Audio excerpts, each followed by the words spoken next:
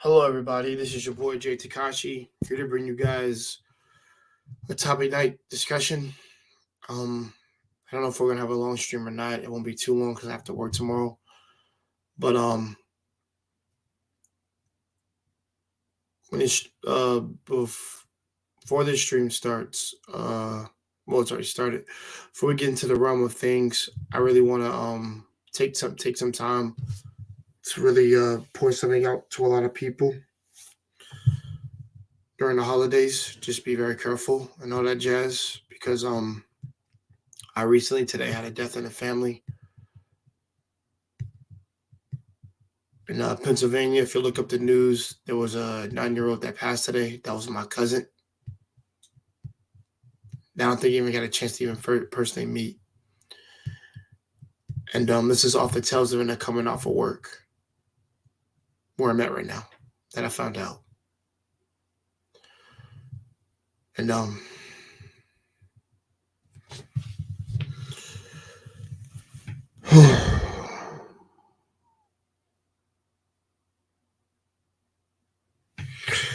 just I just want to say this to everybody out there who's driving right now, to all y'all modern day fucking people. I'm gonna say this right here and right now. Even though I don't know what was the cause normally, because it's snow and ice over there, but at the same time, people be on their phones. I need to say this right now. Please stay off your fucking phones when you're driving. Please pay your fucking attention to the fucking road. Because God forbid you hit any one of my kids. If I had, like I said, when I have kids in the future, you hit any of my kids, I will fucking hurt you. I don't give a damn. It's gonna pretty much warrant me ending you. So stay off. So all y'all people, modern day people, get off your goddamn phones and pay attention to the fucking road and drive. You don't get in your car to play with your phone. You get in your car to fucking drive. You're endangering lives every time you're on your goddamn phone. Take that shit out. Put it away, or I'll put it away for you. Permanently. The shit that you people out there made me sick with that shit.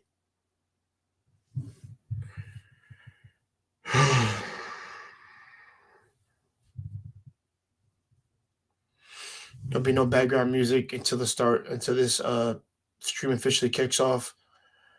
And I want you all keep my family in your prayers. If some of you are religious, some of you are not, because he was 9 years old, and it pisses me off that no person who is 9 or below my age, like let's say below 10 or 15, somewhere around there, should lose their life over the choices of stupid people, ignorant, dumb people who don't care.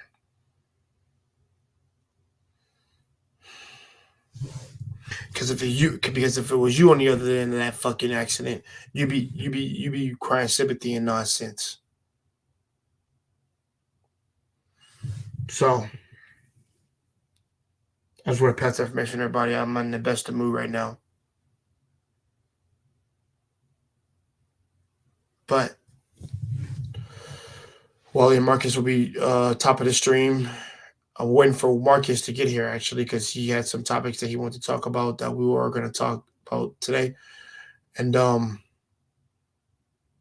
just is what it is on that. But I can't stress enough of accidents happening on the fucking holidays, where a time where people are supposed to be coming together, spending time with family, and it gets cut, and then that gets cut short because some dumbass is either on his phone or he's not paying attention to the fucking road.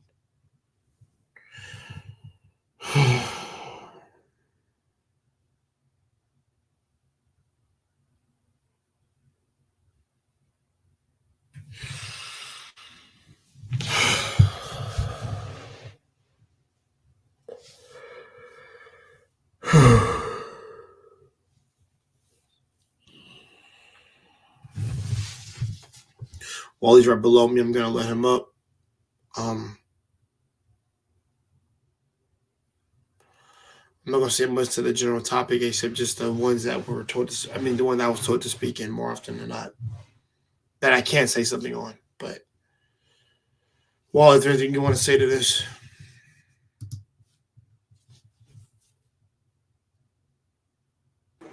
Yeah, give me a moment. Go ahead.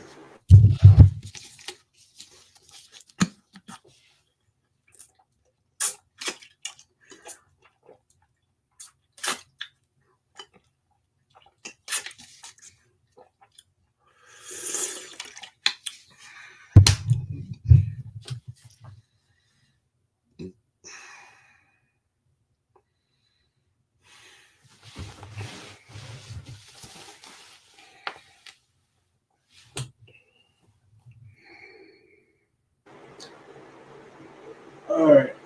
I mean, um, as far as your bad news, sorry for the loss, and for everybody out there that ends up, tuning in. Yeah, like Jay said, man. Once Marcus comes in, we'll be talking about some topics about whatever's going on or just out there that just caught the ear. Um, I really don't got nothing to really speak on amongst topics, but I guess I can look something up until then when Marcus comes in. Uh, I mean, I did say some things, but not too much of anything. So, I um, got you. but I mean, just for the most part, it's out there. I will speak to this. For anybody that heard of Romeo and the altercation he had with his father amongst business, because Romeo is basically saying that his father is um, overzealous amongst greed because he's now um, getting funding for rap snacks, which is under his father's basically one of his father's you know snack industry name brand and everything else of that nature. But the thing is, what's so funny is for me at this point is one, all that should have been handled back of the scenes more than front scenes. Because one is like at this point, if you were, how do I want to say this? If you were sponsoring the snacks, if you were doing all this, see, this is the difference between when you know that there's business before. We always know the standard, the overall quota, right? There, Yes. business before pleasure, right? And because of this, in this mindset of it all, if Romeo's saying that, well, he's finally getting paid after so long, my thing is, well, what you've been made contracted. So it's like if you finally are being paid, then you should have known. Well, hey, if you know that the timing doesn't matter, the money coming through and all this other stuff. Well, that's up to you to speak up and say, hey, look, pops, I know we father and son, yin yang yo, but you look in business. But you told me based on my contract, hey, I was getting paid. Hey, look, I know you're trying to build something. I know it takes time, but at the same time, this is business. I gotta get paid. I mean, at this point, just certain things, and him calling out, telling him saying, "Oh, he's a bad father," or he's just this or that, or all these other statements that he's choosing to make, and it's like, even then, it's like, okay, so when you guys are on your TV show, where's that same energy? Yeah. Because y'all got that TV show of what hip something hip hop, and it's like, okay, well, if that's the case, you show that same gratitude of image or gratitude of gesture in your TV show. So then it was like, what is now over the simple fact that he took so long to pay you? Really? I mean, apparently you wasn't worried about it back then because you didn't rush to make it an importance then either. So why are you making such a important hit now? And then it's like you act like he didn't bring you along to other things. I mean, y'all even had that film project. Am I supposed to believe you didn't make nothing off of that either? So, just Romeo coming at his father is a little bit discouraging, a little displeasing. But nonetheless, that sucks now. Yeah, he's a disrespectful, spoiled ass little brat. Yeah, um, it is what it is. And guys, I know we skipped the intro today, but it is what it is. Um, yeah. Yeah. Hold up. Let me actually. So I do actually have an article on it, but Go ahead. I'll share it. hold up.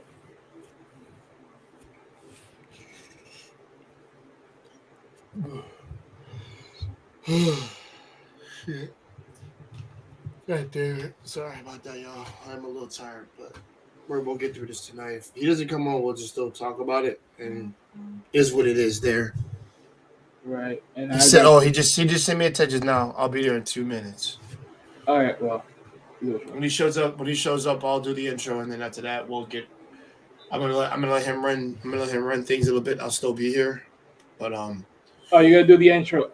Okay, if that's the case, then I'm gonna just hold it until then. all this yawning, yeah, motherfucker. Listen, JBJ, you miss. Yeah, I know he's being funny, and I had to do like a really dark, a really deep thing just now.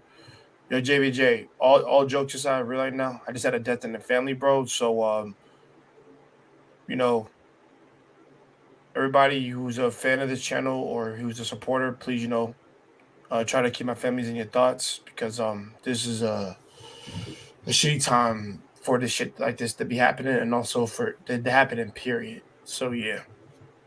And So plus look, I am I'm gonna tired write a because I have to message go to and work then tomorrow. you click it and post it so it stays on the top. I'm gonna write a message and then you just click it to post it at the top. For me. Huh? You talk about me? Yeah, like I'm gonna write a message in the chat and then click it to post it at the top so then everybody knows ahead of time. All right, I will let you know. Thanks, bro, man. Listen, my cousin was 9 years old, bro. That shit fucks with me right now. Um, I fuck.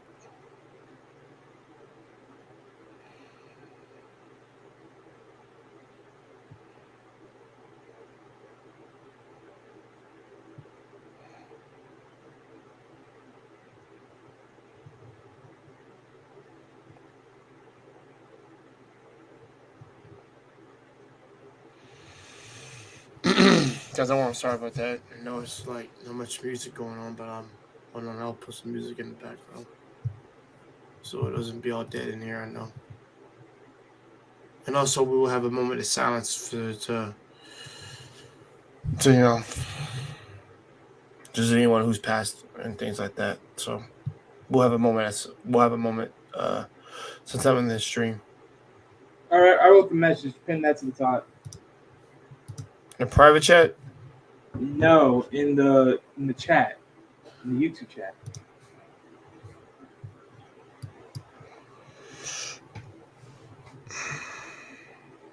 Salute, knowledge, and relationships. Yeah, thanks. Yeah, I said there won't be no music on tonight. Fuck it. I decided to change my mind. I don't care. Just in the time. Oh yeah. Thank you, Wally. Much appreciated.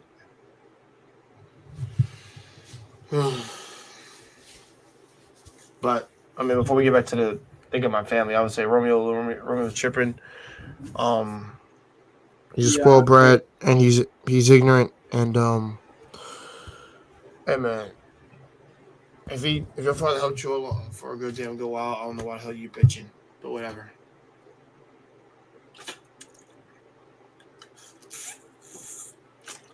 yeah, we'll get in the crust of it once I just get in. Yeah.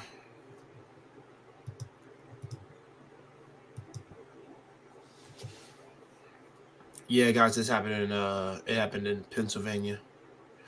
Here in Pennsylvania, if you look up the news or any incident report, it's right there. I found out as soon as I got off of work.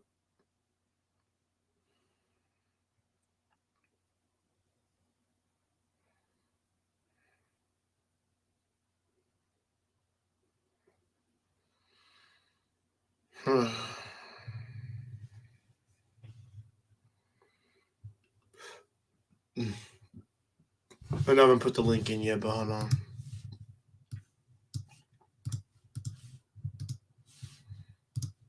I said we won't be on too long tonight, but Saturday will be longer.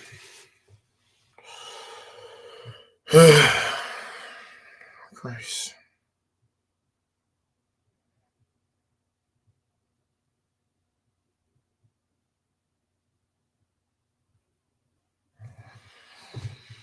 Hmm.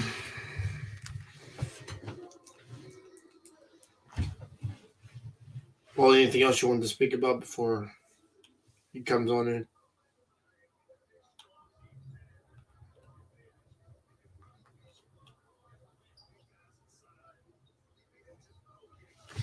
Sorry, I was muted. Fuck.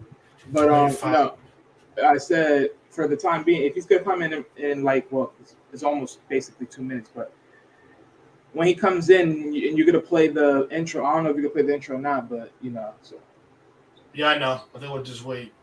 But yeah, it's kind of like we've been given a little bit of a context of what's going on here, and also I want everybody's thoughts on like just being safe during the holidays. But yeah. I'm gonna say this little word of announcement, y'all. Listen, please be safe during the holidays. A time of togetherness, a time for family to come together and also spend time with one another, especially kids. They're very important. Please, by you being stressed at your job, no matter what, like don't let your rage overpower you to the point where you make bad decisions like go past that stop sign, go past that red light, hit someone. Because like I said, you take someone's life, that's pretty much over for you, and rightfully so in my mind.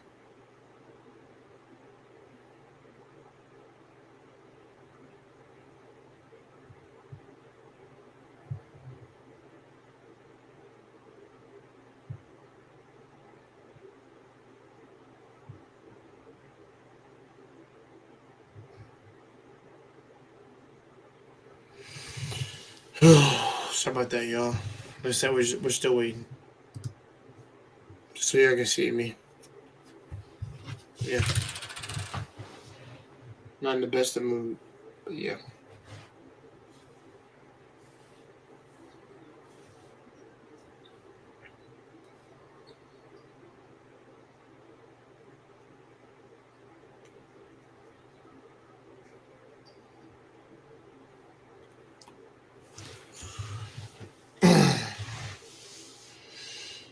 Oh.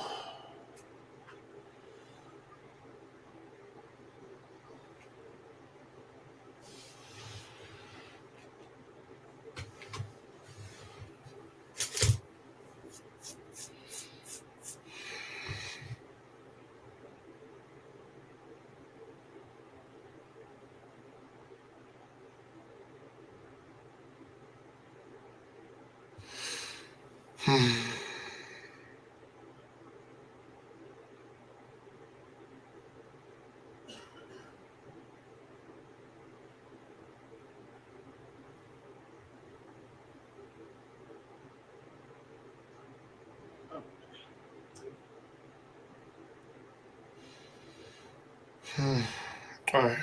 All right. Well, Yeah. appreciate it. To anyone else who's watching, if you want to come in and share your thoughts on anything that we just talked about, the Romeo thing, or want to know my situation and things like that, Or I anything am you've heard out there in the day. Okay. yeah. Come on in here and just speak your piece. Yeah.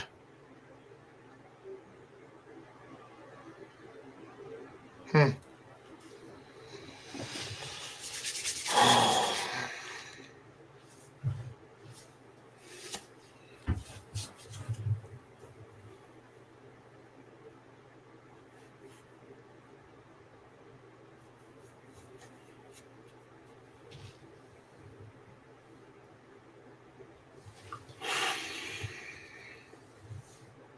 2 minutes ahead time for mine.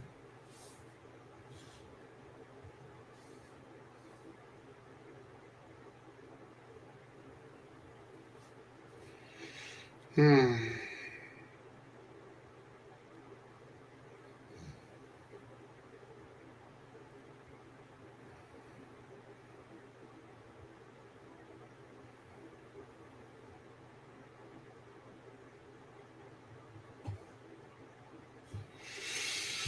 Hmm.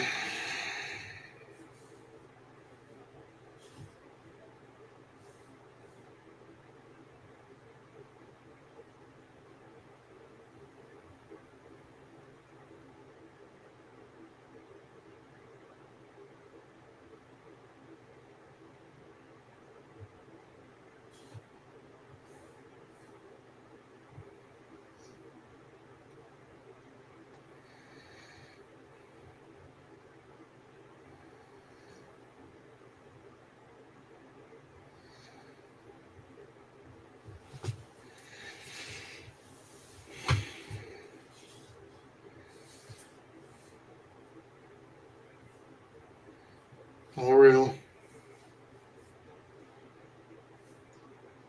Oh. Let's see something here. Yeah, I know. I'm put all right, guys. I think the quiet piece is over. I'm gonna put some music in the background so we don't fall asleep. I mean, I'm not really falling asleep. I mean, it's just I didn't want to sit down. I'm not saying.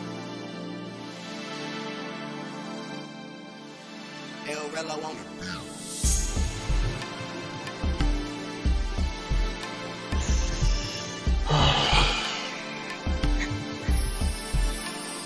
Thank you, Venus.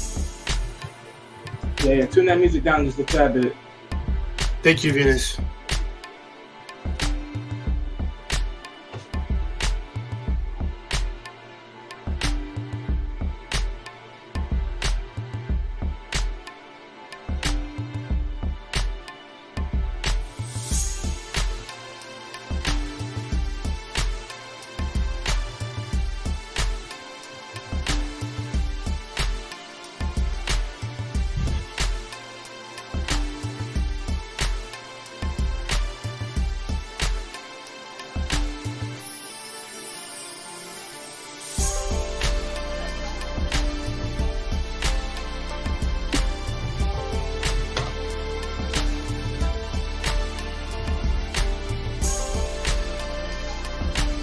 Let me clean this real quick.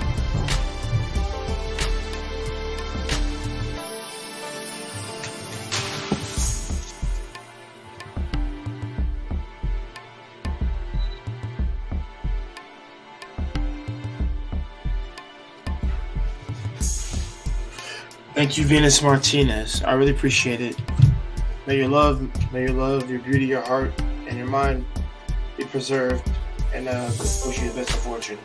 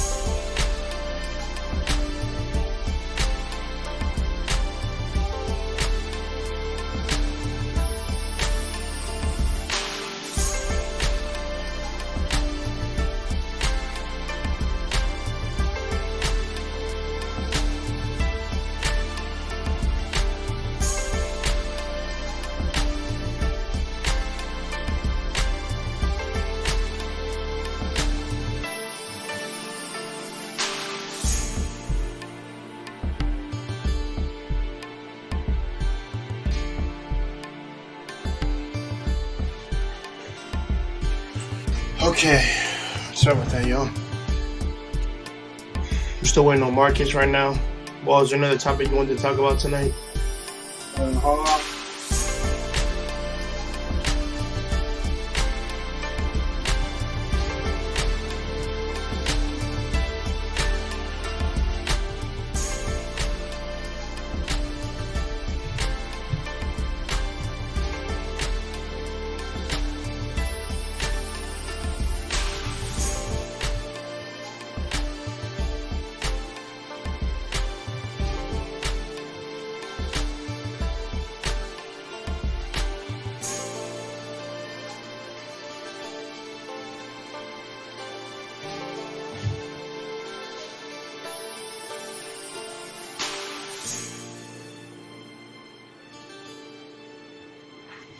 Well, I'll be right back. I get a restroom real quick. All right. Yeah, go ahead.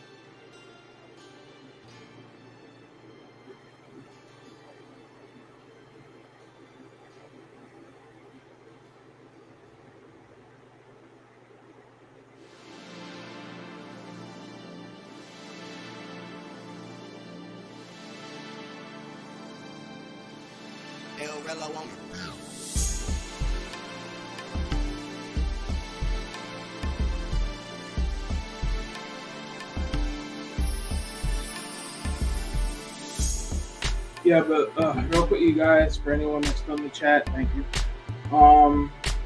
The other topics that we're also considering that we're considering to speak on is also that when Marcus gets in here, it's possibly going to be the Joe Budden versus Vivica Fox. So if you haven't heard that, basically, Vivica has made some statements to Joe Budden's statement that he made on Megan Thee Stallion and the situation that she's in among sport with the Tory Lanez situation and the ex-best friend that she once had.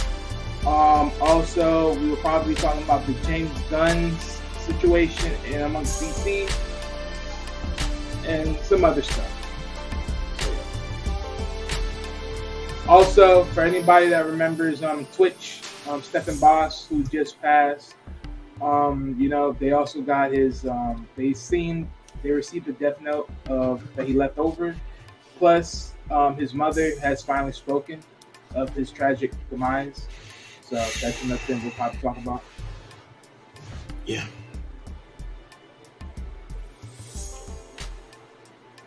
For that time being, we're just gonna keep it very small for right now. Also, for anybody here, I'm gonna just put this out here right now.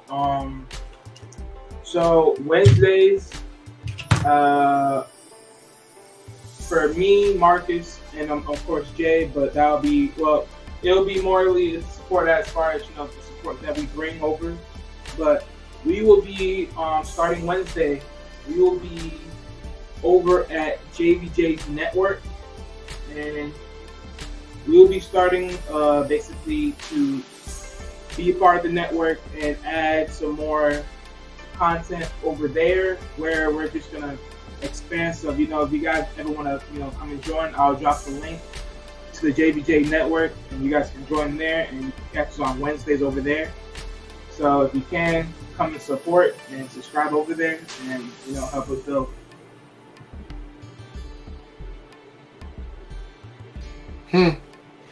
Thank you, Wally. You give me that other shit. My stomach will hurt. You heard Wally. Those are the things we're gonna be going through tonight. I might be on the last two because I have to work for tomorrow, so I have to sleep. But I can get to the other. I can never get to the other one soon.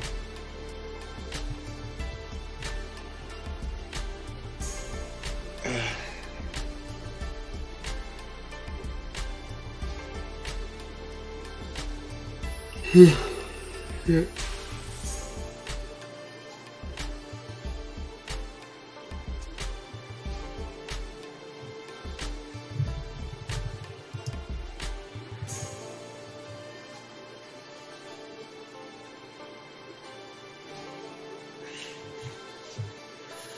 Well, we'll start the topics in we'll start the topics in 2 minutes because I can't hold out for Marcus because I gotta sleep and shit. So all this other stuff. Yeah, man. Because like I said, when he comes on, he can answer his part and his share. So what's the first topic we're gonna talk about? All right. Well, let me bring it up.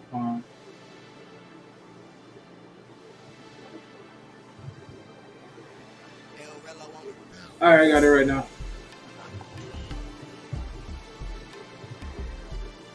All right, so here we are right here. So this is you might want to drop the message so people can see.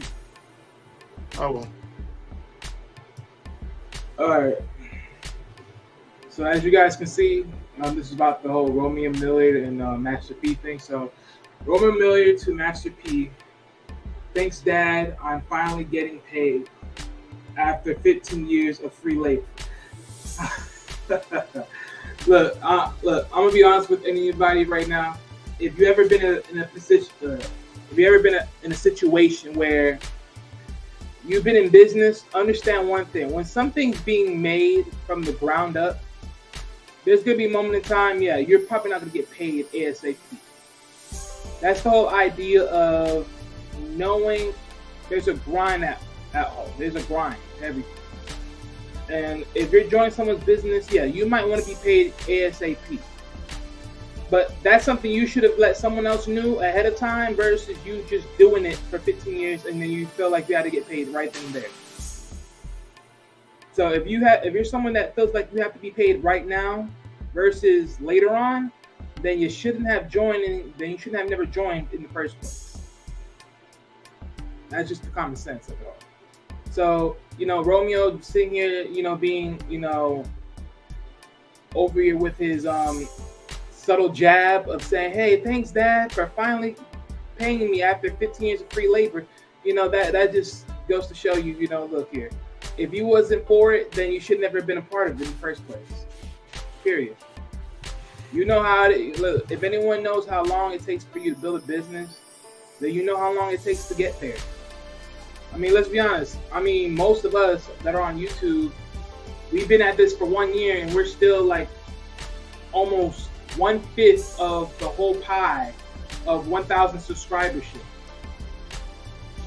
It's not an easy road.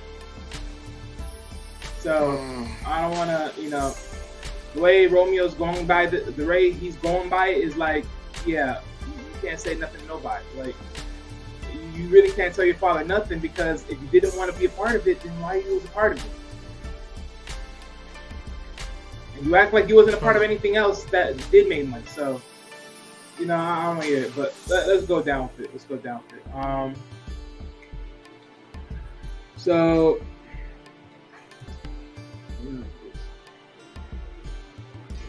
So Roman Miller proverbially snapping the olive branch his dad, Master P, offered in half, with yet another round of receipts that paint his father like a money-love overlord. In a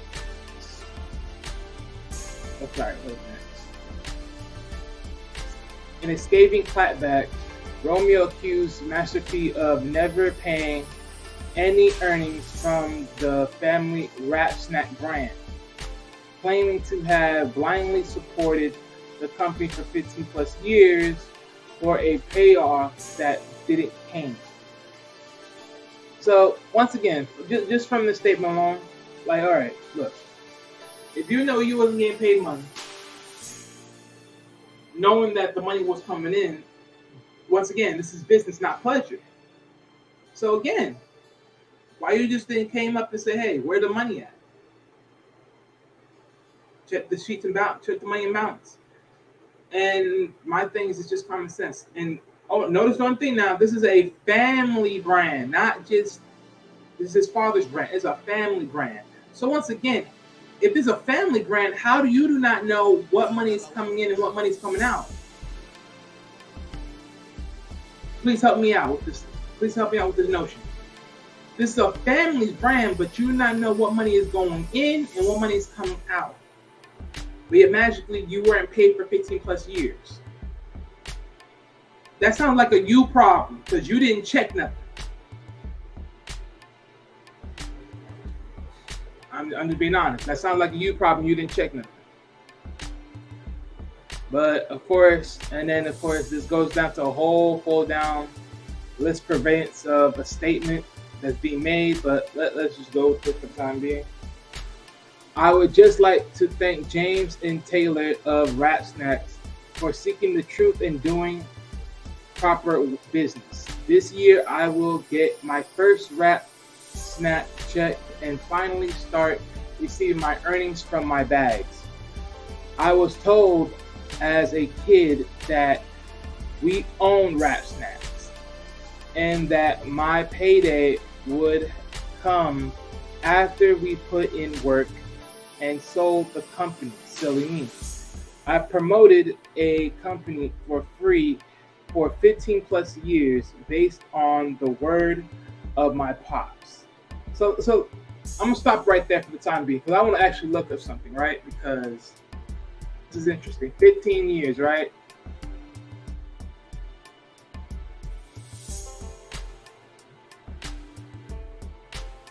So Romeo is 33 years old. I want all y'all to remember that. He is 33 years old right now. So, right? 33 subtract 15. So basically, he's been doing this since 18 years old. He's been doing this since 18 years old. Or then some. Because he's saying 15 plus years. Yeah, that's terrible. So my thing is like, once again, and I get it, right? If you're a kid, right, at this level, if you're a young teenager, you're a young man growing into the game, fine.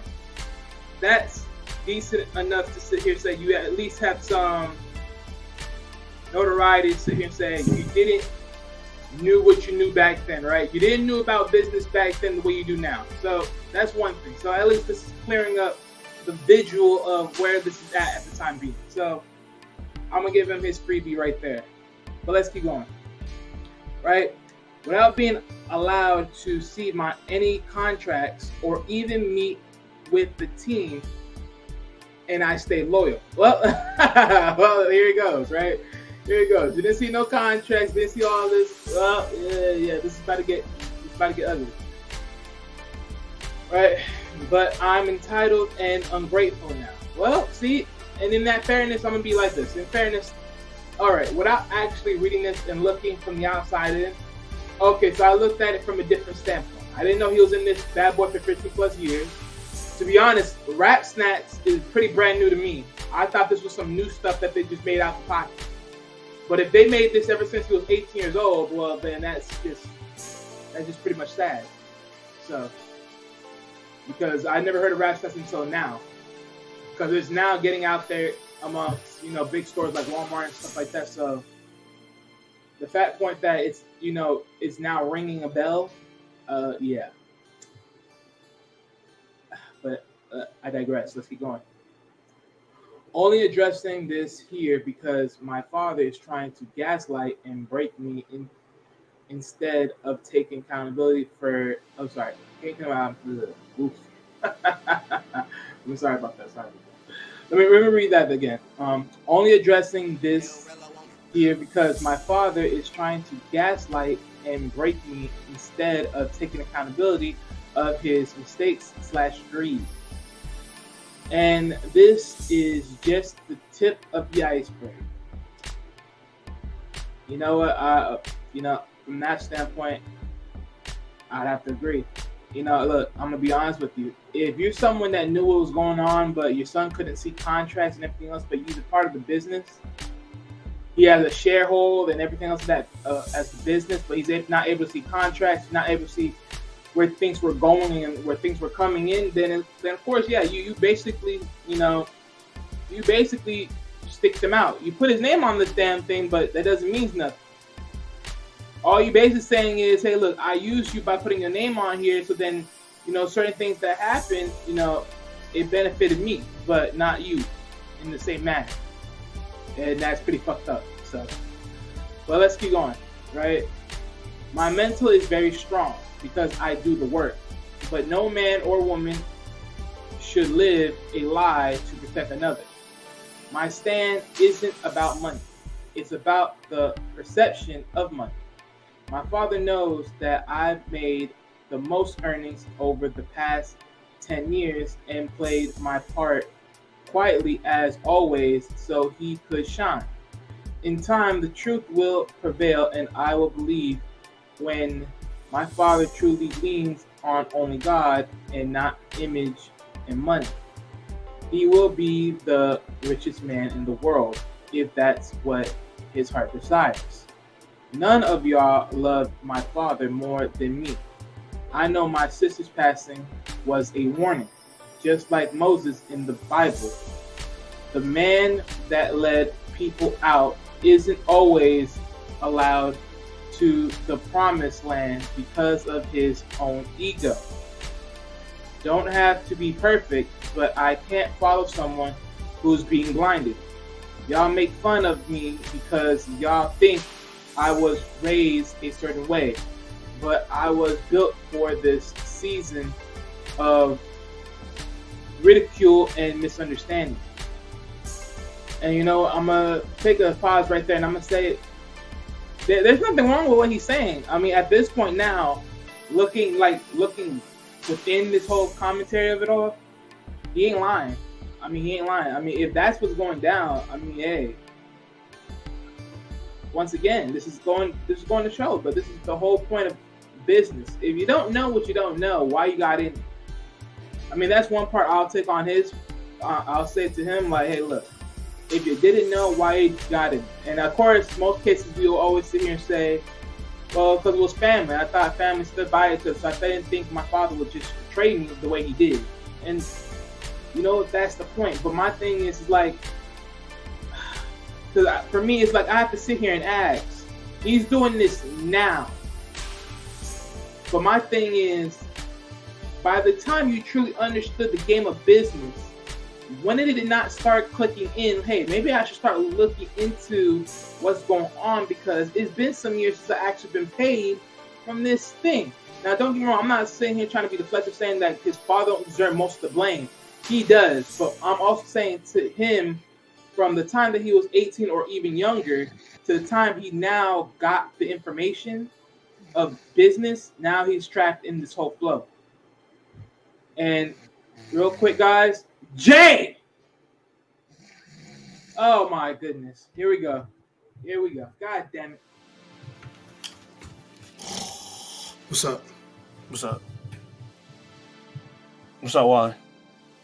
Nigga, if you don't stop playing around. I'm awake, y'all. I'm not sleeping. Yeah. Don't play no one that shit. Like I said, guys, we're gonna do the other topics because I can't be up all night tonight. I gotta finish out the freaking. Oh, my arm's shaking. That's weird. Probably your nerves. I got some energy, y'all. Don't worry.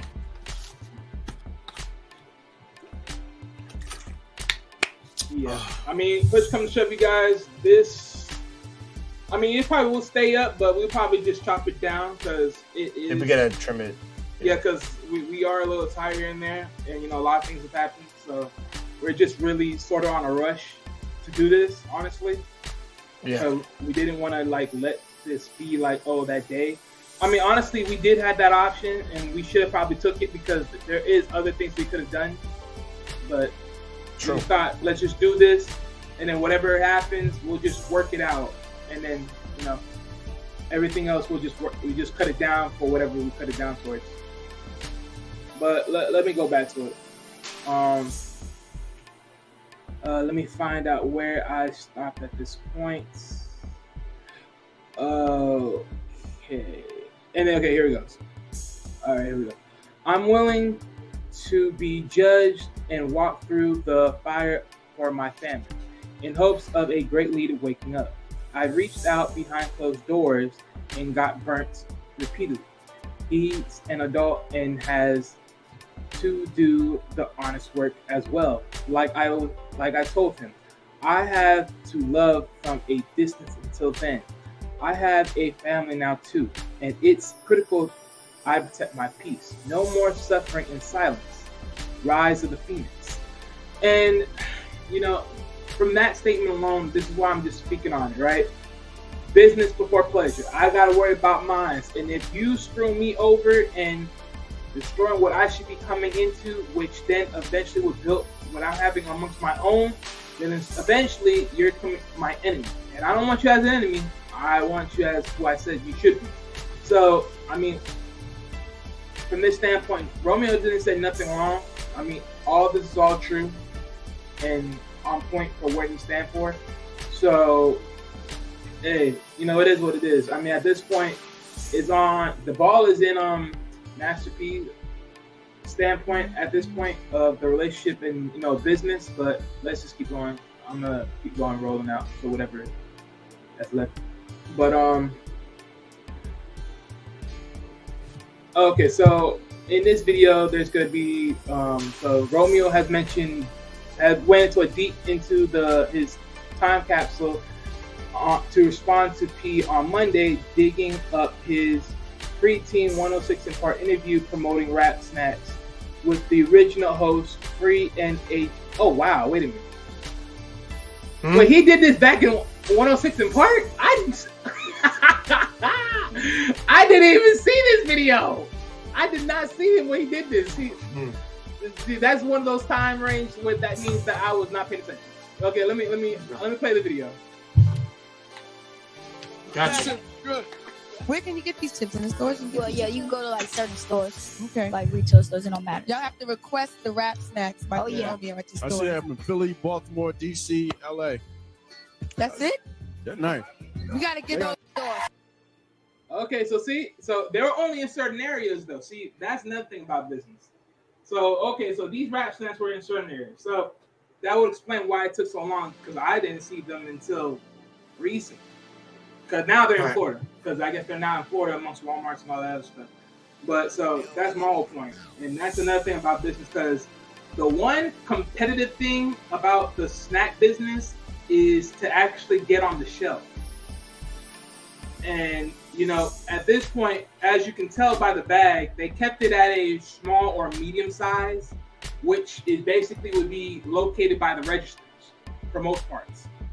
So, I mean, for that point, they didn't really have to fight. They still have to fight because, let's be honest, mostly, I believe it's, if I'm not mistaken, the Fritos and the Lays and everybody else who does that, which is mostly owned by, if I'm not mistaken, Coca-Cola.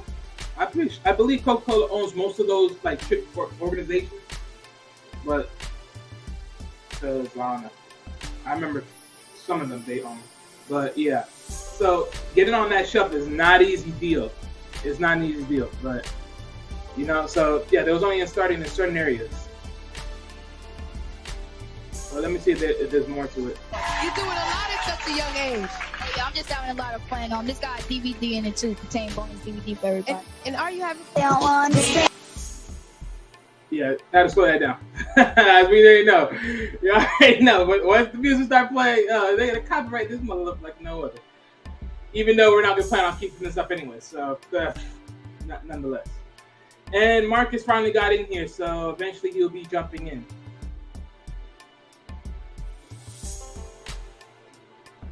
And here he is.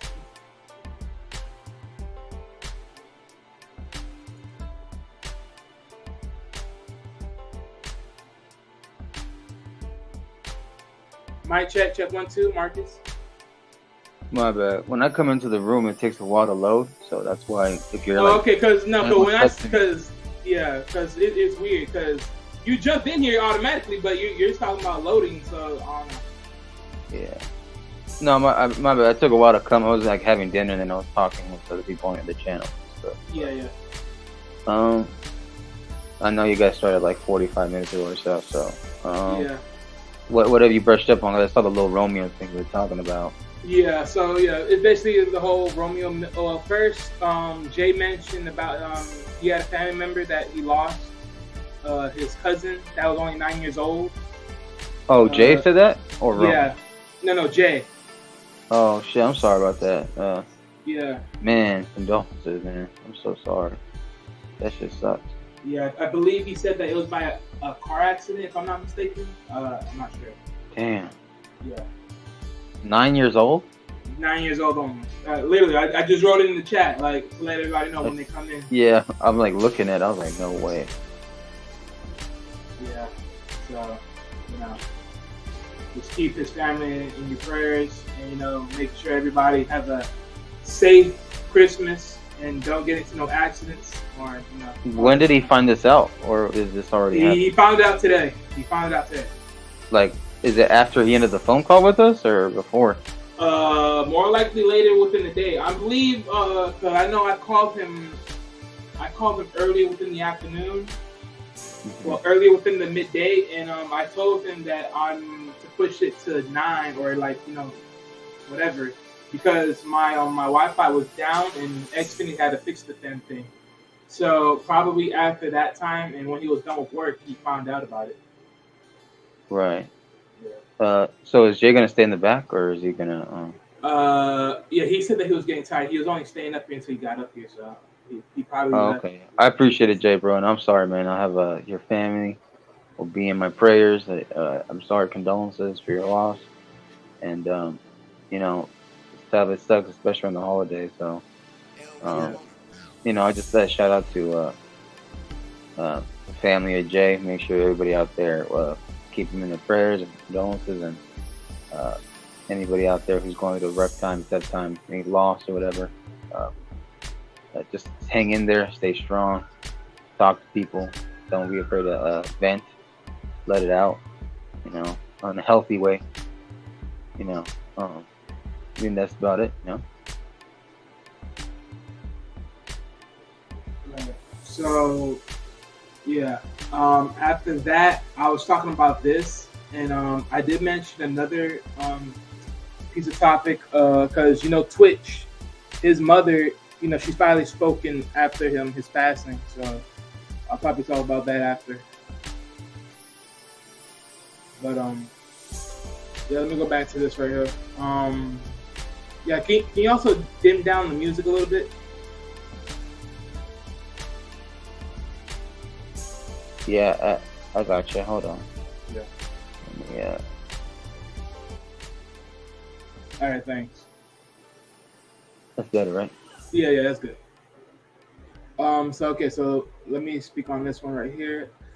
So as Romeo see it, P's recent apologetic video is nothing but a gaslighting attempt to gain public favor and thanks Rap Snacks execs for doing square business with him. Yeah. Okay. Well, let me actually fully read it first. He also under the impression his father is suffering from mental illness, but we think they'll need a doc to be sure. Now, I will say this: if you're gonna speak an apology, yeah, you want to do it in person, not on a fucking video where everybody else can see it. I mean, everything has to be done in person. You don't have to do it, you know, amongst people's eye view through a video. Do it in person. You know who your son is. You got his phone number. You can meet up with him. Y'all not that far away from each other. So doing a video, it makes no sense. But I will, you know, clip this video and then we'll play it out.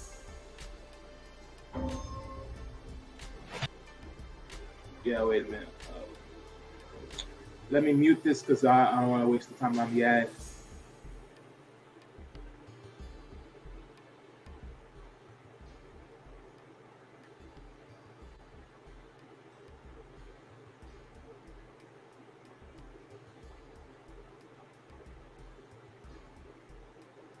All right, so I'm about to play it now.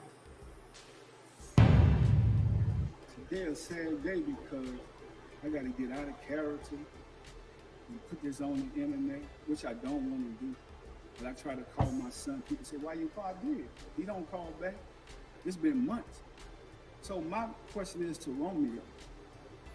Like, if you've been in the business for long as you've been in, and you're a 30-something-year-old man, and if you've been around me, watching me hustle and do my thing, why you not where you want to be at? Because that means you're not listening. That means you want to do your own thing. You done brought your own circle of people, but you can't get mad at me because I really thought this was about, the only reason I entertained this on social media, I thought it was about the DJ Twitch post I put up, and I thought it was about my daughter's death. I thought you was grieving. Mental illness is real. But I want to tell all the people out there that just don't understand how bad my heart hurt. Romeo lost a sister, but I lost a daughter. And for any parent that's going through this, because I know that it brings people closer together or it tear them apart. But I come from nothing, y'all. And I could go back. I'm cool with it. I won't be angry at God. I won't be upset. I won't go get mad and be disrespectful to my parents and none of that stuff. I just said, Dad, thank you for putting me in this world and I can get out and hustle and go do my thing. But that's the problem. When you take kids and you kind of like protect them from the real struggle and the pain, and you don't allow them to deal with their own consequences. And then when they grow older, oh, you never gave me nothing. At 30-something, man, people could go back and look, you've been shining for a long time, son. All you got to do is pick up the phone and call me or come to the house and holler at me. The saddest thing about this is what the people want to see. They want to see destruction. So if you destroy me, what are you going to do for the rest of the family? Are you going to take care? You told me on the post that you put up, oh, you go take care of people in the community. That's what you're supposed to do when you come from that. You go help people. I'm just not helping ungrateful people. I'm not an ATM machine. People can't just say they love me when I give them something. I'm tired of that, y'all. And any other parents, you could be rich or poor at a smaller level. You might give your kid $10, but if that's all you got, I've always fell off, got back up, hustled, did my thing. I'm tired of all these blog sites and all this stuff, poking and having fun. Y'all can, but I'm about to go back to work and do what I got to do. I love my family. My door is always open for my son. To be honest, because we shouldn't have to go through this. And if I'm wrong, forgive me. I'm apologizing to you if I'm wrong. I'm still a work in progress. I come from nothing. Everybody go through trauma. I'm dealing with this right now, but I love going out into the community and helping people. That's the way I heal. Allow me to heal. I don't have to be sitting around moaning and crying and all. I can't get my daughter back, but I have to get out there and keep a legacy going, keep a name going. So let's do this in love. So I'm gonna take a pause on this video right now. So let me get out of the video, and then I want to reject on some comments that was made earlier. You did make sure to put the fair use right in the banner. No, I mean, regardless, this is not really. It doesn't really need that fair use. Let me tell you why. The last time when we did the videos and everything else, they didn't ding that. They just ding it for the music. So this don't need fair use. Right, but the only reason why they didn't ding it though is because we did put up a fair use, right, on that side. No, we didn't. We didn't put no fair use on it. Yeah, it didn't really matter, especially because the music that was played belonged to an artist, so it really didn't matter, even if we said it. So don't worry about it. But like I said, because this is all publicly and because it's on an article, so it won't really ding us unless we're doing it from a channel. Then that's different, but it's different. But so right, let me go into it real quick, right? So based upon Romeo's standpoint, right, Master P was gaslighting, an attempt to gain public favor, and thanks Rap Snacks execs and doing square business, right? And then now he's also impressioning that his father was suffering through mental illness. Now, funny thing that was being said in this whole video was he said that he called him, but he never picked up the phone. Plus, the other thing that he mentioned that I've probably already mentioned myself was, if you know that I was doing A, B, and C, were you doing the same A, B, and C?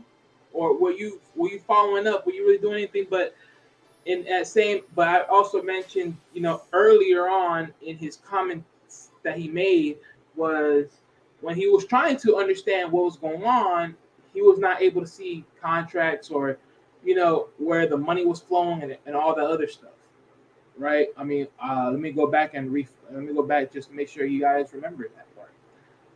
So let me see where he said this. Let me see. So right, I promoted the company for free for 15 plus years based on the word of my pops without being allowed to see any contracts or even meet with the team. I stayed loyal, but I'm entitled and ungrateful now. So from Romeo's standpoint, I mean, he was never able to see contracts, he was never able to talk to the team. So, but then what Master P is saying is, hey, but I've been doing this, I've been doing this, I've been doing that. Where have you been? You was over there kicking it with your homies. Something ain't adding. What's up, Don? Shout out to Don. Yeah, what's going on, Don on GQ? But things are not adding up. But yet, what I'm saying? And then of course he's also mentioned that, he called and text. Well, if that's true, I'm gonna be honest with you. Who's willing to show their phone? Show some copies of y'all calling. I want to see some calls. I want to see some texts. Well, it doesn't even need to go that far, though. It doesn't I even mean, go where they have to show the public, doesn't- though, I at mean, all. Yeah, I mean, honestly, it doesn't. But at this point, it's like if you're gonna make those claims, shoot me. At this point, Are you talking about Romeo making those claims? no, I'm talking about Master P. Master P making claims that he called, that he texted him, and all this, but he never picked up. My thing is, if that's true, then show that you called and because at least at that point, if you didn't try to call him in the back scenes and you try to talk to him, meet up and all that, then of course, then I would have to sit here and believe that okay, you did try to talk to him behind the scenes, in your personal manner. But here's the thing, though, because here's where Master P is right and Romeo, in my opinion, it looks so wrong. First of all, you don't put personal shit out there like that. You Right. keep it if it's family, especially if it's your father, your mother. You keep it private. Right. Obviously, you don't do an emotional, because that's what women do. You don't do an emotional stance like that and then make the public outcry. But at the same time, Romeo has to understand, hey, if Romeo was this confident, and if Romeo did this and that, he would have followed in the family footsteps, take the notes, and take the proper steps to build his own brand, his own name, or carry on the family business and empire, which Master P put on so many people, helped out so many people. And the fact that he even said it himself, that he's humble enough to, because he even said it himself, that's what real men do.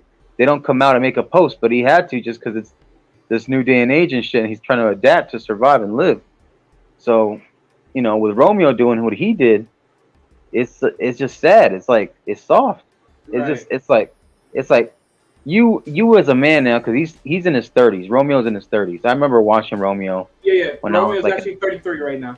Yeah, like I remember watching Romeo when he was like over like 20 years ago, when he was like 10, 11, 12, when he was just a little kid. I remember watching him. And we got somebody in the back real quick. Wait, no, never mind. Hold on. Never mind. But as I was saying, he should have been jotting all this shit down, because that's what obviously hindsight 2020. But Romeo had to learn. He had to learn the game. And unfortunately, if you remember those commercials Romeo was in, the college graduate commercials, which obviously I'm pretty sure his dad was proud of him because he graduated from college. I don't know if Master P went to college or he finished school. But I don't think so. I think he went, if I'm not mistaken, he went straight from high school to the NBA at one time. Yeah, because I remember Master P was a baller. He could play ball. Yeah. And then Romeo, he was playing basketball in high school, college, and then even college. I think he got dropped or something, or because I think he wasn't doing good in school at first. Yeah. And then also in practice or on the team, he started slipping up, if I'm not mistaken, because he was actually a starter, I think, at some point. Yeah. On the team, and then he didn't. He was good, but he wasn't that good to make it to the pros, right? Right. And I don't know if he tried playing overseas or something, but I don't think that worked out. But the thing is like, long story short, if he were to play close attention, and in a way, it's kind of like he's trying to ask for a handout, but maybe humbly he could just ask him for help. And hey, you know what? Let me relearn this. Let me learn and ask you. Let me jot down some notes so I can take over the reins. But obviously, if you look at Master P's point of view, it looks like maybe Romeo. I would say Bow Wow, but Romeo just he wasn't living up to his expectations, mate. And even Master P said himself, listen, I'm humble to say if I'm wrong in anything, I'm willing to apologize. But this is the kind of shit that, we don't deal with it like this. And unfortunately, I don't know where Romeo was thinking. Like, I don't because if your parents supposedly is siphoning some money, usually what they do is they put that money back into the family. That's what they do. The father is putting the money back into the family, putting it back into the business, to where all y'all could still eat. All y'all are still eating. Right. When it comes to that, because remember, it's still going into the Master P Family Foundation and the funding and all everybody else they're putting on. Because remember, Master P also helped out the communities where he came from. He helped out people that were struggling too, and he helped out. He didn't have to do that, and he even said it himself in the video. He came from nothing. and he built himself from something. And Romeo, not to blame Romeo, but he was born into a successful upbringing with his dad. His dad was already successful when Romeo was already born. Or I'm sorry, Master P was coming into his fame. Right. I mean, I'll say it like this, you know, just for some standpoints, and this is my whole point, right? He's saying that he would have to do this video. Honestly, he didn't have to do it. I always say this: the less you put anything out there, look, the world is gonna talk. That's the world. The world don't know your family, and this is why I said this. Like, on my standpoint, he didn't really have to do this video at all. On some real stuff, he didn't have to do this video because now all this does is just constantly keeps adding on to the fire of what's really going on. And this is now that, like, even right now, like, right, he just said and he proclaimed, oh, you know, hey, I've been called, I've been texted. He don't reply back. But then now it's like, okay, well then now, at this point, now that you made this video and he also made his, now you made yours, and now everyone's throwing their 2 cents in. At this point now, everyone got to sit here and ask, who's really saying what? Who's really speaking on what?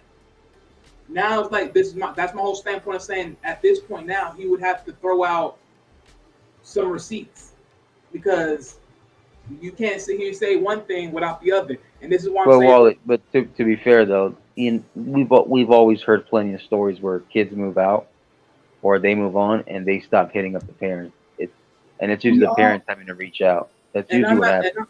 Right, and I'm not saying that's not true. All I'm saying is, for Master P, he knows how this game works. He should have never played into the shit. He should have just been like, you know what? My son knows where I'm at. He knows where I live. I'm not gonna entertain this, man. Fuck this. He didn't have to do this on social. He did not have to bring it out here on social media and put it out there to the world. He could have just set the fuck back and been like, look, my son knows where I live. He knows where my house is. We can talk face to face. So, but that's basically what he's doing here though, because Romeo took the first jab. I get it, but my thing is, what I'm saying is he didn't have to reply the same way he did.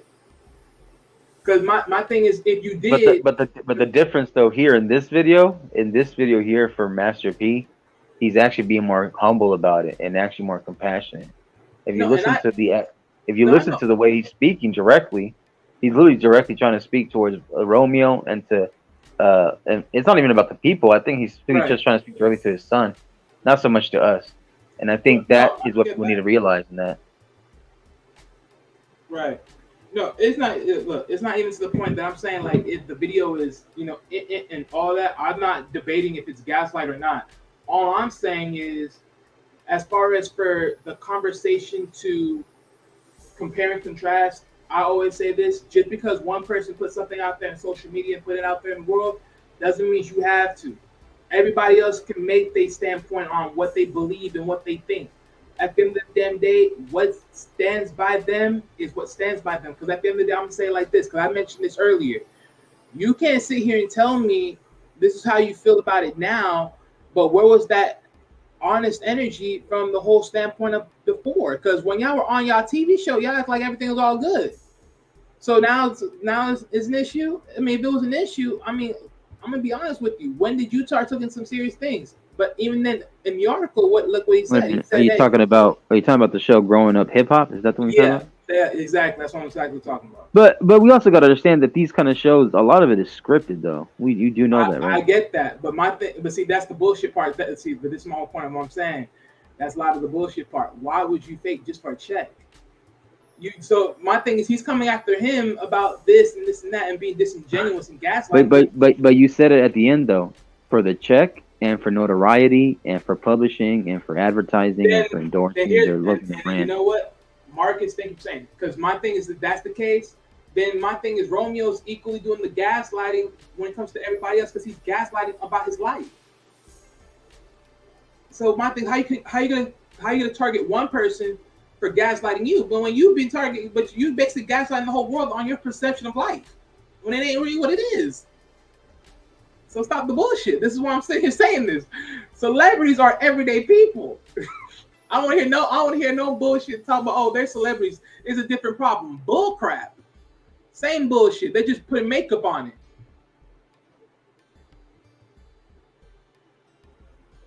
But okay, I'm gonna go back into the video. I'm gonna start the video back up, and then we're gonna chop it from part to part. Cause man, cause all I'm here, cause he's even talking about his father's like even suffering from mental illness. Like, let's be honest, man. I don't want to hear that shit. This is a man that had to work his ass off left and right. It's a lot. It's just a lot. But let's start again. Today a sad day because I got to get out of character and put this on the internet, which I don't want to do. But I try to call my son. People say, why you call? I did. He don't call back. It's been months. So my question is to Romeo. All right, pause right there. So he said that he called on. So okay, there's no text messages. He called. He don't call back. That's the first piece of notice. Like, if you've been in the business for long as you've been in, and you're a 30-something-year-old man, and if you've been around me, watching me hustle and do my thing, why you not where you want to be at? Because that means you're not listening. That means you want to do your own thing. You done brought your own circle of people, but you can't get mad at me because I really thought this was about, the only reason I entertain this on social media, I thought it was about the DJ Twitch. All right, and from that standpoint, once again, he said, if you were really about what you're really about, why would you not following the blueprint? Now, again, I also did mention in the article earlier that he said, hey, I asked about contracts. I try to talk to the people that were associated with us when we were making this business. I didn't get into it. I was not able to see the contracts. I was not able to talk to the head bosses. To the execs. I was able to say nothing. Something ain't adding up. And you know when something don't add up, guess what? There got to be the middleman people that start questioning shit. This is why I sit here and say this. Sometimes not everything's worth freaking social media, people. Not everything's worth the reply. But let's keep dancing.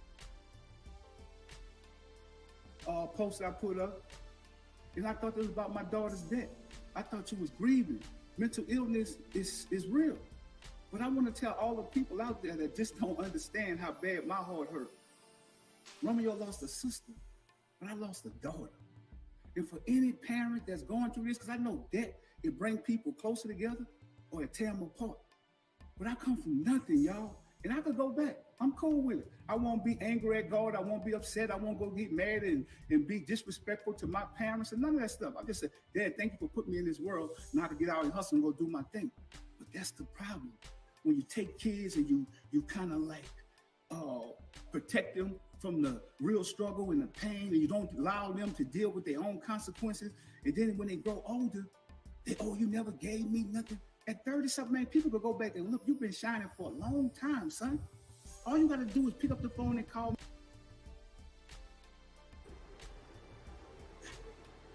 Now, from that point, and this is another thing, and this is why I at the start, I actually was against Romeo until I started reading some things. Because I'm not gonna lie to you, look, bro, you've been in the highlight, you've been in rooms of business and everything else. You've been an artist, that's a business.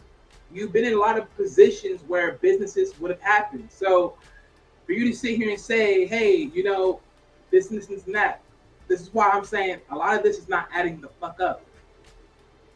A lot of it ain't adding up. But I digress. But let's keep going. Or come to the house and holler at me. The saddest thing about this is what the people want to see. They want to see destruction. So if you destroy me, what are you going to do for the rest of the family? Are you going to take care?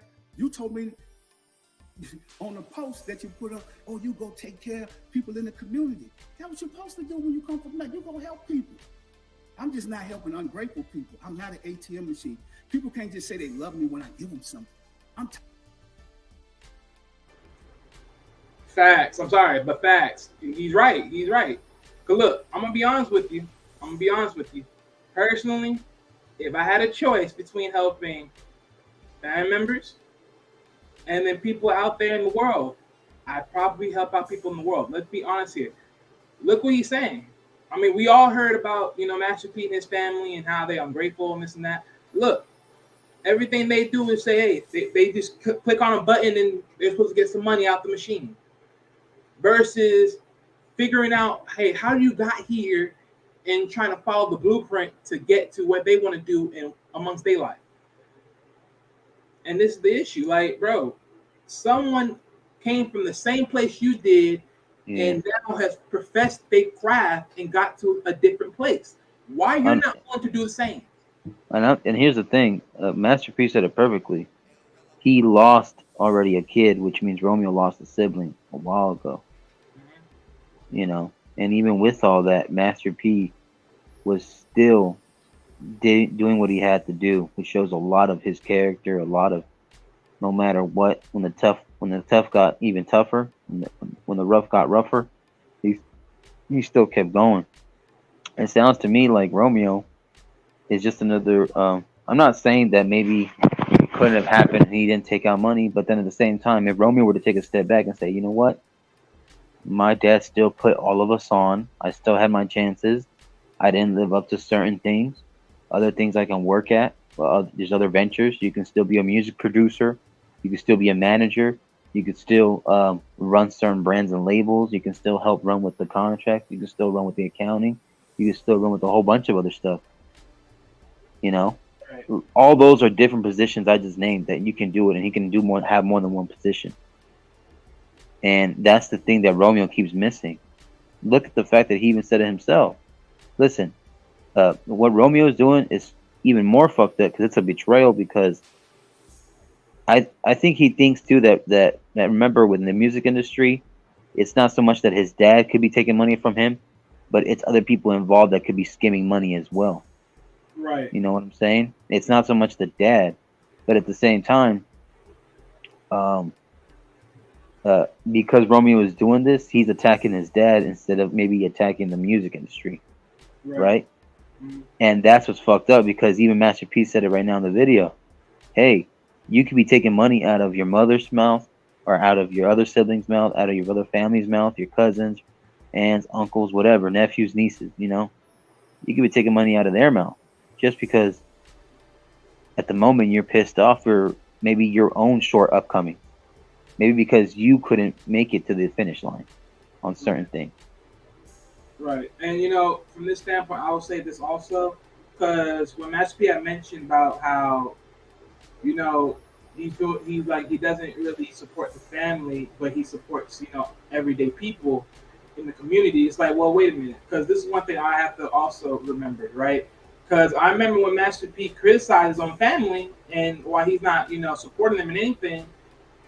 I'm pretty sure you didn't disagree with that back then when he said that either. So, I mean, I don't know what part of the family he's really negotiating. I mean, most likely, because based upon the article, I'm pretty sure he's talking about himself and amongst his own family that he's beginning. But at this point in the game, like, again, what your daddy built is what your daddy built. What are you building? I mean, I get it. You want to remember the idea of this whole, you're going to put your eggs in one basket? No. I mean, look, your daddy built something. Your daddy did all this and all that. But my thing is, when it comes to the tagline of Romeo Miller, Little Romeo, what have you built, sir? What are you, like, if I look you up right now, what have you built amongst yourself in your own name, in your own establishment? Because even your daddy said, hey, you got your own little crew. Well, are your crew building something? Because if you are, then my thing is, even if that same notion, I don't see how you stressing out. And when I say that, I'm being very minded by saying, look, you've been in this business, because I said it at the beginning of the show. You've been in this for 15 years, 15 plus years.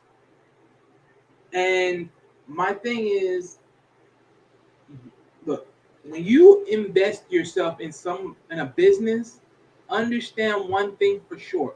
Let me actually take a pause. Sima RRP, thank you for coming through, and also thank you for sending the warm welcomes and prayers to Jay, because he did lost his family member. But going back to what I was saying, right? You've been in this thing for 15 years. You know that this business starts from ground zero. And it's working its way up. But just like how we just played the Little Romeo clip back in the days when 106 in Park was open, notice what he said. This is only in certain states. So remind yourself, how big are your chips? Are they the small, the medium? And then if they're only the small and medium, then they're only being sold where? In the cash register aisle. Which means the chances of someone buying it, it could be greater, but that's only if they choose to pick it up and buy it and eat it. But then why would they, when they went to go buy the chip that was literally like in the walkthrough aisle, or buy a big bag of chips that was in the back section? And like I said before, I did not know Rap Snacks was even a thing back in the days, because it's only in certain parts of the area. It just now reached the other side, which I now say now today.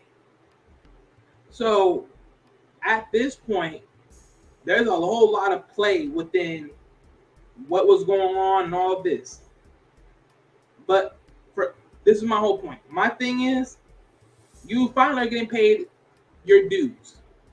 How about for right now that you're finally getting paid from it, you start looking at all of that paperwork and you figure out maybe it wasn't what you think it is. Because 9 out of 10, let's be real, the chip industry ain't easy, my boy. It ain't easy. It ain't easy getting on that shelf and promoting yourself out there. It ain't easy. So 9 out of 10, they could have took some L's. Those chips could have took some L's, and it just didn't came up to the numbers that was able to feed everybody they share. So guess what? That means the money had to do what? The money had to reinvest back into the business. So yeah, that might have been the case where the money wasn't being told to you like, hey, your part of the money was reinvested back in the business. But at the end of the damn day, are you sitting here telling me you would have took the money versus reinstating it back into the business? That's something for you to tell me. Oh, and Don GQ said he's in the backstage.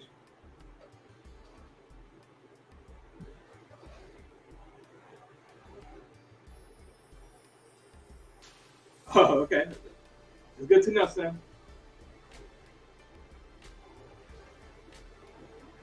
My bad. What's up, Don? Welcome everybody, Don, to the building. Don GQ. Shout out to you, bro. What's up, big dog? Don, you there? Shout out to Sim and RIP. I ain't gonna talk too much. They got music playing in the background. Yeah, can you hear me? Yeah, I can hear you, big dog. What's up, man?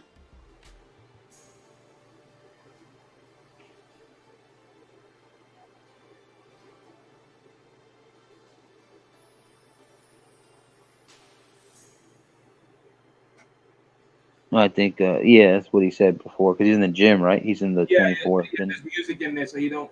I mean, it doesn't really matter. We're not going to keep this up too much because I'll probably just chop this up. I'll download and chop it up, but for most parts. But yeah, because we're just. Yeah, I don't know if Don wanted to talk about the Master P versus Romeo thing. Try to get his perspective on it and his stance on it. Yeah. Jay Takashi, I know, bro. Yeah, Jay, he made his comments earlier. I don't know what more comments you want to make, but. So this is basically what you guys were talking about the whole time, though, since before I came up as well. I mean, I talked about it a little bit, not too much, because we was actually waiting for you since you said 2 minutes. But my bad, it took like 40. Yeah, it's all right. But yeah, man, I think yeah, I just think that this is just something that could be handled behind the scenes, and I think, because I was gonna share another clip. I don't know if I got a chance to send it to y'all, but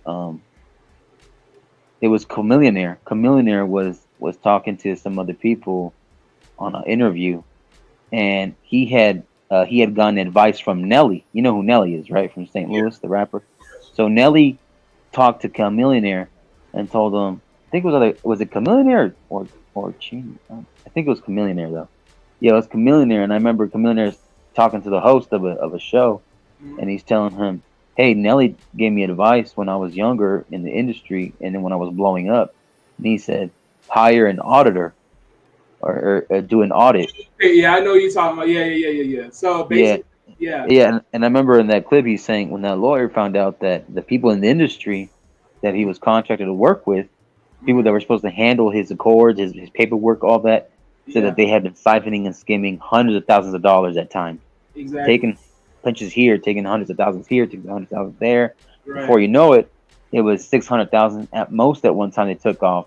And then there was, and so that's why people, rappers and these singers, these artists, when they don't actually have the full integrity of the people they're working with, they got to hire outside sources to help them make sure their money isn't scammed off. So what he did was he hired, I think it was Jay-Z's auditor. He hired the same one that Jay-Z had, and I remember it was a clip, and I remember watching. I was like, that was like yesterday or today, I think. Right. But that was a good clip to have. No, it was a good clip. I remember watching that same thing, because he literally said that he missed out on a couple of good dollars, a lot of big money because of it. But and Don Q was saying, Don said, Chamillionaire is worth $50 million.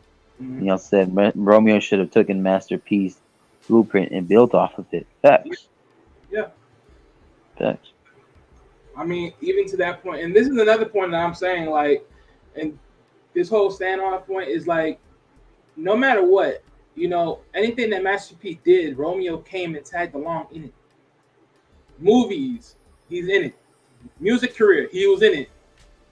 Everything he has. I'm trying to remember what was Romeo's favorite hits, because like I know more Bow Wow than I know more Romeo. I know Romeo was in the show Honey. He was in the movie Honey with Jessica Alba. Mm-hmm. He was in what was another one that he's known for? He was in that show called Single Ladies. I think he was one of the main girls, like boyfriends or hookups or whatever.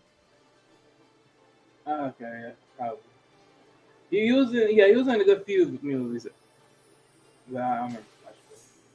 But yeah, man, it's crazy, bro. It's like, bro, like at this point, I don't know. I can't say nothing. This is why I say this. All this is gonna backfire one way or the next. But let's just keep going for the video. Tired of that, y'all. And any other parents, you could be rich or poor at a smaller level. You might give your kid $10, but if that's all you got, I've always fell off, got back up, hustled, did my thing. I'm tired of all these blog sites and all this stuff, poking and having fun. Y'all can, but I'm about to go back to work and do what I got to do. I love my family. And this is the main point that I was talking about. This is why you don't entertain this shit. Because people are going to use you and market off of your bull crap that you guys got going on. See, this is why I somewhat hate the news, because this celebrity news shit is bull crap.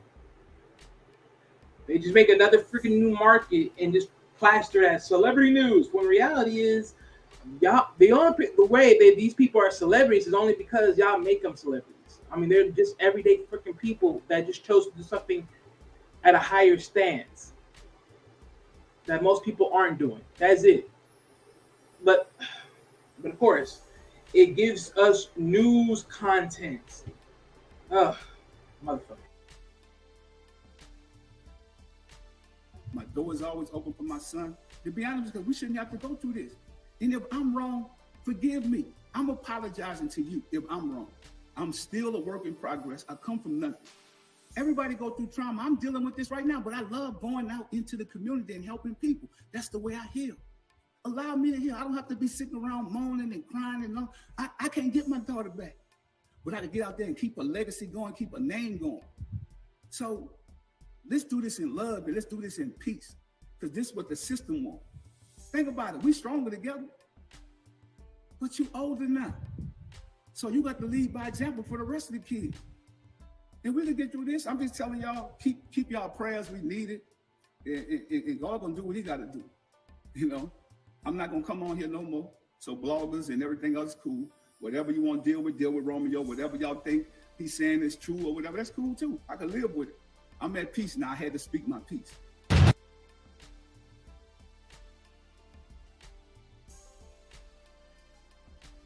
And from that stance, and this is why I'm literally saying that he didn't really have to do this video. Everyone's gonna make their standpoint. Everyone's gonna say whatever they want to say. Everyone's gonna make the controversy of everything else of that nature. At the end of the damn day, you know what's what. And this is why I say you don't have to freaking worry about that shit. Donnie HQ, I do not know about that, and I'm not, and I don't want to talk on conspiracy theories, but from what I know for sure, as based on the surface level, she was dealing with some issues. She had a lot of issues going on. If I'm not mistaken, she had some issues. She had a lot of issues going on. They tried to get her checked up, but she never wanted to do it. And eventually it just crashed. Her life just crashed on her. She just crashed on herself. They wanted her to take therapy, but she didn't want to take therapy.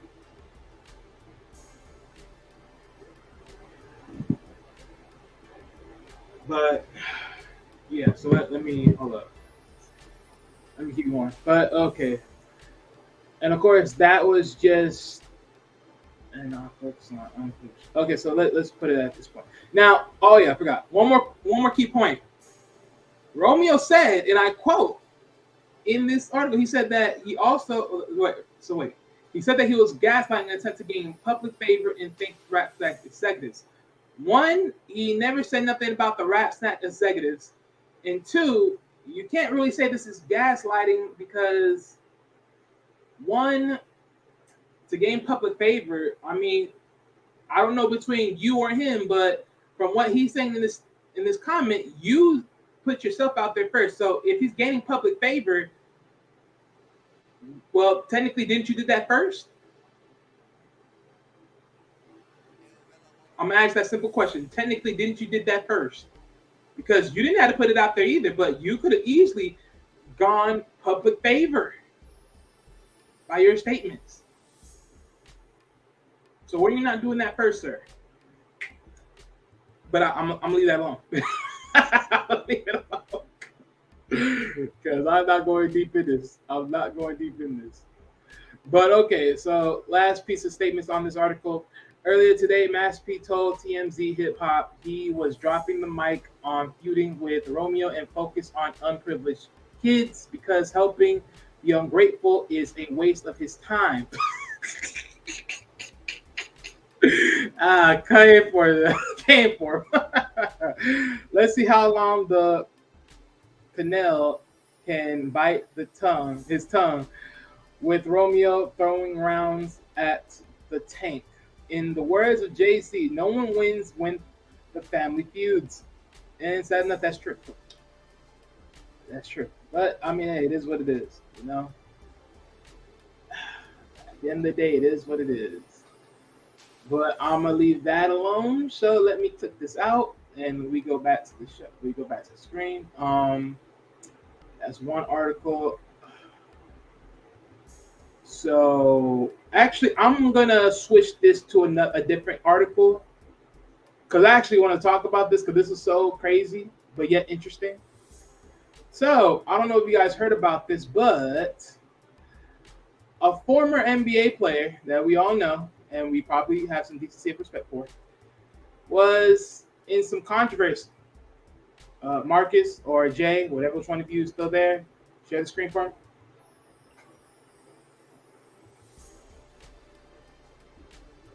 So, ex-NBA star Amani Stoudemire charged with punching his daughter. Oh, yeah. It's about to get real. It's about to get real. Oh, man. It's about to get real. Oh, Lord. So, athlete arrested. As the investigation unfolds, the facts will show the allegations to the groundless as my daughter's medical condition is not the result of being assaulted by a father who is nearly 7 feet tall and weighs 250 pounds. I could never see myself assaulting any person, especially my child. I'm my star mark for NBA/Heat star. Now, of course, if you all know, I believe Mark Stoudemire lives in Miami, so that's what they tagged that. But yeah, but let's keep going into it. So, former Phoenix Suns and New York Knicks star Amani Stoudemire is facing a misdemeanor battery charge after he allegedly hit one of his teenage daughters in the face. Miami-Dade County Court reports show that Stoudemire, 40, was arrested early Sunday and later released on a $1,500 bond with a no contact order issued. Miami police officials did not immediately respond to a phone message from the Associated Press, or in this case, the AP, as we already know it to be. But the Miami Herald citing a police report saying Stoudemire struck one of his two teenage daughters during an argument at his Miami home Saturday night. The newspaper said he has two daughters, aged 17 and 14, but the report didn't specify which one he allegedly struck. Now, that's bullshit. I'm sorry, I'm calling cap. How the hell you arrest a man and don't know which daughter was struck? Like literally. Yeah, that's so true. You know what this is one of those scenarios where it could possibly be a misunderstanding. Something could have happened. Maybe the kid could be lying. Maybe one of the kids is lying. Maybe one of the kids took it a little too far. Maybe who knows? He could have been drunk. She could have been drunk. Who knows? I don't know. You know. Right. But see, and this is my whole point. But my thing is like, I'm sorry, but if you're a cop and you're supposed to get, like, I'm just being honest, if you're supposed to get a report, how are you going to arrest a man that supposedly and allegedly hit his daughter? But y'all don't know if it's the 17-year-old or the 14-year-old. They're right in front of you. When you freaking went there, you could have asked which one of them got struck. And then if anyone else saw it, you would have asked, did he struck you? Or did he struck her? So my thing is, man, look. Oh, Lord. And see, this is why this whole idea of celebrity level, like, no. Everyday people level. Because this is some bull. This is some straight up bull. And this is what happens. When you've been put into the world in this highlighted image of saying, oh, you're this celebrity, and then now they can make news off of you, and this is how they make their freaking money content amongst fucking television. Like it's newsworthy. You're just another man that possibly, keyword possibly and allegedly, took an aim at his child. But now you're going to be at a higher volume of this because you're a celebrity. But even then, regardless of what I just said, for most part of this, like I said before, why wasn't it Pacific? You're saying in or, meaning no one doesn't know who slapped who. You don't know who he slapped. And the possibility is he didn't slap nobody. So meaning he paid a $1,500 charge for nothing. Like, I don't see a man getting arrested, putting handcuffs behind his back for supposedly striking one of his daughters, and yet you don't know which daughter he struck. And let alone who made the dang call. But let's keep reading. According to Wally, can you make sure to zoom in a little bit? That way people, if they're watching, they can like zoom in and see it closer. Let me know if this is good. Yeah, that's better. Thanks. All right, cool. All right, so so according to the paper, the 6 feet, 10 inch, 255 pounds, Stoudemire confronted the girl and accused her of being disrespectful to his mother during a phone call. Okay, so let's start right here. He's on the phone with his mother, which is supposed to be these girls' grandmother. And you're being disrespectful. God damn it. When she denied it, he told her, "You're talking back again," and punched her in the jaw. Okay, again, people, which was which? Did he punch her or did he slap her? So I'm gonna just read this one more time. I A want to make good a good lawyer can destroy this real quick. And of course, if it's defending Stoudemire, they can destroy these claims. yeah, because this is just so much back talk. Oh my God. When she denied it, he told her, "You're talking back again," and punched her in the jaw, leaving her bleeding. The report said, "Leaving who bleeding? If you wait a minute, see, this is the bull crap. If someone was bleeding at the case of the crime, who is the dang daughter that was bleeding? This is bullshit." Man, half-ass report like this. The heck? The girls contacted her mother, Stoudemire's ex-wife, who came to the home and picked up the two girls, their two brothers, and then contacted police. Okay, so pause. Wait a minute. See, right there. See, this is where this is gonna be the thing right here. So pause. So the mother, the ex-wife of Stoudemire, aka also the mother, called and contacted the police. But so my thing is this again. Which of the daughters were the ones that were struck? Now, in most cases, they're not. In fairness, it could have honestly been said they didn't mention who it is. They know who it is, but they didn't mention it. But even then, at this point, let's be real here. Are we really going to sit here and not say which one it is? I mean, we're not even mentioning names. You could just say it's the 14-year-old, it's the 17-year-old. We just can't say that? Really? Really? And then if the mother was there, she already gave you a full report. So again, I digress. I digress. Okay. The report says that when officers went to Stoudemire's house, he told them the teen had called her mother because she was sad. And she was sad because she received a whooping from him for being disrespectful and a liar. And he then invoked his rights to remain silent.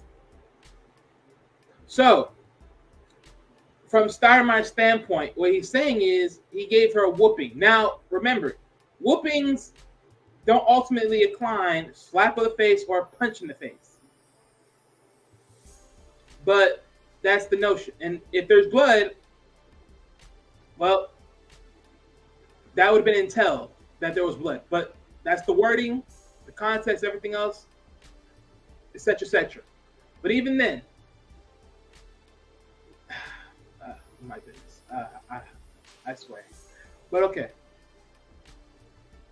So let's go right here. So this is the tweet.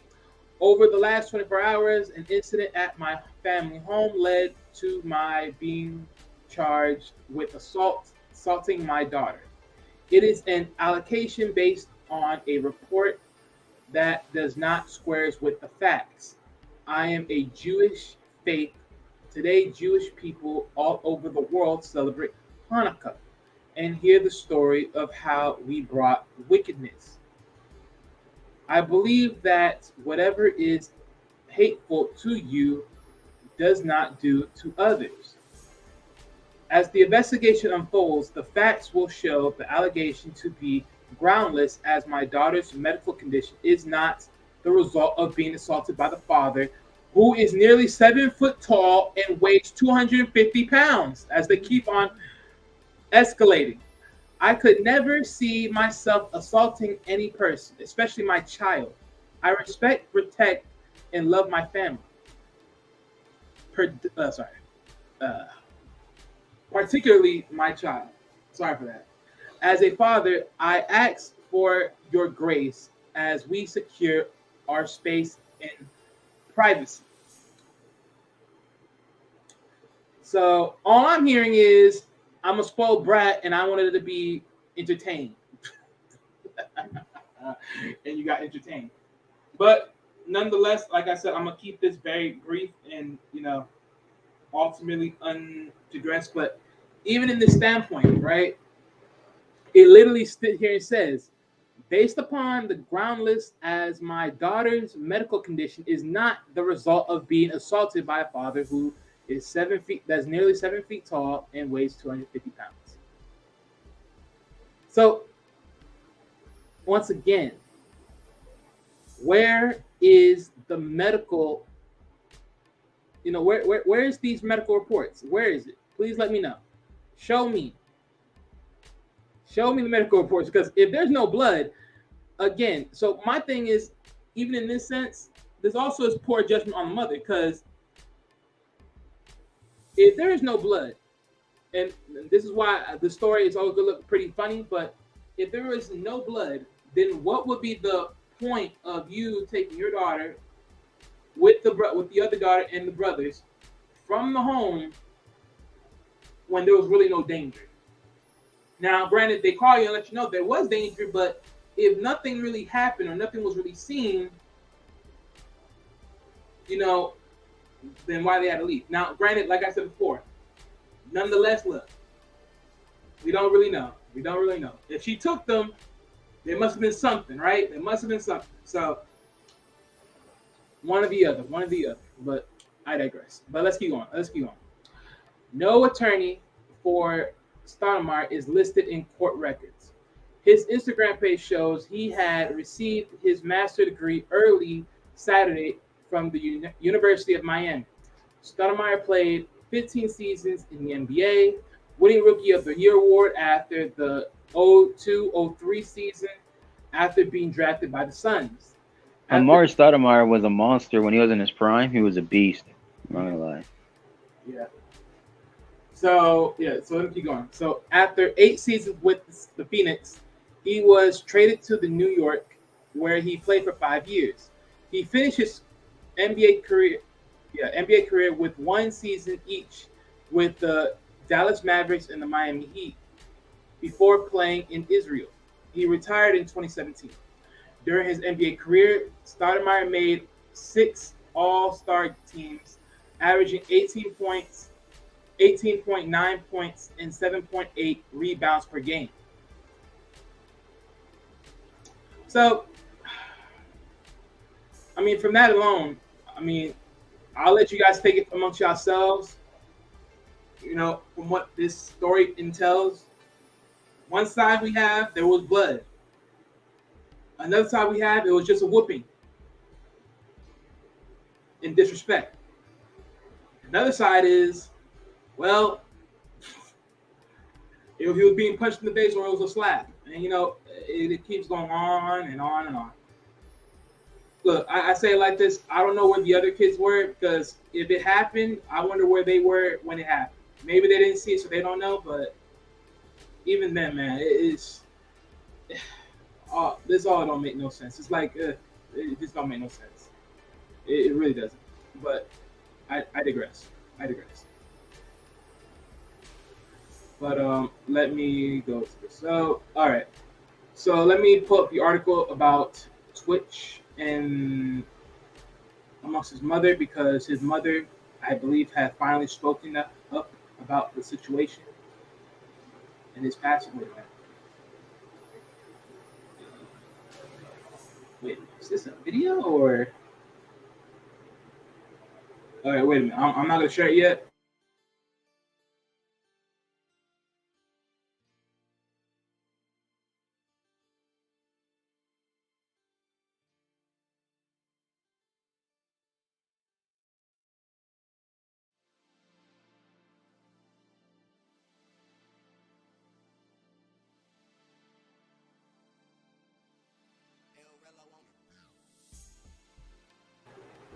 All right, hold on. Let me share it. I guess it's just a video. Did you want to? Was it a different link you wanted to share? Yeah, no, I'm sharing it right now. I was just checking it because I didn't see nothing on it, but I guess it's just a video overall. Does it have music on it? Sadly, it does. Okay, so you gotta mute it. Okay, we can just it has captions, all right? It has closed captions. Yeah, so I'll probably just mute it and then let it ride out. All right, just make sure the captions are on. Yeah, I mean, yeah, it's gonna play out throughout the video. All right, fair use, but just lower the volume or something.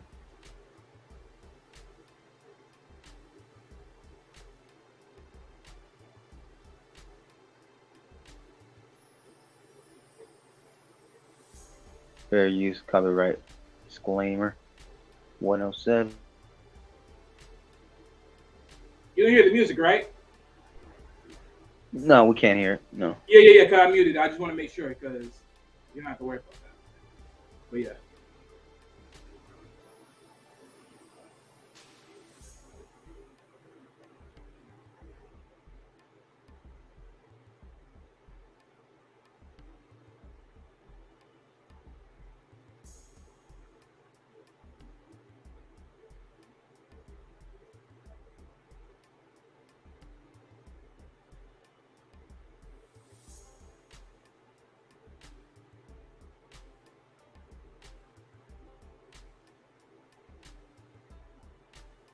That's the full video.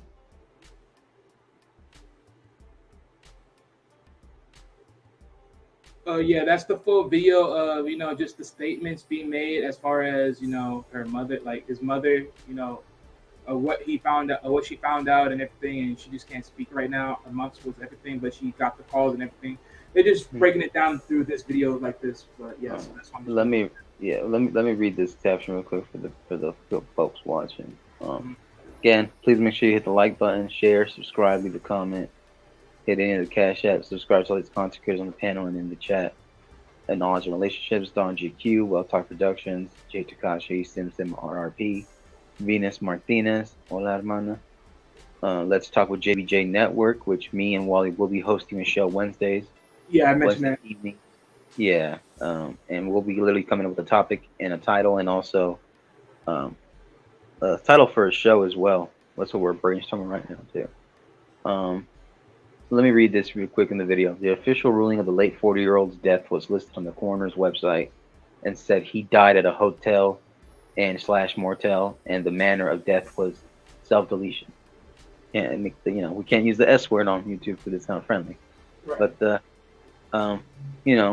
it's so far we dived in. He left a message saying that hey, he clarified, or he stated that he saw and noticed all the notifications for any text, voicemail, or calls he got. And he did take them into consideration. He witnessed it from the claims of the alleged reported text of his response to this statement. That's what Twitch was saying, aka Stephen Boss. So Wally, keep playing it real quick. Fair use in the video.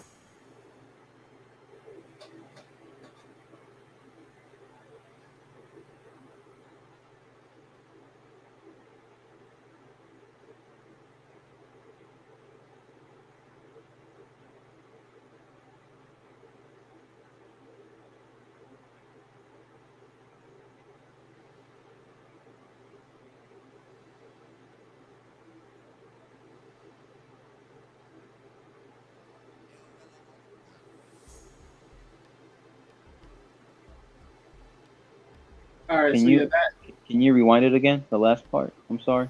Oh, we're on the last part. Okay, no problem. Yeah, at the end. You just click. No, just click at the end right there.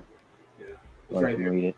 If you or someone you know is struggling or in crisis, help us. Available, call or text 988 or chat 988lifeline.org. Or if anybody who knows the self-deletion prevention hotline, make sure you call that hotline. Again, it's a self-prevention hotline again. It's 1877. Is that the one I'm talking about? Right? It's the one that Logic sang in the song. I believe so. Yeah. It should be that one. But let me make sure I put it on the Oh, real quick, Wally, just to remind people, Romeo Miller was involved in several projects where we're known, and he still wasn't able to fully deliver, I guess. Remember, he was in Max Keeble's Big Move in 2001. He was in the 2003 movie Honey, which we mentioned earlier. He was in a movie called God's Gift. He was in 2011 Jumping the Broom. He was in Medea's Witness Protection in 2012.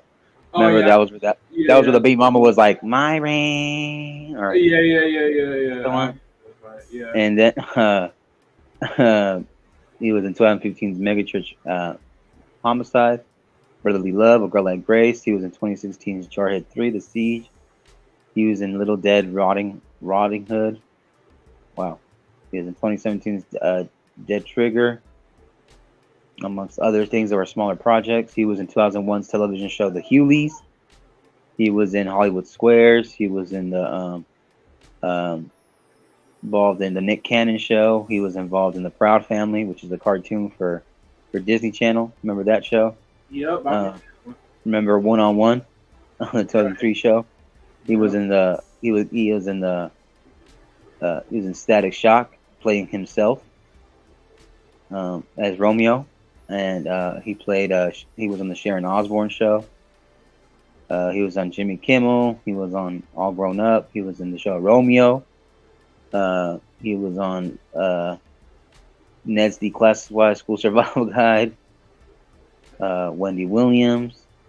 He appeared on her show. He appeared on other guest shows too, like 106 in Park Live with Kelly and Ryan. Jimmy Kimmel, he was in the Bad Girls Club season 6. He was Dancing with the Stars season 12. He was in Read Between the Lines, The Cape, Charlie's Angels, The Monique Show, Lopez Tonight, Night Show with Jay Leno, Single Ladies. That was the show I was telling you about, where he was like playing a guy that picked up an older chick. The Choice, How to Rock, Nick News with Linda, Millionaire Matchmaker, The Real, 2015, 2020. Growing Up Hip Hop, like we said earlier today, 2016 to present. The Challenge Champs versus Stars. I remember when he was on that. This is like 5.5 years ago. X on the Beach, Famous in Love, Hip Hop Squares, Celebrity Fear Factor, Tales, Paper Empire, Entertainment Tonight, Dish Nate, So he was involved in several stuff. So it's not like he wasn't a guy who didn't have his, but he just didn't hit it off completely like that, He was like, I guess you can call him more like a B-lister. If that's fair to say. Yeah, in most cases. Yeah, so he's like a B-lister. So, I mean, then again, it's like, hey, at least you're up there somewhere in the list. I mean, but even then, right, you naming all that goes to show you know how to get into these doors. So again. But sometimes that's the thing too. Well, just because you get into the door doesn't mean it keeps you at the dance. So I mean, yeah, no, that's true. So, but what I mean is basically you can get in there, you can get all the networking done, but if you don't have the talent and work ethic and the complete skill, you're not gonna last. Just like when he was playing for the USC Trojans, he didn't make it to his junior season. He only played his freshman and sophomore season, and then he couldn't produce or make it to his junior year, and that's why later he made it to where college. He came on those college commercials and finished his college shit. It wasn't until later though, after I think he got cut, that's when he was able to finish doing his college thing. And that's when you seen him coming on those commercials for colleges. Yeah, man, I hear you. Don says, I'm still here. I feel you, Don. I appreciate that. I remember earlier Don said it was his daughter a blood sacrifice. I don't know about that, Don. I don't know. But I do hear that in a certain industry, the celebrity industry, that sometimes in order for them to make it, the sacrifices have to be made. No pun intended. Sometimes you could be selling your soul. You could be costing somebody else's, misfortune. Yeah, I mean, it's a lot, bro. But it's like the reason why I didn't want to touch it is because based upon what I heard, and then all the other stuff. It's like him with Romeo. They tried to get her in therapy, but she said that she didn't want to go to therapy. So by the time it was all said and done, it was too late. I was like, oh. So it was like whatever. I didn't know. But basically, oh no, I'm gonna go for it. Yeah, no, but basically, all I'm saying is at the time of her issues, she was mostly doing a lot of stuff, right? She was part of the business just as much as Romeo is and everything else. But at a time of decline where she wasn't being herself, they started to worry about her. They was trying to, hey, look, maybe you should go to therapy. She didn't want to do that. She didn't want to check in. She didn't want to do none of that stuff. And and I think, if I'm not mistaken, I forgot what exactly caused her to lose her life. But if it's not, because I think last time I heard, I don't know if it was an overdose or something like that, but I don't remember. But I mean, remember too, because I know I was gonna bring this topic up. Hopefully, you can look up the link on your end. talk about the Vivica Fox thing with Joe Yeah, Budden? we can set that one going. Yeah, I want to talk about that because it's just funny coming from her mouth. You know, it's hypocritical coming from Vivica Fox's mouth, and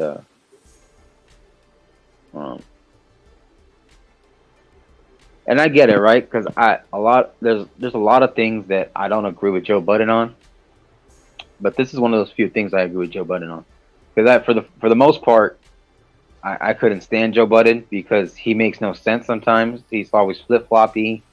I'm not saying a person has a right to change their opinion, but that's not what I mean when I say flip floppy. Right. Meaning it's when he makes his statements, they're inconsistent. But when it comes to this, it just sounded. It actually was the few points that he makes sense because anybody who knows the history of Joe Budden, they know what happened with him and his other friends, which is Rory and Mal, who he screwed over and got them out of there, and they felt betrayed themselves. And also when he tried to pull that thing with the guy from No Jumper, Adam from No Jumper, and they try to make it seem like it was like, oh, they're basically trying to pull the race card in a way, right? Right. And I just thought it was crazy, and I need to welcome somebody in, Bill Cosby. Shout out to McDowell from New York, from New Jersey, from Boston. Rush, what up, Rush? Yo, what's good? Salute. What it is. What's up, Rush? Yeah, salute to the panel. Salute to you, Marcus. What's good? Yeah, you know, hey, yo, Ma, I'm in my car. Hey, yo, no, I'm just playing. But real quick, I was gonna chime in on the whole Joe Budden thing. I know he tried to pull that on Adam, but I get it, right? It's just the industry, it's the game. People do interviews. But this is one of the things I do agree with Joe Budden on when he was saying how Meg Thee Stallion, she did screw over people that helped her get to the top. She let them go, or in a way, she just forgot where she came from, and then there was a pattern of people she was messing with that were a bunch of guys who were somebodies, who were celebrities, artists, whatever they were, but she would be always caught with this guy or that guy, the next one, and yeah, she was a pass around. Yeah, man, and like I said, right? Look, I'm not gonna hate on the girls. They got to do what they got to do, right, to get up there. But what I am gonna show is the hypocrisy in it, right? Because you're damned if you did, you're damned if you didn't. And the thing about it is, when he made those comments about her, and he said, "Hey," he knows the same people that she was fucking around with, and they were good people. And you know, she threw shade at their name, or screwed them over, or let the people be hanging. She left a lot of people hanging that helped her get there. So when Vivica Fox responded and said, "You need to shut your bitch ass mouth, shut the hell up," or trying to be more YouTube code, but STFU, and sit down in the corner over there. Stop being a hater just because the women are taking over. They're mad because we're taking over the rap game. And I was like, who is we? You were just a side piece for 50 Cent years ago. And then, yeah, you were in a couple movies and shit. But last I checked, you got caught cheating with the side guy, and your husband caught y'all both in the limo smashing. So I don't know what the hell you're talking about putting the finger. So stop hating. And the fact that 50 can do whatever he wants. He's a single guy. He admits it. I was like, man, get the fuck out of here. So, but for her to say that, and then Joe Budden responded back to her, and Wally, hopefully he's pulling up the link right now, so we can show it real quick. But it's the truth, man. But what's up, Don? What's up, Rush? What do y'all got to say about this? Well, we all know that Megan the Man Stallion is a liar. She has no integrity. Look what happened with her bodyguard. He was supposed to, I guess, show up to one of the court dates to testify against Tory, and he totally flaked on her, And the reason why is because he's not going to go to jail to lie within the stand. You know what I mean? So it's like, with her accusing Tory of shooting her, man, with her lying like this, I hope she does some time for making those false accusations towards Tory Lanez,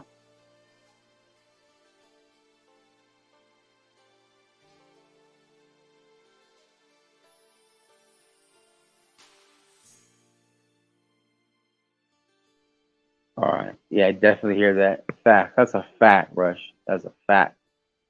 And I don't know if Don's still there. Maybe he's typed in the chat. I know he's in the gym getting his swole on.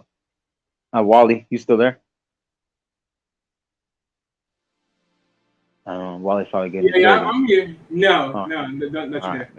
Hey, Rush, I want to because we got you here, right? We're talking about the Master P versus Romeo. What you think about that, bro? Have you seen the video clip? I've seen Master P's video clip. I didn't want to look at Romeo's video clip because it's just, the kid, the kid's ungrateful, man. And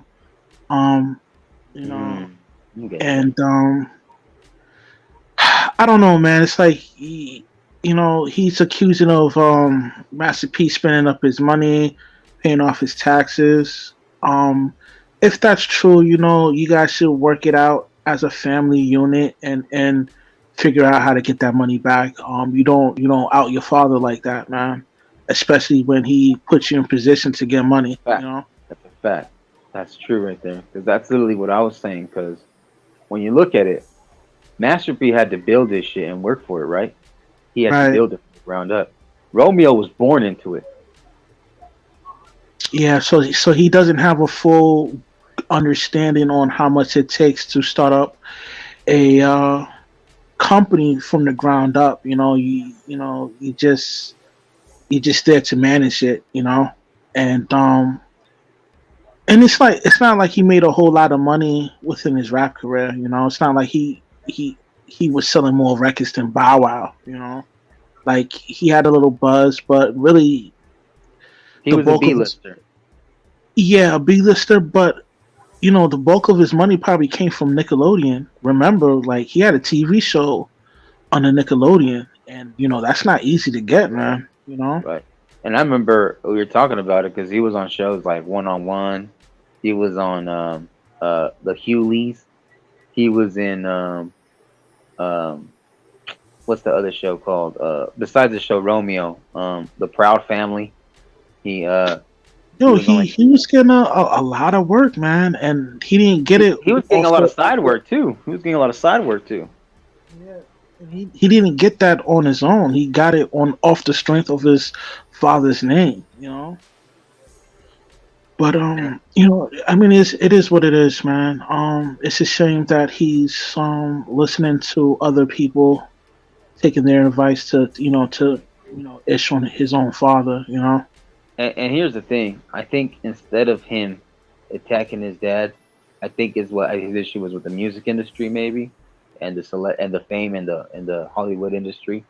I think that's what it is. It's like part of it is himself, but I think part of it is the industry also tends to siphon off their workers, which is the celebrity people that put in the work as well, right?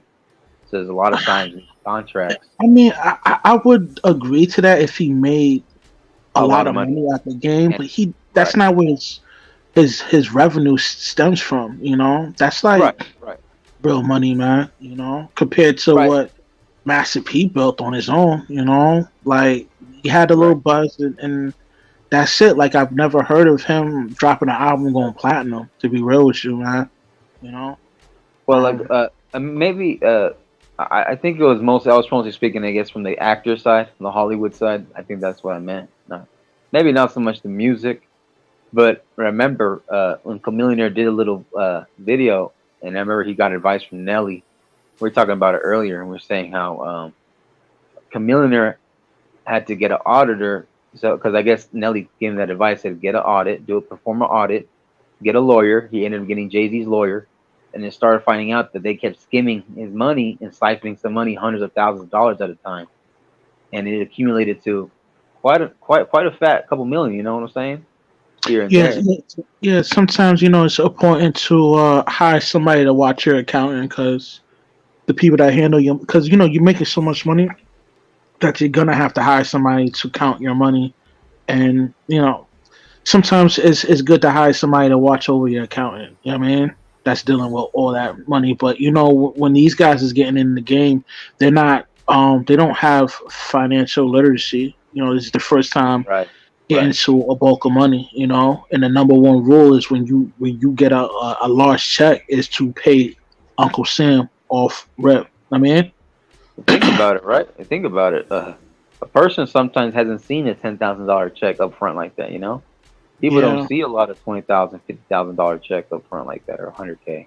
So when you start right. messing with the hundreds of thousands and the millions, it's like, oh man, oh shit. Yeah, because it's like, yo, whatever state you're at and you receive a bulk load of money like that, you have to go by the percentage of that state to pay off your taxes. You know what I mean? So if you get like 150 grand check, right, you're gonna have to pay a percentage to the state for that. You know, It's usually going to so be you like what, like 30 to 40 grand, give 30 or to take. 40 grand. You know, it depends on what state you're at. You know. Right. So let me come in here real quick. So earlier I made a statement about how his daughter passed, and I was correct, by an overdose. So that's one thing. I'm not gonna touch on it though, ultimately, but yeah, it was basically by an overdose. So that's how she ended up losing her life at 25. But just to speak on business overall, let's talk about it, right? So I actually looked up both Master P's and Romeo's network. Just take a wild guess whose network is bigger.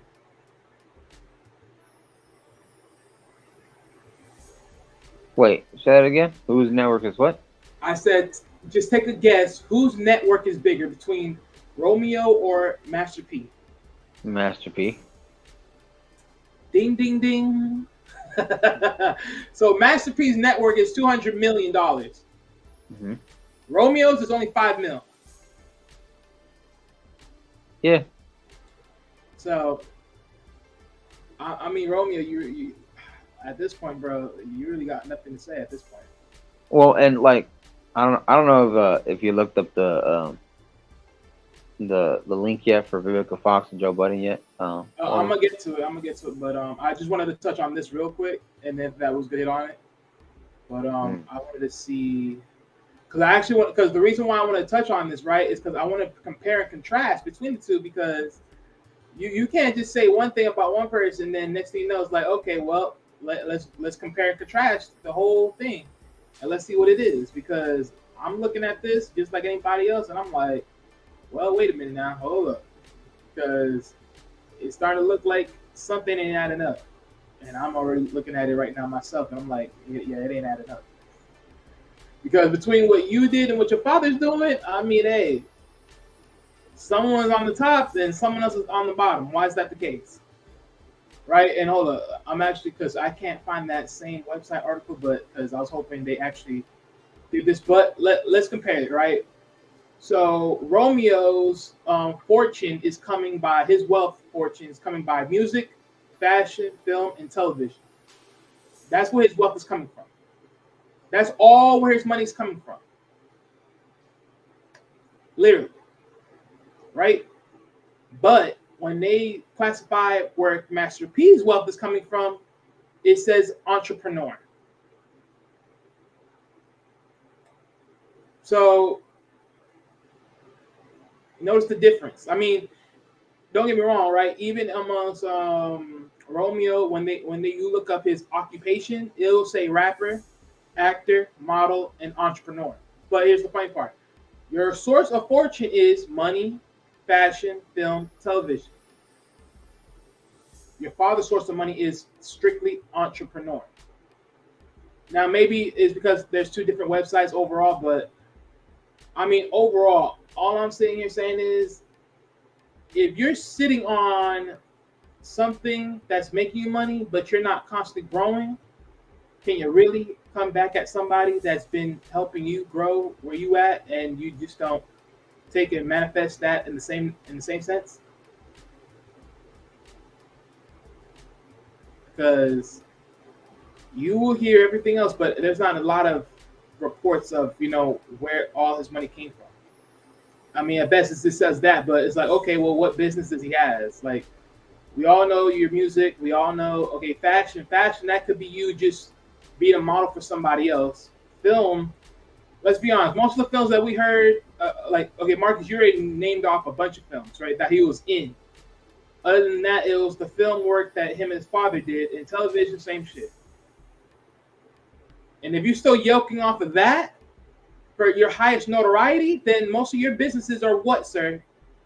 Are low performing. So something don't add up. Something adding up. This picture don't make sense. Because you can't tell me you over here working and then you're only worth $5 million, but your father's net worth is worth $200 million. And notice when we talk about net worth, right? That's in comparison to saying, hold on, let me see this. Don HQ, you funny dog. But when we talk about the network, right, what do we always know to stand for? It's basically, I forgot to get the damn word. So network is usually calculated as far as your funds versus your liabilities. So if that's the case, then what do you have that you're constantly spending on or gaining that's keeping you at $5 million, where your father, on the other hand, is at $200 million? Hey, because it doesn't say that he's mostly known for his music. That's the source of wealth. It's entrepreneurship. So I digress, but oh boy, 5 million. He's a 5 million man. Hey man, at least he has 5 million. I mean, Yeah, don't at get me least- wrong. Yeah, of course, he got 5 million. I mean, I ain't knocking him for that, but it's all I'm saying is, if your father's at 200 million, you should be there. If I was Romeo and I had that 5 million, I would go move to Mexico or Colombia and live like a king over there. Maybe or the Philippines. I'm serious. I mean, you can spread out that money and live there. Oh, of course. I ain't blaming you. I am not blaming you. I am not blaming you. Or move to Africa because I know that it's a gold mine over there. So right now it's actually very profitable and very beneficial to go move to Africa. Oh, trust me. If I, you know what, Marcus? I have an article about that, and oh man, this is gonna be very interesting. I'm gonna talk about that on a different show. Yeah. But you know, I mean, they don't really go too much in depth. They just talk about him and all that other stuff. They don't really post any financial like money overall as far as yearlies. I don't know if they do or not, because all they show is just 1 year. But you know, overall, it's just I'm just looking at it and I'm just saying to myself, like, bro, you can't really tell me nothing. Anyway, you can pull up that Vivica Fox thing though. I'm about. Yeah. Give me a moment. I'm about to look it up right now. All right, hold up. No. Okay. All right, Vivica.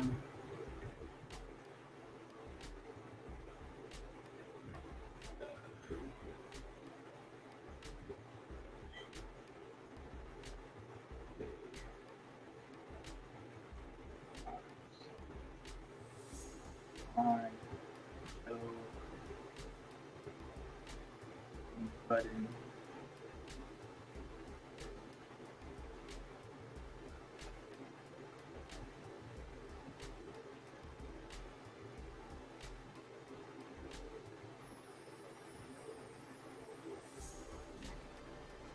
All right, let me see this.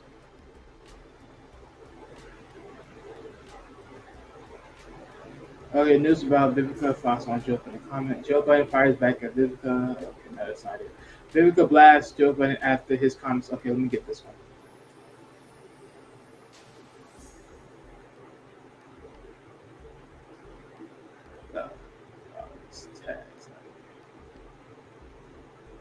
All right, let me present this.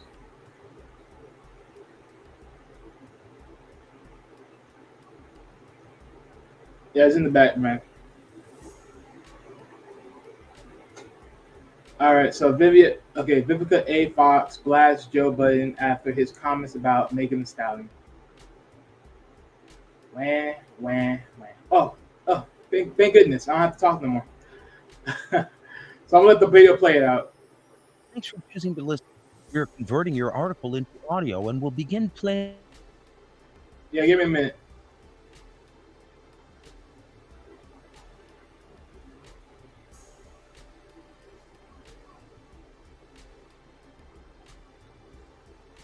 Yeah, 'cause I'm trying to get the thing to play it out, but let me see. Let's take this thing out.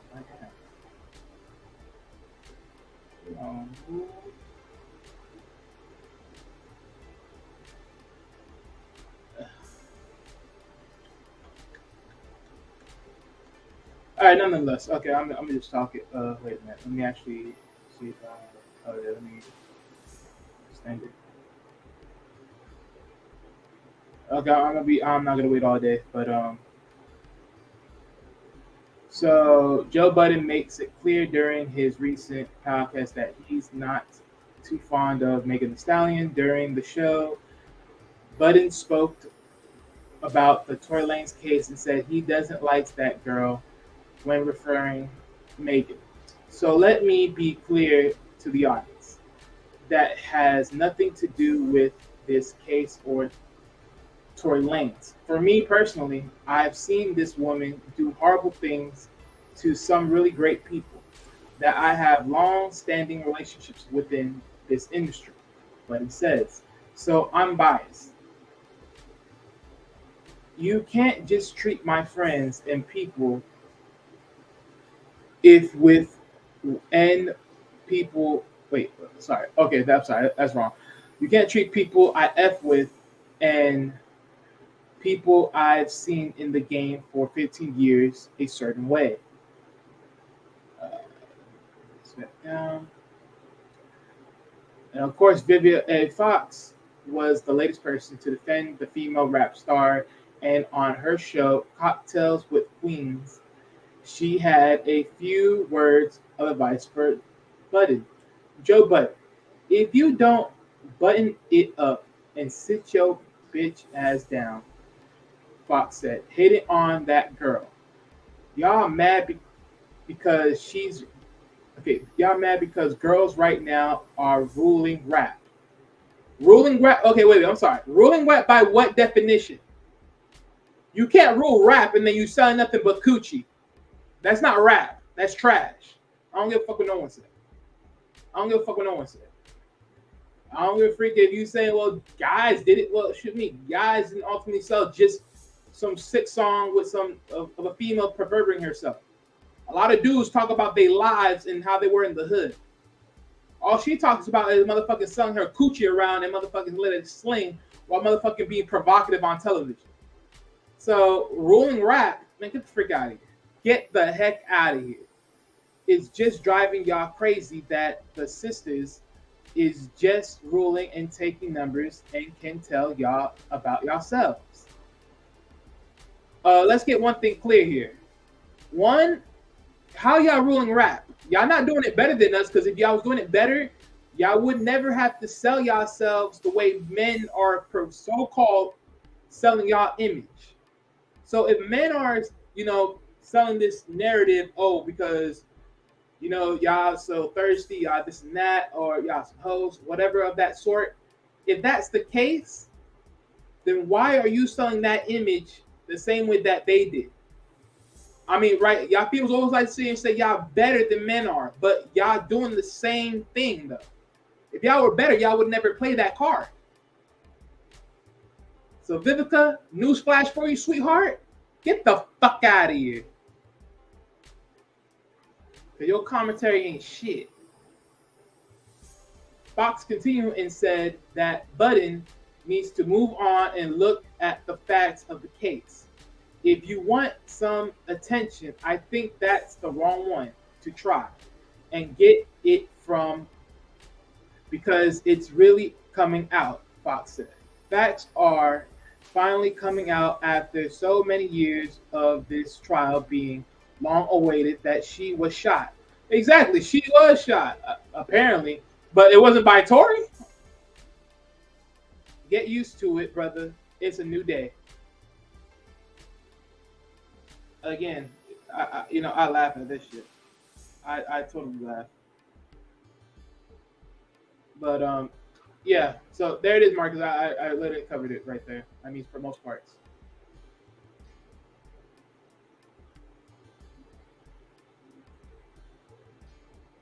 Marcus, you there? Mic check, 1, 2, 3.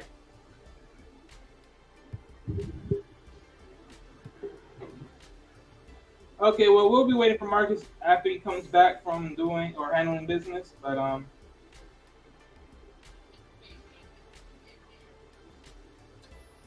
yeah. I mean, from my standpoint, Vivica, you need to shut up because, again, man, you got nothing really to say on this topic whatsoever. You got really nothing to say. Your topic is bougie as anything else that barely made any sense.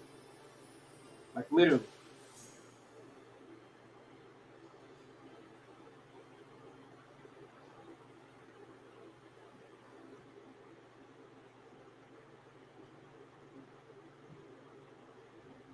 And if anyone else is around, y'all can make y'all comments.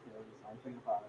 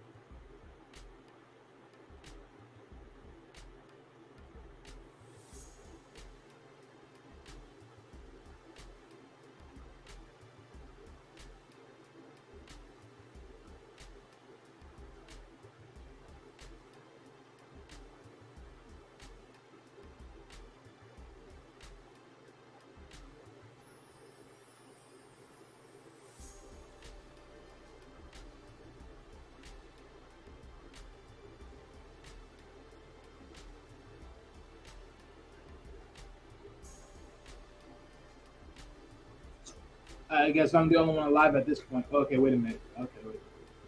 Sorry, I'm still here, just handling. Yeah, I know you is Marcus. I know.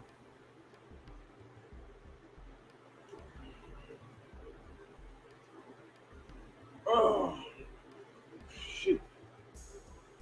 But yeah, that's mostly everything we have up to today. But I mean, man, like I said, man, Vivica need to shut up. Because personally, none of that statement made any sense. I don't care what no one say. I don't give a damn. Because that is some bull.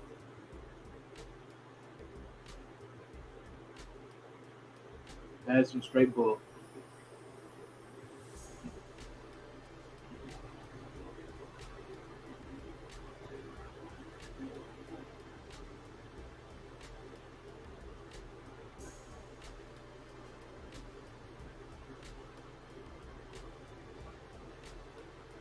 But I mean, everyone else is around. I mean, y'all can make y'all comments. I mean, I really don't have anything else to add on that. I mean, Vivica's statement was as plain as her life, literally. Oh, okay. Oh, yeah. Hold on. I'm gonna look that up. I forgot about that. It's called. Let's see.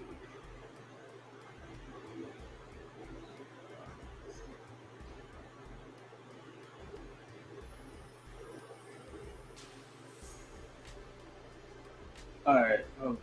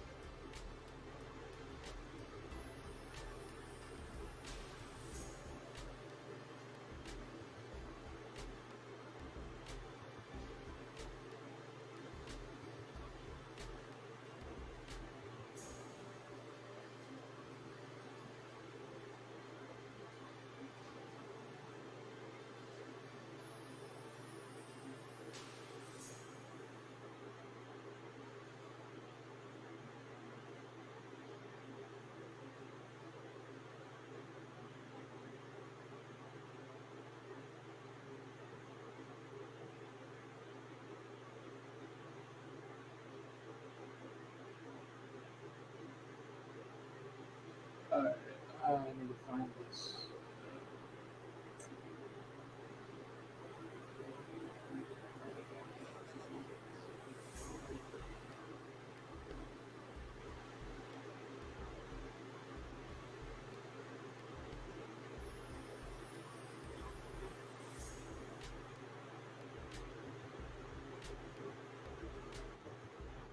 Let me see what happens. The direction of the DC. Cover the Justice League and Justice concept. Okay, I'm gonna look up the concept because I did not find love before.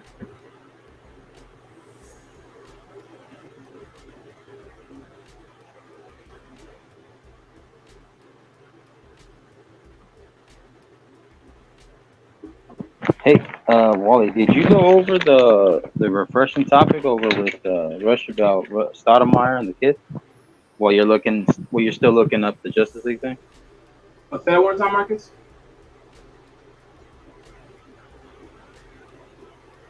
I said, did you at least brush up with Rush about the Stoudemire thing? Oh, did that within. Oh yeah, well, you keep looking for that information on the Justice League thing for James Gunn. I'll just break it down real quick to Rush. Go ahead. So Rush, you still there? Yeah, I'm here. Did you hear about the alleged attack or whatever, the alleged incident with involving his daughter, where he was arrested for allegedly punching his kid? You're talking about the official Flash? We're talking about Stoudemire, right? On Stoudemire. Okay.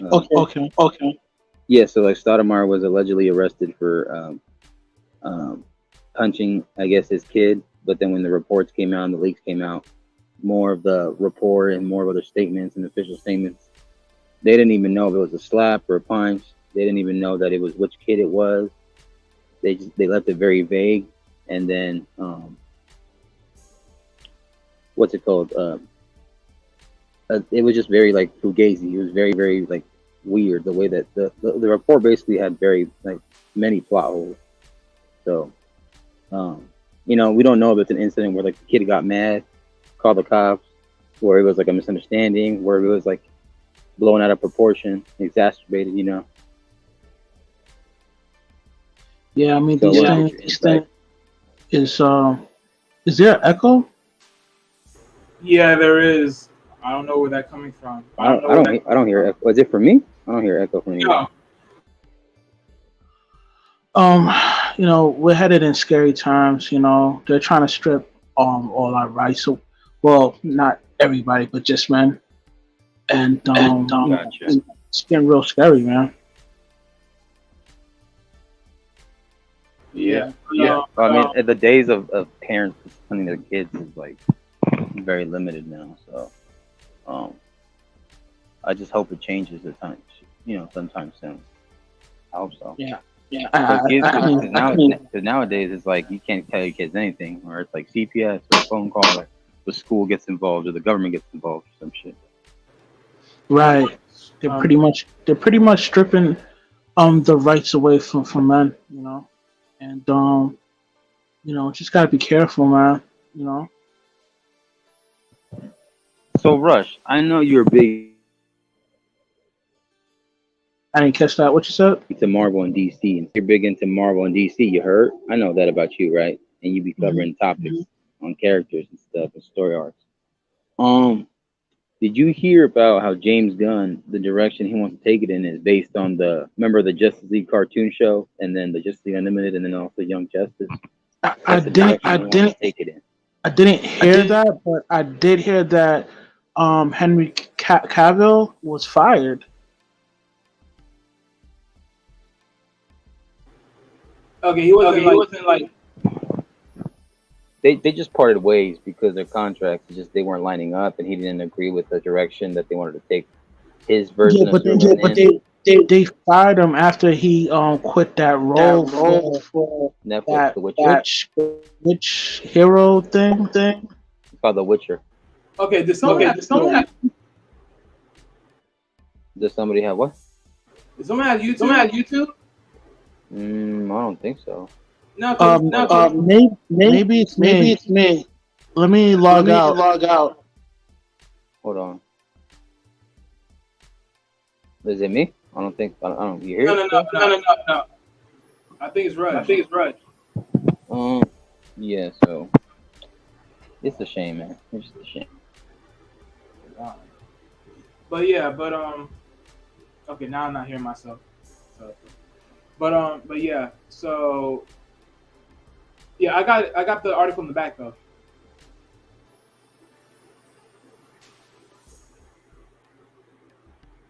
And I will say this is a good little little cover. I love it perfectly. Hey, yeah. So his idea, I mean, this is like, look, I'm telling you right now, I'm loving everything.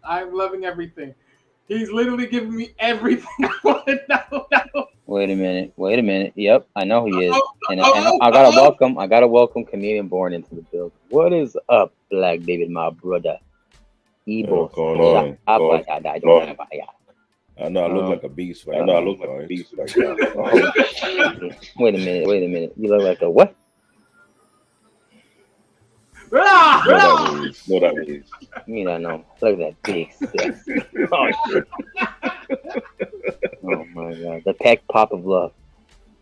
Hey. You can't shit. Damn. And the views just dropped.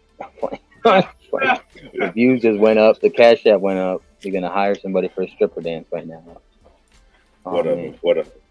Hey, shout out to Africa. I've been good. Hey, man.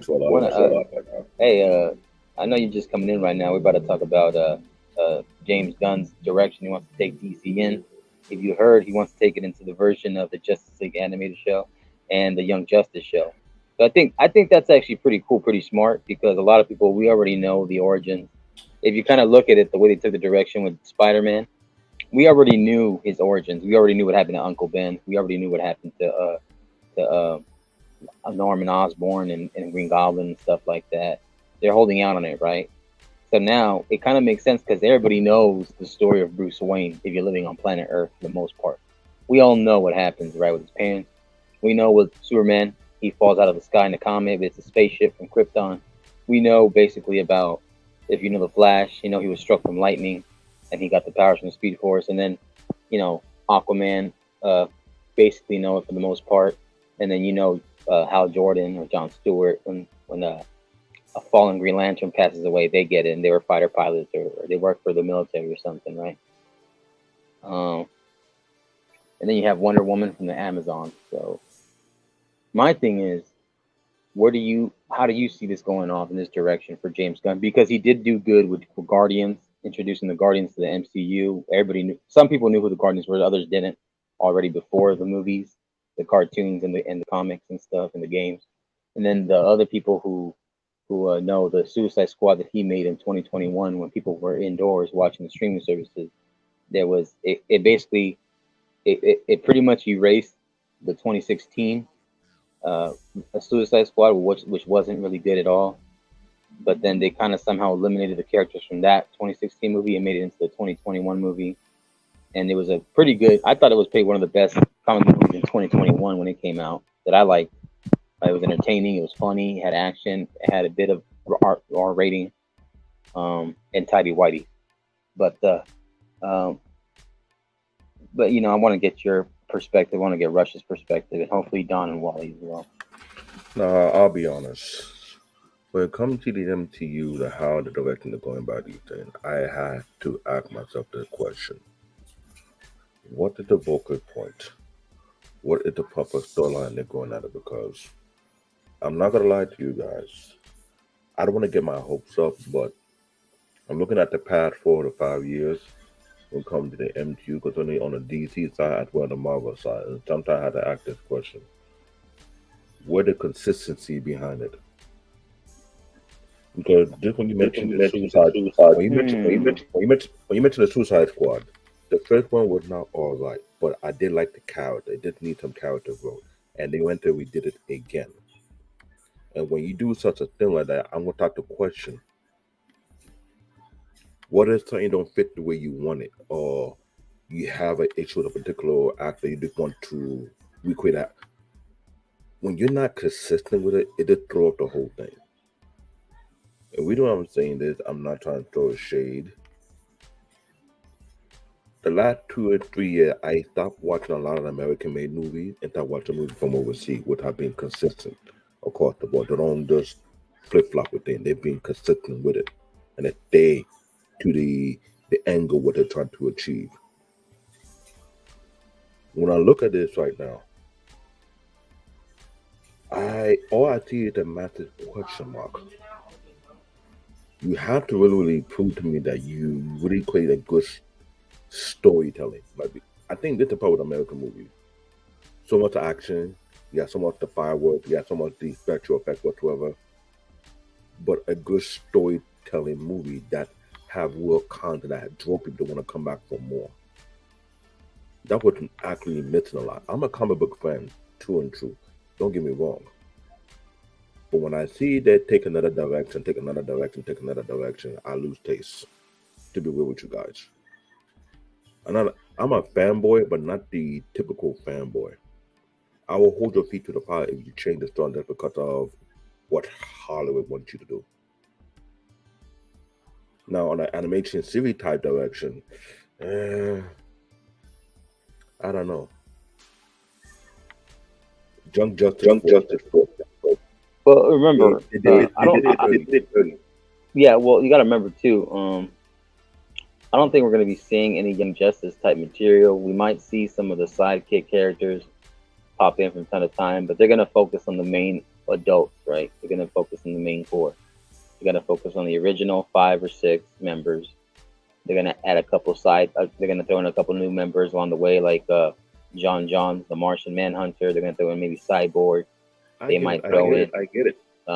Who's the other guys too that are relevant? Hawkman, Hawkgirl. And a plethora maybe of other ones too. Captain Atom. Hopefully he gets a shine too. Captain Atom. Then there's the Atom, which is like basically the Ant-Man of the Justice League. Then you got Captain Marvel, Shazam, and the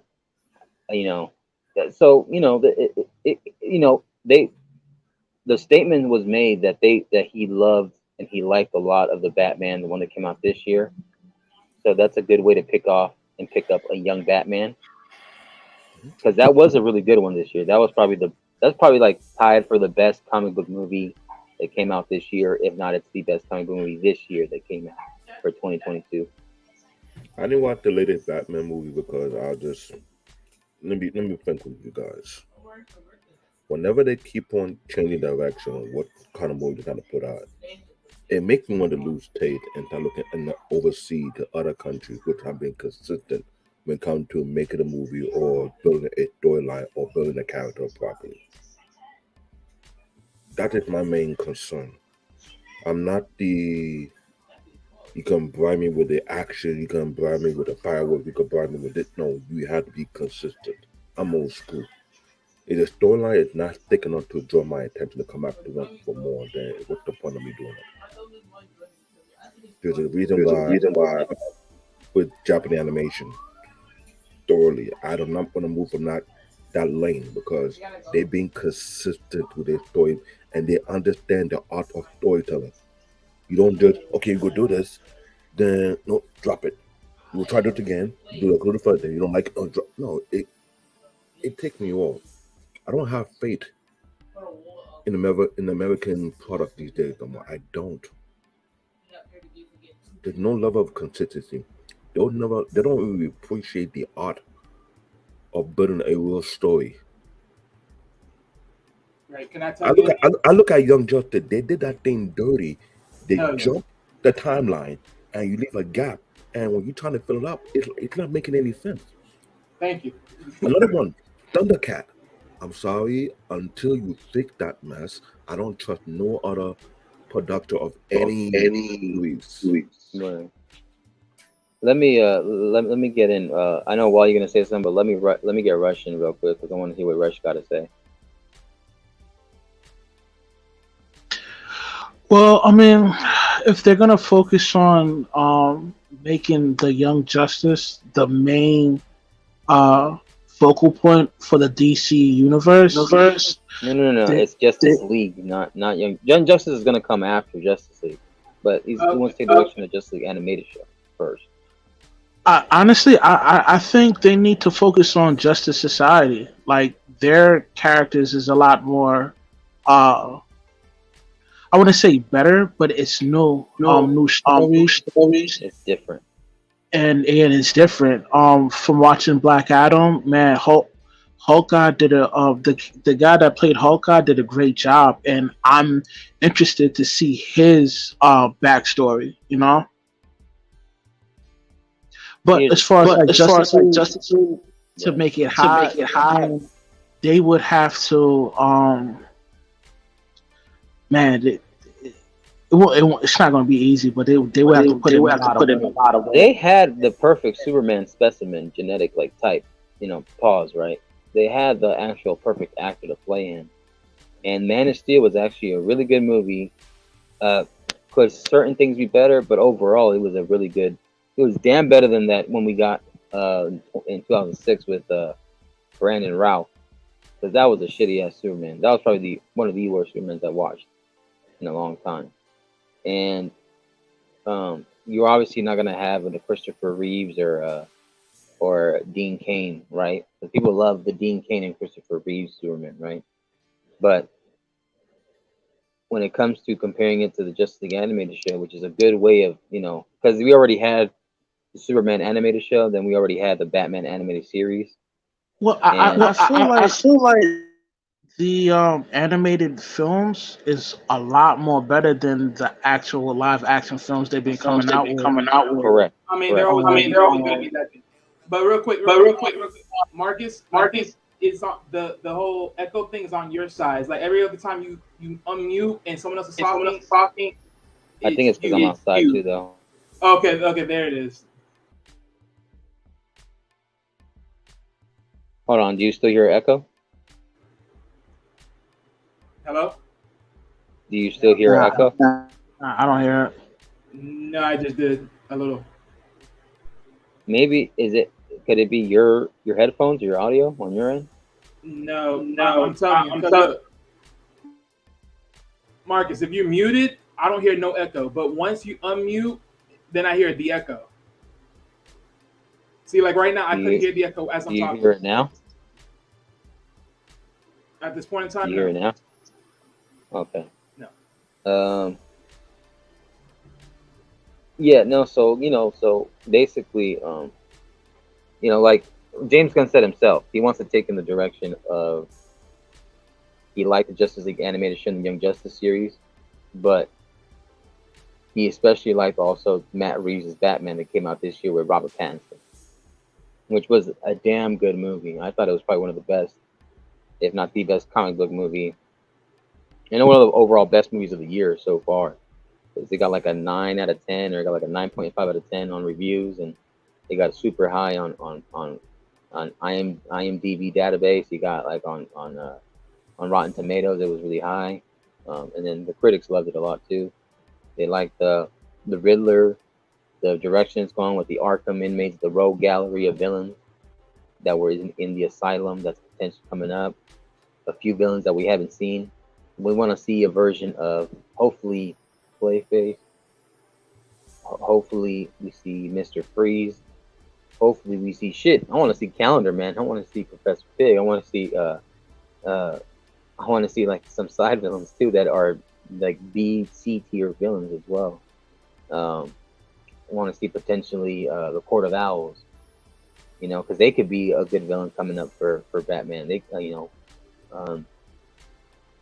see who would be in the top villain too that would be good. Solomon Grundy. We have a plethora of other villains that we haven't seen that's recent to date, right? Harvey Dent would be a cool one. A Two-Face, a version of Two-Face that we haven't seen yet. Because I know the last Harvey Dent we got was back in 2012, and so we're hoping for that. At least I'm looking for it, though. Right. So here's my commentary on it, right? Because from the standpoint, because at first I know when he said when he was going to take up the DC role, he said that he wanted to be in a sense of Star Wars, right?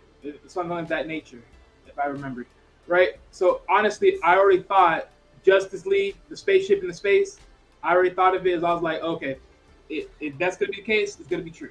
Now to this point, the whole Justice League at the animated series, which we all know, they have their ship and they're based at space, and of course, further along. So this is gonna just be the complete add-on version of it all. But I will say this, right? And to this point, right? Why does DC have such a problematic issue when it comes to making movies? Honestly, I always say it like this, right? Cartoons, they're on top. The cartoons is easy to make because they can stay on topic on the cartoons because they usually do what? Singular. They do the singular view, and then of course they usually go into the full package. But the only thing is the singular view was only the Batman and the Superman for most of it, and then of course they just jumped the Justice League part. But other than that, in most cases they're not, right? Even in their animated movies, that's even better. But the biggest thing to the movies themselves, as far as the live actions, a lot of those problems are the money. Because let's be honest here, if we look at Marvel, right? Like in most cases, most of the Marvel actors that were supposed to be painted in a certain way, they weren't even, fully to the max of what the character should be. Like for instance, the next Marvel movie they have, the Quantumanium. Okay, right. The villain for that one is going to be I forgot. Marcus, remind me. Who is it? Can you repeat that real quick? Repeat that. It's Thanos' brother. I forgot his name, but he's like a time traveler type dude. Yeah, time travel. Because we're gonna go to Quantumanium. I forgot the name though. I forgot the name of the villain. You're talking about Kang the Conqueror? Yeah, Kang the Conqueror. Thank you. So right. That is not Thanos' brother, by the way. It is not. It's not. You know whose family descends from though? Mr. Fantastic, because he's Nathaniel Richards. Nah, I believe Kang the Conqueror is related to Thanos. No, you're talking about the other brother of Thanos that would look like Harry Styles that came at the end of Eternal. That was literally, I can't remember his name, but I know that one of them, he has a son called Thane, and then he got like a brother or a cousin that was played by Harry Styles. Yeah, because Thane is half human. Yeah, because Thane is a son. But when it comes to shout out to Jedi, welcome Jedi, great content creator here at the building. Here we go. But I want to do a quick shout out to Let's Talk the Better Black Life too. He says salute to the panel and chat. Just passing through to drop a like. Prayers to Jay's family. Stay strong. Appreciate that. Man. I'm gonna get. So we can see Jedi's face. Yeah, I know. Hold on. Let me get this. I want to see his. Oh, by the way, I gotta say this real quick to Jedi because I know I said it before in the chat before when I seen him in the panel. Congratulations, young man. Hold on, take this off. I want to see that action. Yeah. Oh man, I know he got some. Oh, he got some play for his hard work that he put in. But congratulations on your graduation. Congratulations on you accomplishing what you put your mind to.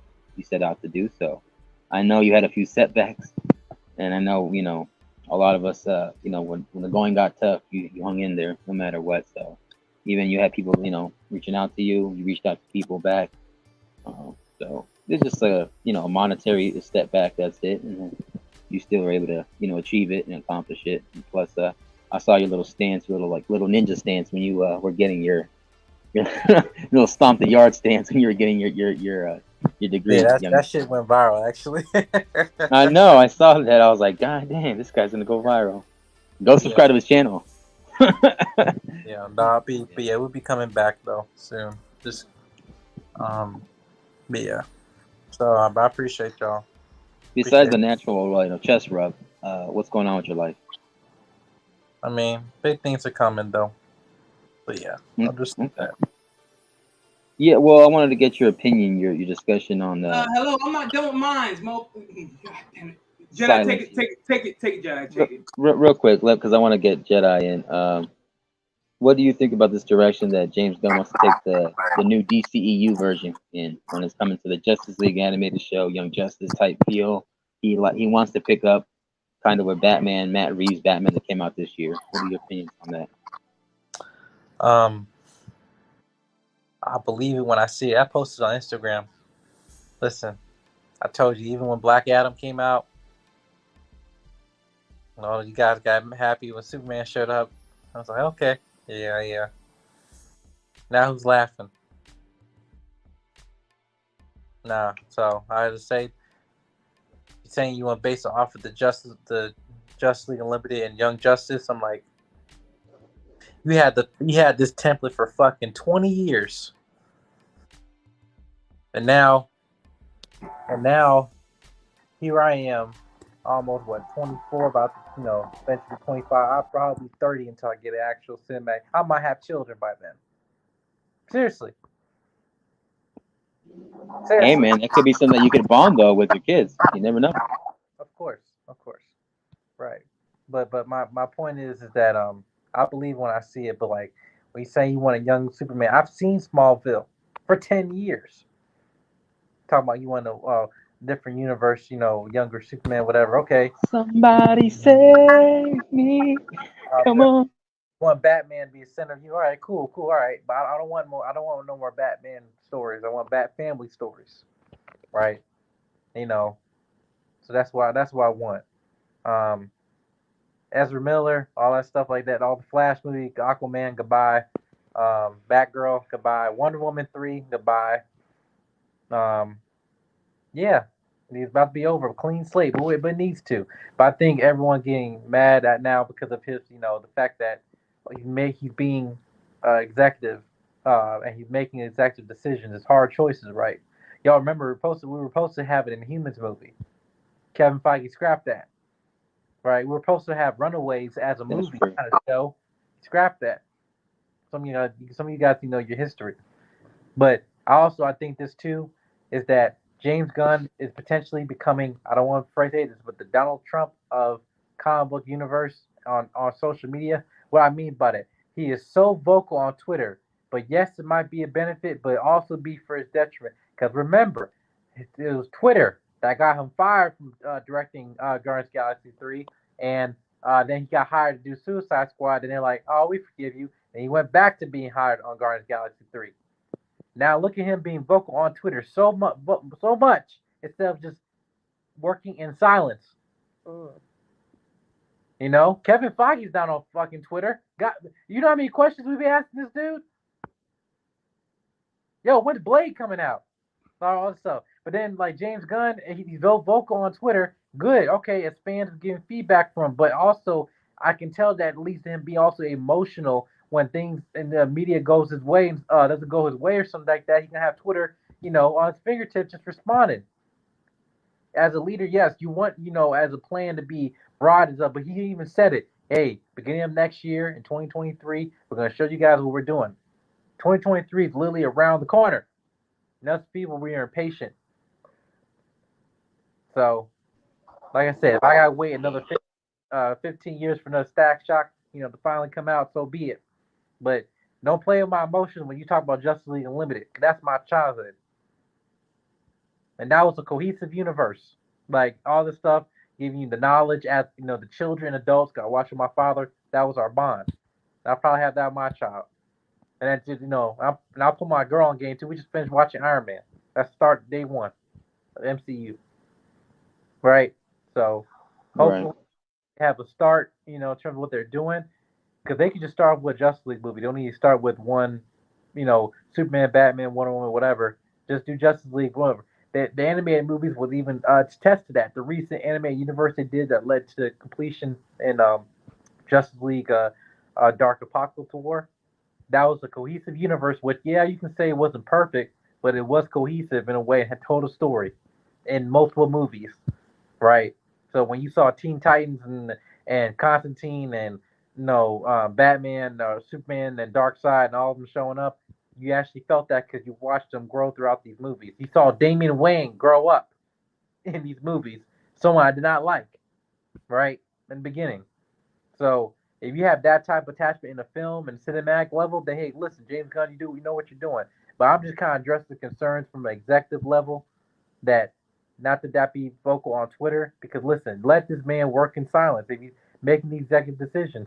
Henry Cavill, he's gonna be all right in his career. The Rock, listen, that movie should have came out back in 2007. It might have been a bigger success than it is now. But we already know how Black Adam was. It was okay. It wasn't horrible, but it was okay. But we got other multiversal movies. DC can set up, doing things where they have their main cinematic storyline, but then they also have their Elseworld stories, like the Batman. It's not connected, but it's still continuing. Joker 2 started shooting production this past week, right? They can do other Elseworld stories where it's self-contained. They can do a Kingdom Come storyline, just self-contained. Superman Red Sun, by itself, live action. And DC can do that. Well, Marvel couldn't. I don't want no fucking animated series. What if? I want to see that live action. So I think Young Justice and Justice League Unlimited, that, especially Young Justice though, because Young Justice did a very thing where they mature with their audience, something that a lot of properties have not done. Because I remember watching them in middle school, right? And now here we are watching the final season or this recent season. These people getting married, having kids, all.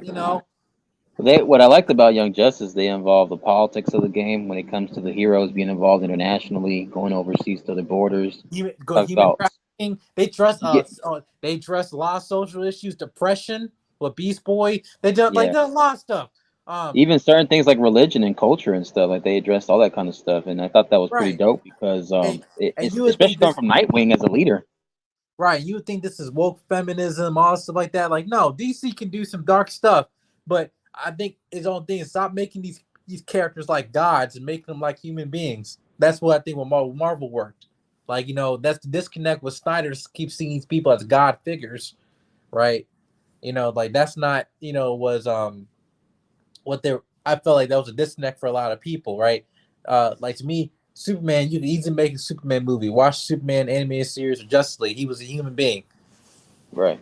In a relationship, with other characters address that, but so I don't know. I'm just saying, I have faith, but I gotta say, with patience breeds progress, and I'm just saying, us as film fans are becoming impatient, and but I believe when I see it. At this point, but we're not gonna see this for like the full sight of this for like another 3 or 4 years. Wait till 2020. Wait till after Secret Wars. Yeah, I think wait till after Secret Wars, and that's when you can have a full idea what DC's doing. And at that time, they can actually have room to breathe because that's like usually after Marvel go through their multiverse saga and all stuff, then DC can come in like, all right, now hold my beer. Yeah, because I think like when 2016, right? Because I know 2013 had its Man of Steel, and then they waited for a couple years for Dawn of Justice to come out, and it was a financial success, right? Dawn of Justice, and you okay? You look mad, but yeah, Dawn of Justice came out, and it wasn't well received completely, but it still had its ups and downs. It did have a potential. It's still. I don't think it's a completely bad movie. I thought it had its really good moments in that movie. I have spoken. I'm here. Oh man, Wakanda. Oh man. Tribal sorry. Chief has spoken. But yeah, like I think Dawn of Justice had its good moments, and then Suicide Squad was not. I don't think it was a good movie at all. Really, I honestly didn't. Not that 2016 one. The 2021 one, I like that one with James Gunn, the way he directed and the direction he took, and certain oddball characters that were in it. It was like a motley crew of different type of characters that you wouldn't think would be like a main leading group type, archetype of a direction. When you had Polka Dot Man, you had a Peacemaker, you had Deadshot. Was it Deadshot? Was it no? It was the other guy. Bloodsport. And you had King Shark. You had the Rat Catcher 2, which is the daughter of the original Rat Catcher. I want to give you an example in Black Adam, there's one simple line that actually I liked, but it went over people's head. And when Adam Smasher, right, he was talking to his uncle, right? That was an example of legacy, right? But it was only brief. But that's what I want to see on a cinematic level with DC characters, right? I want to see a Jay Garrett live action talking to Barry Allen and all that stuff. You know, I want to see hopefully a Ted Core can talk to a young Jaime Ray, young Blue Beetle, right? That's giving legacy of a universe that you could do a Justice Society of America storyline in the 1960s. You know, Right. and make it like a Because that's what they did with Watchmen, right? Because they went back to the 80s. That's why. right. But it explained the heroes from the 30s, 40s, and 50s.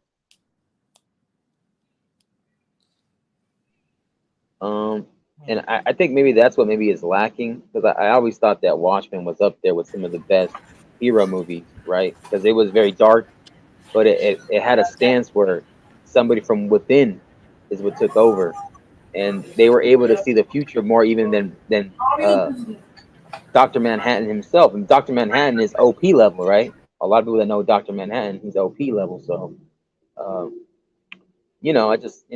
think it's pretty dope. But I think about what hope it Jedi. goes good. Go for it, Canadian boy. You want to think what Jedi Mike said. When you look at Young Justice, a lot of people grew up to love Young Justice because they were trying to be consistent with it. When you have a level of consistency, when you're building up a character, you're building up a product, a storyline, it draws people back. I don't want to sidetrack. When they redid Thundercat based on the old version of Thundercat, they created a deep level of Thundercat. Oh! Everybody who watched the last version before Cartoon Network, before they canceled it, they were building a good storyline, a big story base, and they're building up the character with something whereby people will now able to identify who is who is not, who characteristic it did. When you do such a thing, you want to keep on going with it.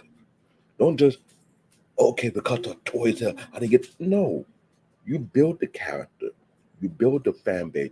When you build a fan base properly, they will buy the merchandise.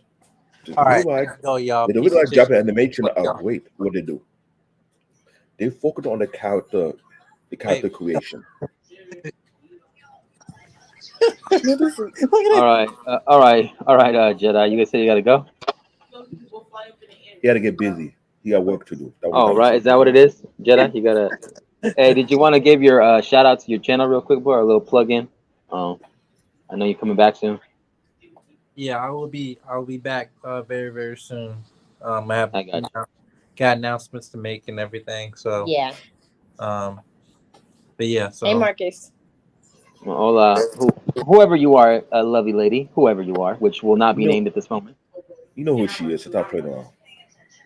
We're trying to run the alias of secret identities here, sir. This is the Watchmen Hour right here. So we try to have secret identities. I know. I'm a nerd. Yeah. I apologize for the gunshots in the background. The kids are playing with their toy guns. That's just my son playing Overwatch 2. Real quick, make sure you hit the link, like, share, subscribe, leave a comment. We'll post your channel in the public chat too, by the way, Jedi. If you want great content, reviews, notifications, want reactions to content, entertainment media, he is part of the Film Association, and he also is a recent graduate. And all up and up from here. So happy holidays, Merry Christmas to you and your loved ones and your significant other. And shout out to you, sweetheart. Make sure y'all be safe out there in the holidays. Merry Christmas, Happy Kwanzaa, Happy Hanukkah, whatever you celebrate, whatever you believe in. Shabbat shalom. Shalom. Yeah, man, this is gonna be an interesting year coming up. Yeah, right. It was a crazy 2022. I'll tell you that. It was pretty crazy. A lot of stuff that happened, whether it was in internet, spaces, real life, politically. Yeah. You had sports. You had people passing away, the fallen. A lot of celebrities passed away. A lot of family members passed away, loved ones. And I appreciate you too, Jedi, for holding it strong, holding it down, and just all up and up for you, man. And I'm happy for you. I'm proud of you. And I appreciate y'all, man. I love y'all, but I'll talk to y'all soon. Okay. All right, man. Go slay that dragon. Go slay that.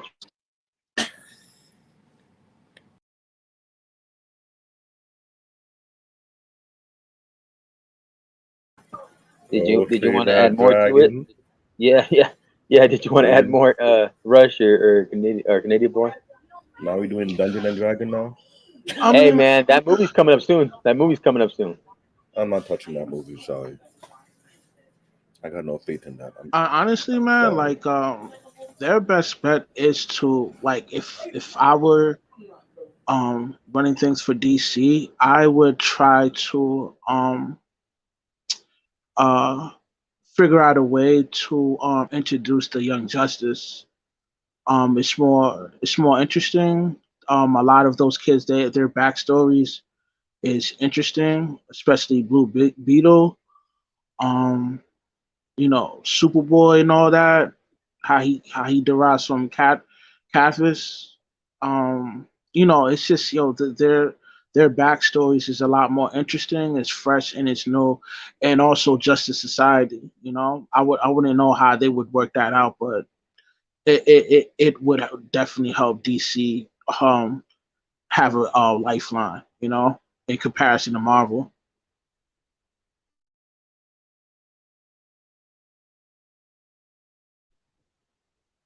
All right. Canadian Boy, did you freeze? Oh, I thought you froze. That was a good freeze moment right there. I thought you were stuck for a moment.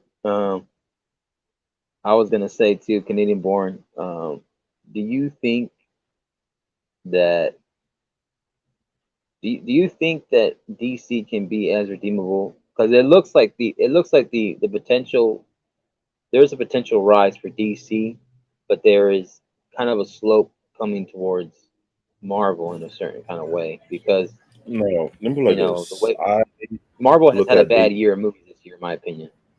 I get it, but for the past 2, 3 years, I watched DC. What direction they're taking? What is the objective behind it? What I noticed is that they are trying to throw out a multiple set of ideas and see which one will stick, which one they're going to follow, which one they will carry on to the next level. Now, they had different variations of Batman coming out left and right. Then they did the Suicide Squad a couple of times. Okay. Now, when you do all these type of things, it kind of like you just throwing things out there just for the sake of making money. Okay, they can get my action pack, just throw a bunch of fireworks and bunch of cliffhanger, and that's about it. Now, when I see that a lot, is like I said, I grew up watching DC, Marvel, and you always want to see a storyline, see how they will progress. But when they're not being You're talking consistent, about the cartoons from the 80s, the 90s, right? 80 to the 90 up to now, and that is when the biggest problem is. They don't know how to be consistent and build from there. When you build from there, you build a franchise, you build a fan base. And when you build a fan base and people come back for more, yes, your toy sale will goes up. What I hate to say this, the production companies in this country are doing things back. They want to put the cart before the horse. They're not willing to build. Let me compare them to an NBA team. They want to win a championship, but they don't want to build a championship caliber team. You get what I'm saying? I get what And you're they saying. and they know this very well. They're losing to their Japanese counterpart who have been consistent and never stray from the end goal. They're the reason why people are from all over the world are going after these latest anime that coming out and they're following. And when these people are waiting for it to come out the next season, they're anticipating and they see what it looks like. Okay, oh yeah, yeah. Like Japanese are great storytellers. They know how to make you come back for more on, make you wait patiently, even though you don't want to wait patiently. But come at a time you give you the next doses, it's fulfilling, but you still want more. DC have not yet got to that level yet. They did that back in the day when they're being consistent and they dropped the ball. Marvel was doing the same thing at one point, then they dropped the ball. So right now, when I hear these things that's coming out, there's not much faith in their product to me.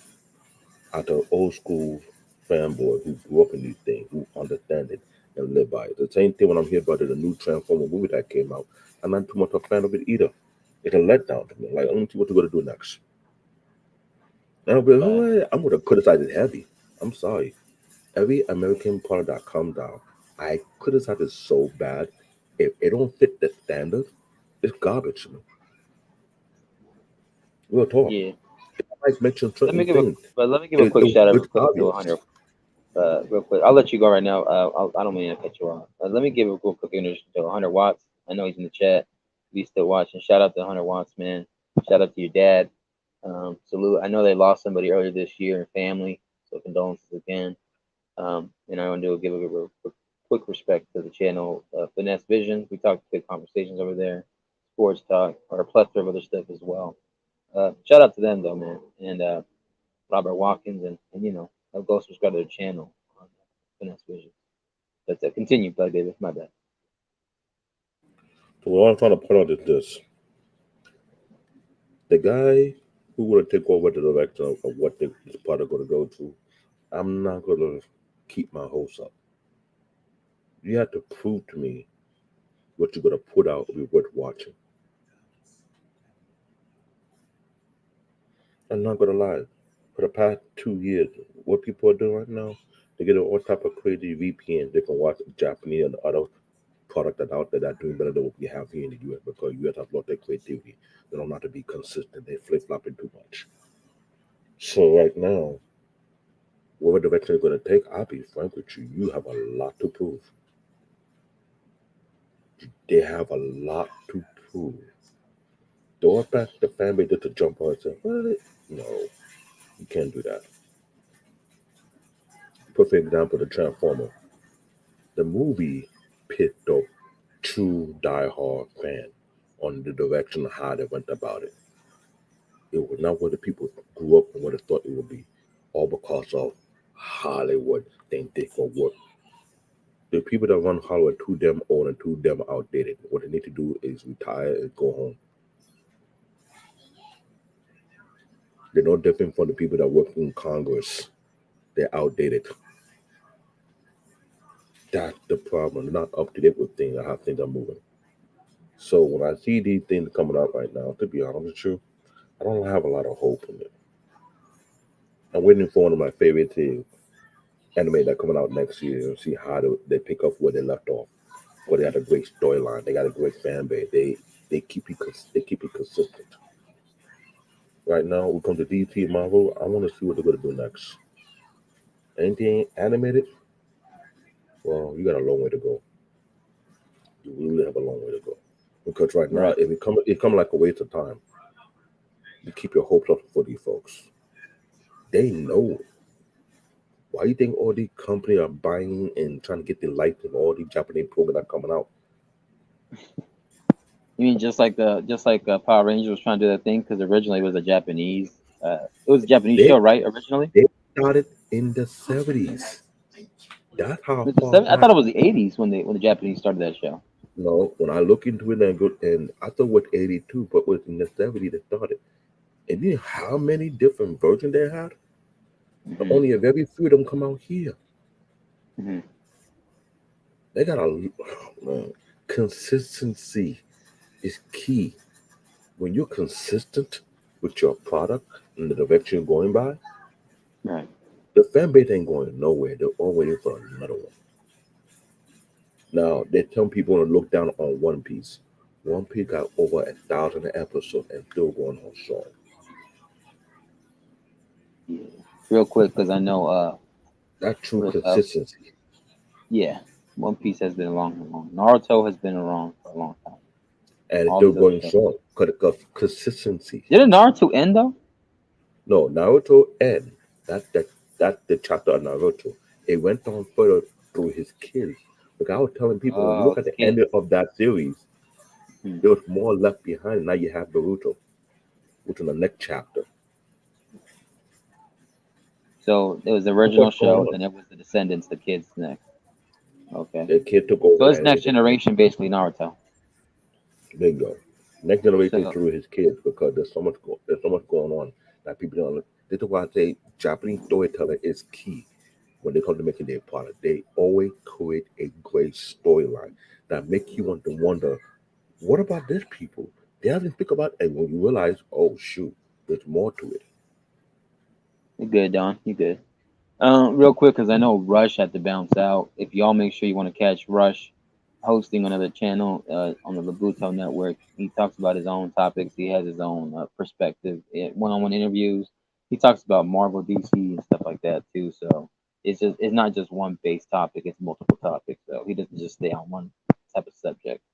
And real quick, Black David, because I know you're here because you didn't get a chance to comment on something that we talked about earlier, which I think I texted you and messaged you about it. It was Yeah, I was good. On the Master P thing, I'm not gonna go on it too much because there's so much need to be uncovered. Because for one, what Master P have been doing over the years, everybody see what he have done from his record label to what he's doing with his son, what kind of business he's trying to do. He understood the game properly. What he understand how these big corporations make their money, and he was trying to do the same exact thing. And when you trying to teach your son, God bless him, his son don't got a record. God bless him, his son didn't make a mark of it for 40 years. But when you do the things you do, and you come out and say your mom was correct, but your mom was on drugs. Shout out to Pink Book lesson because she called it out. Your father was trying to teach you something and lead her on the right direction. And concerning his sister / his daughter, that is the curse of being super wealthy and being a celebrity. The pressure of fame and the limelight will affect you if you all worry about what people think about you. Now, it said that he was trying to help his daughter 7 times over, right? It's free will. Either you take the help people give to you, or you put your into what you want to do, right? Now, Romeo, since he knew this, he could have done the same thing too, pull it to the side, but like, yo, you can't be doing this. But let's be real, they're all grown people like to do what they want to do. It's not so. So when you want to out your dad and be like, it's all about social media, but if you check his Instagram platform, you were promoting the product that you were selling in the community. That's called marketing 101. Shout out to Taru. Now, I get it, I understand it. He used his Instagram to market it, his product, because you know why? He don't got the time to advertise it on mainstream media. Because mainstream won't advertise his product like they advertise other products. They put all type of cereal in your face because they have a backdoor hand agreement with a company who's selling the cereal, who kind of cut they get for the merchandise whatsoever. So that's smart though, because that's smart because I see people endorsing and engaging in their business and advertising on Facebook. This is where Romeo was being stupid. His father uses social media platform to advertise the good that he was selling. He didn't get the chance to advertise the good on mainstream media because you know why? These mainstream media have a closed circle who they want to advertise what good they have. When you watch all multiple programs on multiple channels, and you see the ad for the medicine, you see the ads for the sneaker, you see the ads for the cereal, you see the ads for the medicine. There's a contract that was signed that if you air my ad, you get X amount of money. They were talking about the ad dollars. He don't get the chance to make an agreement with these mainstream to have some negotiation whereby he can advertise their product and get some kind of revenue from it. And you put it out there. They will not put your stuff because they see that what you were trying to do. He competed with the juggernaut who already had their foothold in so many households. So since you cannot do it, plus you don't have the money to pay mainstream media for the kind of ad that they're looking for, I will use my social media platform, promote my work, promote my cereal, promote my shoe, promote whatever product I'm selling, and keep it that way. How often have black people promote others' platform? Black people promote Instagram in the multi-billion-dollar industry. Black people promote Facebook in the multi-billion-dollar industry. Black people promote YouTube and etc. Now you got one that's supposed to support black people, aka fan base. How many people jump on that one in time to build their own? You build up. This is where the ignorance come to play. Black people think they know better, but actually don't know better at all. They want to point finger, just like Kanye West, the idiot. Talk about they control this. No, they put their resource together, just like the other group put their resource together, just like the other group put their resource together. When it comes to black people, we don't know how to put our resource together and build big. We want to tear down people. We want to point finger at people. If you would have done the same thing that the people of the yesteryear during segregation, their business was striving to the point whereby they were getting bombed. Let's let that sink in. Yeah. Wally, The are you still there? yesteryear, Right there, by the the way? yesteryear generation was so highly successful that they were intimidating their white counterpart. They didn't like the fact how these people were being successful to the point that they bombed Oklahoma and many other communities just like that. They see the greatness that black people have when they come together. And what they do, they make sure the mentality, the ideology, so that they'll never get there again. Now, only a very few collective try to get there, but they know the majority will not going to join in because they're so ignorant, they're so backward thinking. Master people will teach women how to conduct themselves, doing that stupid growing up in hip hop because they were trying to make a mockery of what they were doing. You were building a school, you're building an institution, you're building a platform, you're building a foundation. The thing about Romeo, he got, how do I put it? He's not emotionally mature how to control his emotion. He laughed out.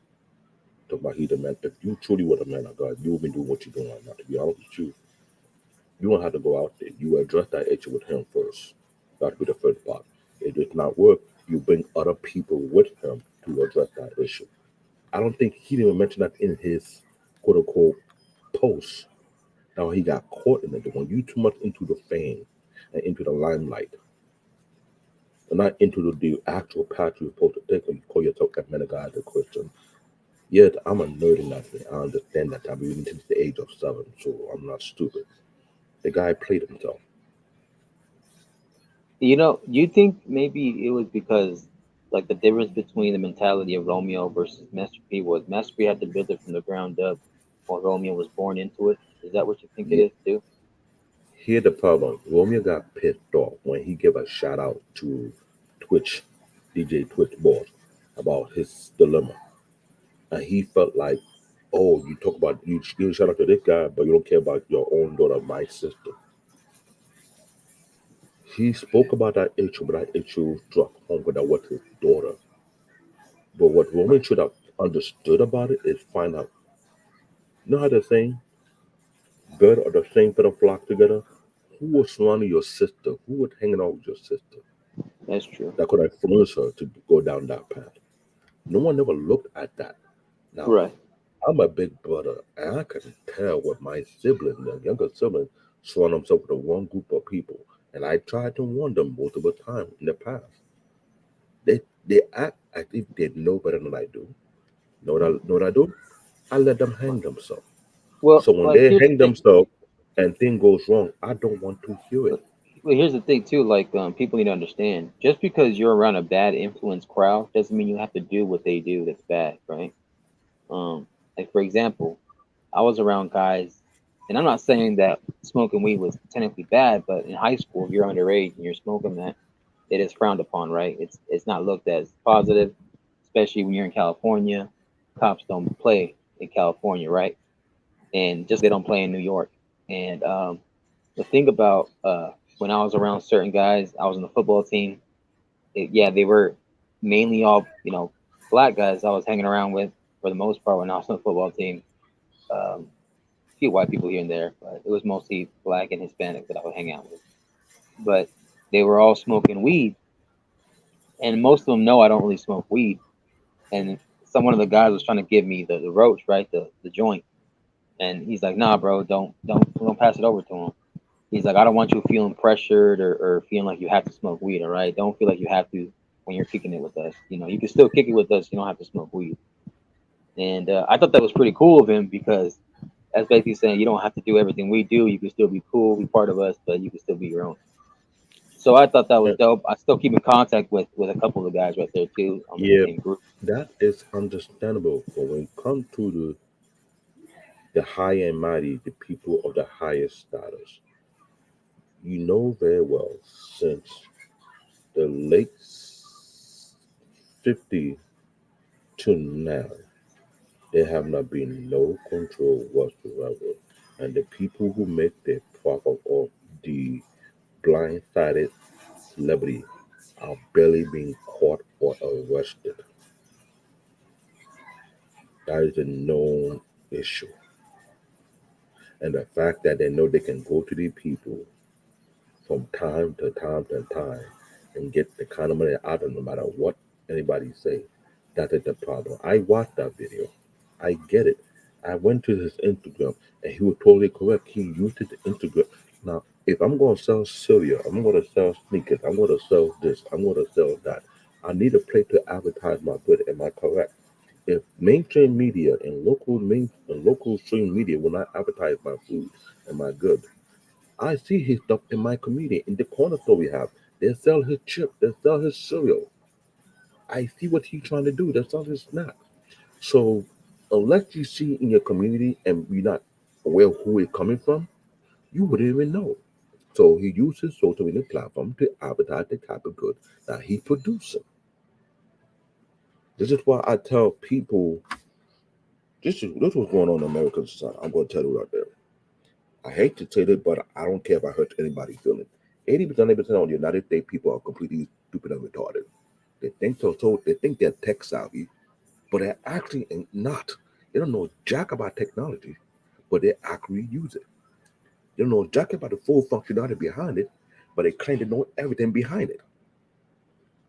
Romeo is the perfect example. Let's put Don Q. You see Don Q ad on TV? No, I don't. You see Don Q ad on local TV? No. What he had to do, he had to use social media platform to advertise what he does, hoping that people will pick up on it and reach out to him, call him, and call for his service. Is it not so? If he's not advertising in there, we're going to advertise it. You can't put it in the newspaper no more because people better read newspaper. People only buy newspapers now, like it used to be back in the day. Everything's on the web now. That's true. So how will you reach out to the customers that you're looking for? If you don't understand the function on how to use certain tools that will help you build your business properly and not think it's all about clout, this is why these so-called millennials, the so-called young goat, I call them goat. I can't call them billionaire because they're not smart enough, because guess what? The foreigner are being highly educated to take over the high-level job that their brain cannot even compete with, nor have the capacity to do it. Do you think experience or education overrides in order to do a good job? Here's the problem. Forget about American education. It has been completely watered down to the point whereby it's completely garbage. Unless your parents were blessed enough to put you into a private school where the curriculum rival to that of those or other country who was under the top 20. If you're not going to the private school, that it costs you about almost, I don't know, $19,000 to $32,000 per semester, then wherever you're getting, it's almost garbage unless you go to school outside the country. Yeah. I'm keeping it Hey, real Wally, 100%. I'll real quick because I want to check if Wally's there. Wally, can you unmute real quick? See if you're still there. Just for like mic check real quick. Because to what I'm seeing, what I'm observing, Of course I'm here. people think they're so woke. The idea of being woke, it kind of like it really pisses me off. That's the thing about it. People think, oh, I'm so woke. Oh, it's cancer. It's like, come on, really? Look what's going on with TikTok. Yeah, that's true. But then again, like, that's just the new wave now. So we got to move up with the times. Unfortunately, when certain things, we don't have to move up with the times with everything. but certain things is just the new. Certain No, things we what gotta they follow need, for a no, what business. they need to do is remove this garbage with a core educated and update it properly. Yeah, Because right now, that makes I'm sense. I'm I'm telling you right now, in less than 10 years, any immigrant outside the country on a sixth grade level will beat anyone in middle school level out here. You think I'm lying? No, I don't think you're lying. I went outside this country at a young age. 7th, 8th grade level math I did over there, rival 9, 10 grade math over here. Yeah, that's true. Because I know I have a buddy of mine named Sheel Patel. He was from India, but he came over to the States a few years ago before I knew him in high school. But he knew perfect English. He talked perfect fluently, like everything, and he sounded American. But his education system mainly was based around India's education system. But he was a 9th grader or a 10th grader, already graduating high school, Bingo. and it's crazy because I'm like, bro, this guy like he hasn't even hit puberty. It looks like, but he's taller Bingo. now and shit like that. But he's like, And you here's the know, he's problem. been in school for a while. India, my country, Jamaica, Trinidad, currently are the United Kingdom. So you're going according to the United Kingdom educational level, which is by far way higher than United States. And they keep on going higher. They're not going lower. They don't try to water down the public school education unlike the United States have been doing for the past 50 to 60 years. And they produce nothing but zombies, retardos, jackass, weak-minded idiot, confused-minded idiot, no spinal cord retarded individuals. Right. Shall I go Right. on? No, you're good. You make sense. I got the point. Like, So the thing is, people, other countries they're always going to be more advanced in certain education systems. it's because they're striving to be better, while America is striving to be dumber. You're talking about like mediocrity, like mediocre. The fact that for the past 30 years we have put the dumbest politician into office to give us the stupidest law to put out there that people could not comprehend where these laws come from is because you wouldn't pay attention who you put into office. What you vote in is a byproduct of who you put in. So you can put in an idiot, that make you an idiot.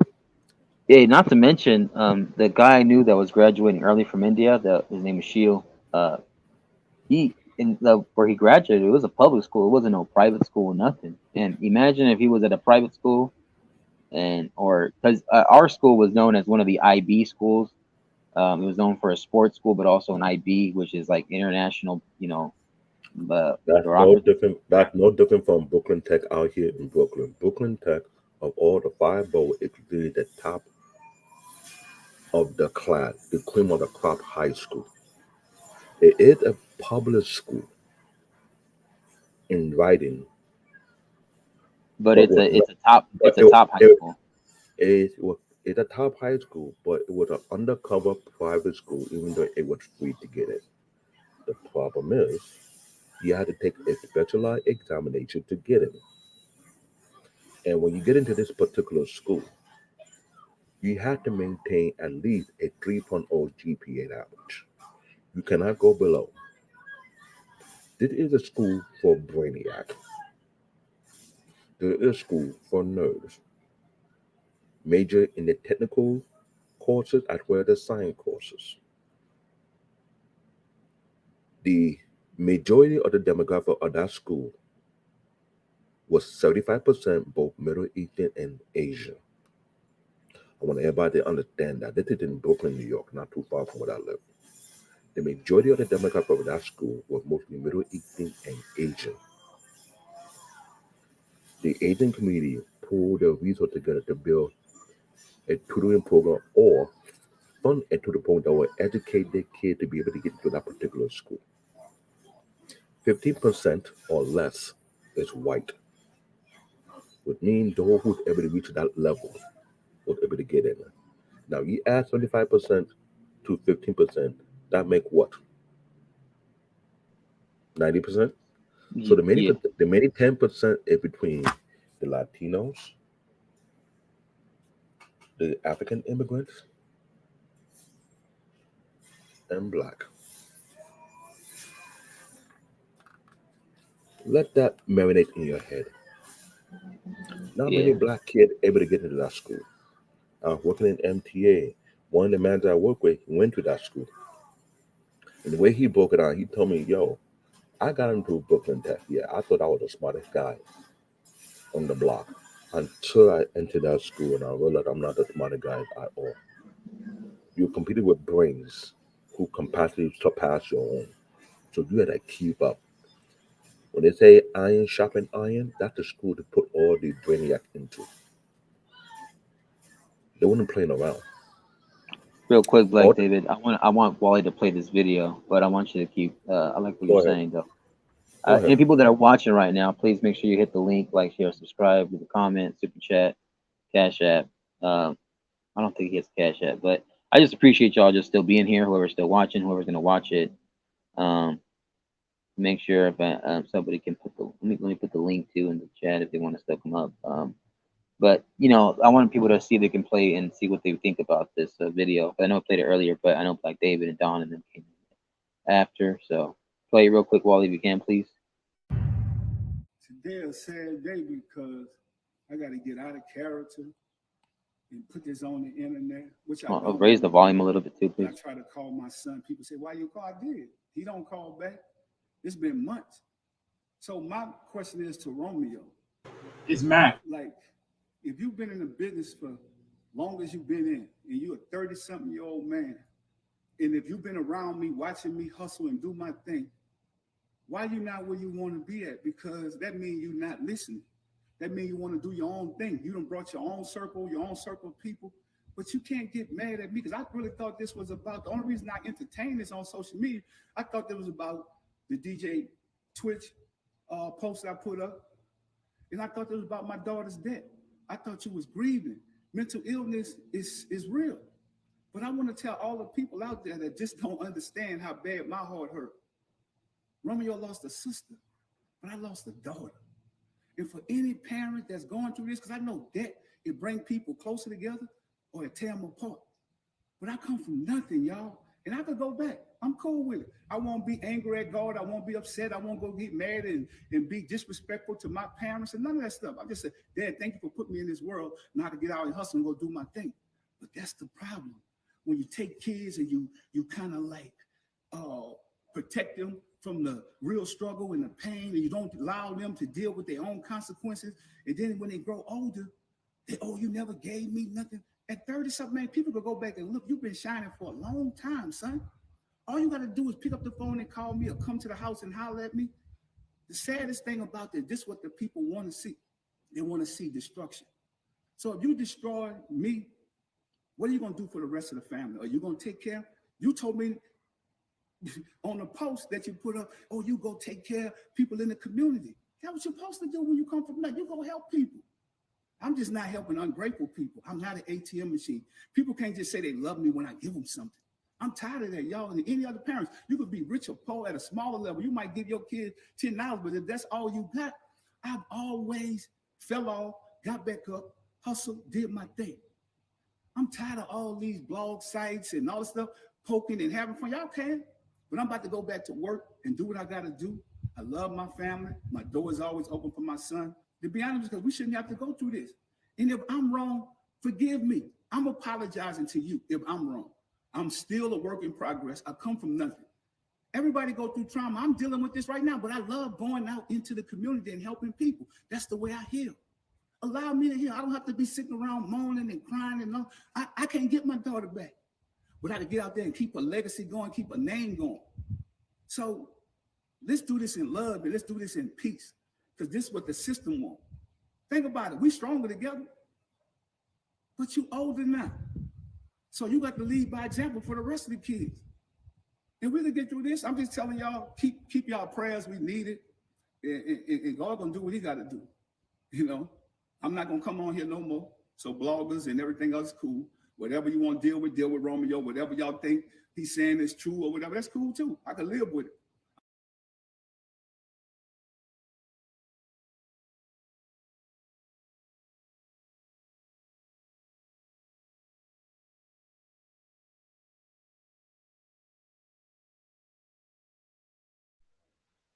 What do you think? All right. What do you think, real quick, again, Canadian born? And Don, if you want to chime in a little bit. What he just said is what I was saying earlier on. You were walking with your father. His father said he had his own group of people. What he had was nothing but yes men. People who were not taught the art of growing an actual business. You have people who were speaking in your ears who were not having or work in the environment your father was doing. I watched the guy when he was on Growing Up Hip Hop and the people he surrounded himself with. I asked myself this question.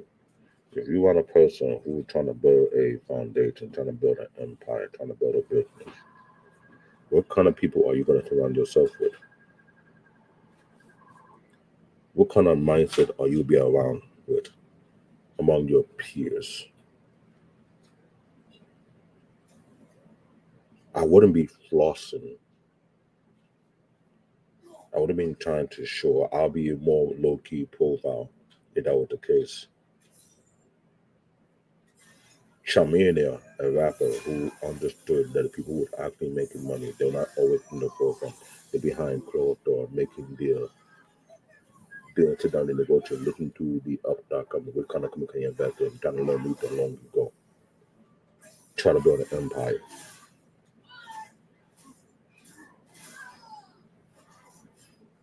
Yes, you were trying to get back into movie production and you can't go and do your album. Charlamagne have not put on an album ever since because he realized there's no money in there. Yeah. Real quick, Hip let me hop. read Don's comments. Romeo is not as intelligent as his father, and Romeo had the masterpiece blueprint, and he still did nothing with it. And that's the point. Master P is showing his son how to build something.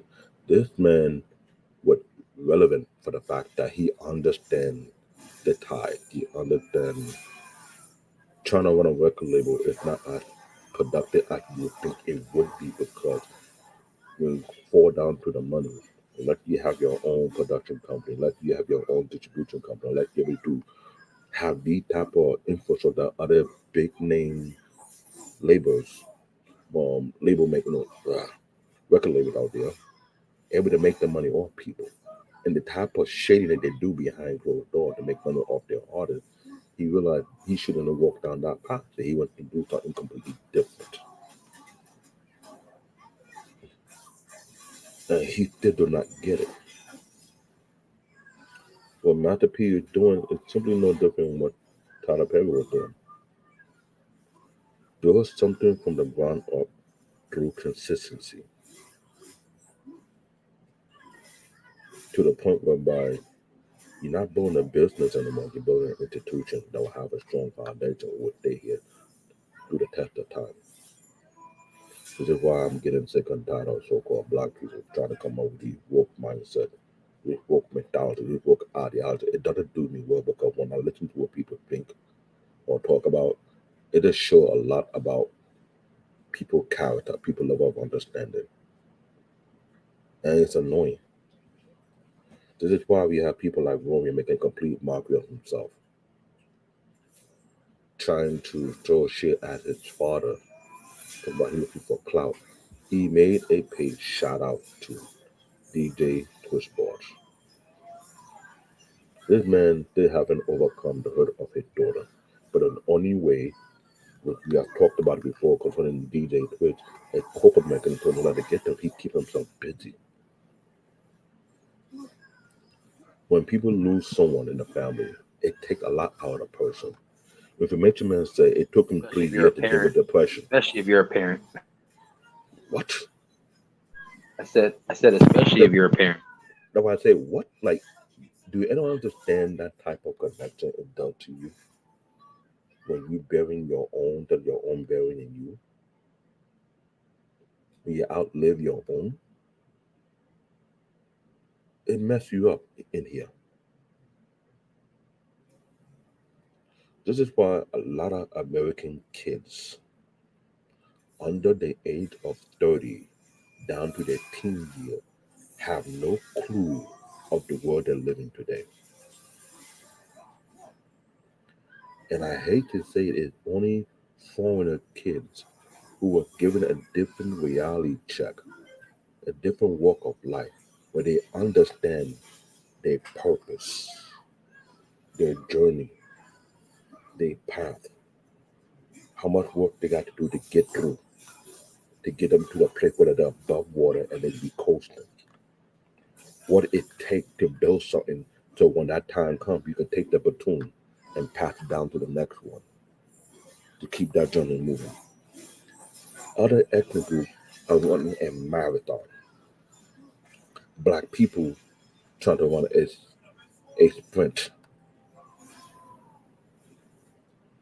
Black people trying to bring in or get that fast money that come in quick, but disappear much faster than what it is. They don't know what it takes to build long-term money that builds itself over time and multiply to the point where that is passing down to the next generation. What's that saying? With fast Legacy. money comes slow building problems. I know. This is why I don't feel sorry for the black people. There's no community. That's why I'm getting sick and tired of people use the word community. According to the dictionary. You sound like Justo and Mandrill. No, I've been this way longer than anybody else. I've been this way for a very long period of time. I share a conversation with Black Men Unfiltered concerning a video that comes from Jubilee.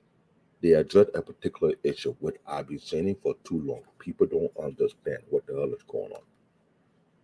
People are too clueless. People trying to be woke, but don't really do a in-depth research and find out the root cause of their problem.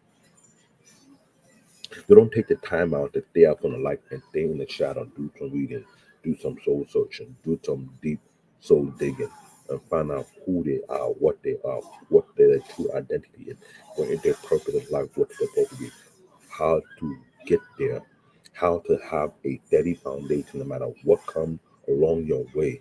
If your foundation is weak, I will say it again, okay, everybody can understand. When your foundation is weak, and when the storm hits, you will collapse and be destroyed with it. There are people out there who build a very solid foundation that can withstand the hit, the storm, the knockout, the haymaker, and still be able to keep on moving. Because first they did and build the root cause of their being. They make sure their feet is planted on solid ground. While everybody's trying to rush to be X, Y, and Z and float the outside gratification. The inside is shallow and empty. Then the reason why Kanye the way he is, he looks like a complete mess because his foundation has been weak for the longest. He's not a leader. He's not a genius. He's a court jester. He can never be a king. He can never be a queen. He can never be a duke. I've been using that system for the longest, the medieval system. There are 4 categories. You got the kings. No, make it 5. You got the kings. You got the queen. You got the duke. You got the court justice. And you got the peasant. Peasant is the majority of people in the country that watch the top 4. The court justice are people who are there just to entertain you, to make you laugh, to make you sad, to make you cry. That's all they do to make themselves a fool of themselves. Only a very rarely few people will leave the court just the right to move into the duke, king, and queen position. Kanye could never get there because his foundation is completely weak. All that shenanigans talk about, that have been known for the past 20 to 30 years. It wasn't new. Problem is, they're not the only one doing the same thing. Other people have been doing the same thing, similarly speaking. So you got they that control the media. Who control petroleum? Who control the natural resources? Who control the manufacturing region? Who's making their bread? Regardless of what you say and do, nothing changed. They keep on going. Yeah, everybody trying to be woke and everything. Everybody making a complete fool of themselves. You would say I've been this way for so long. When you grow up with two multi-millionaires in your country and they teach you the word ethic of getting there where they get to, they won't take no corner. They won't take no shortcut. They wouldn't cut in corner. It was consistency and work to get them there. That's who I grew up underwater in Nigeria. I watched how they work themselves to the ground. It'll be midnight, 1, 2, 3 o'clock in the morning.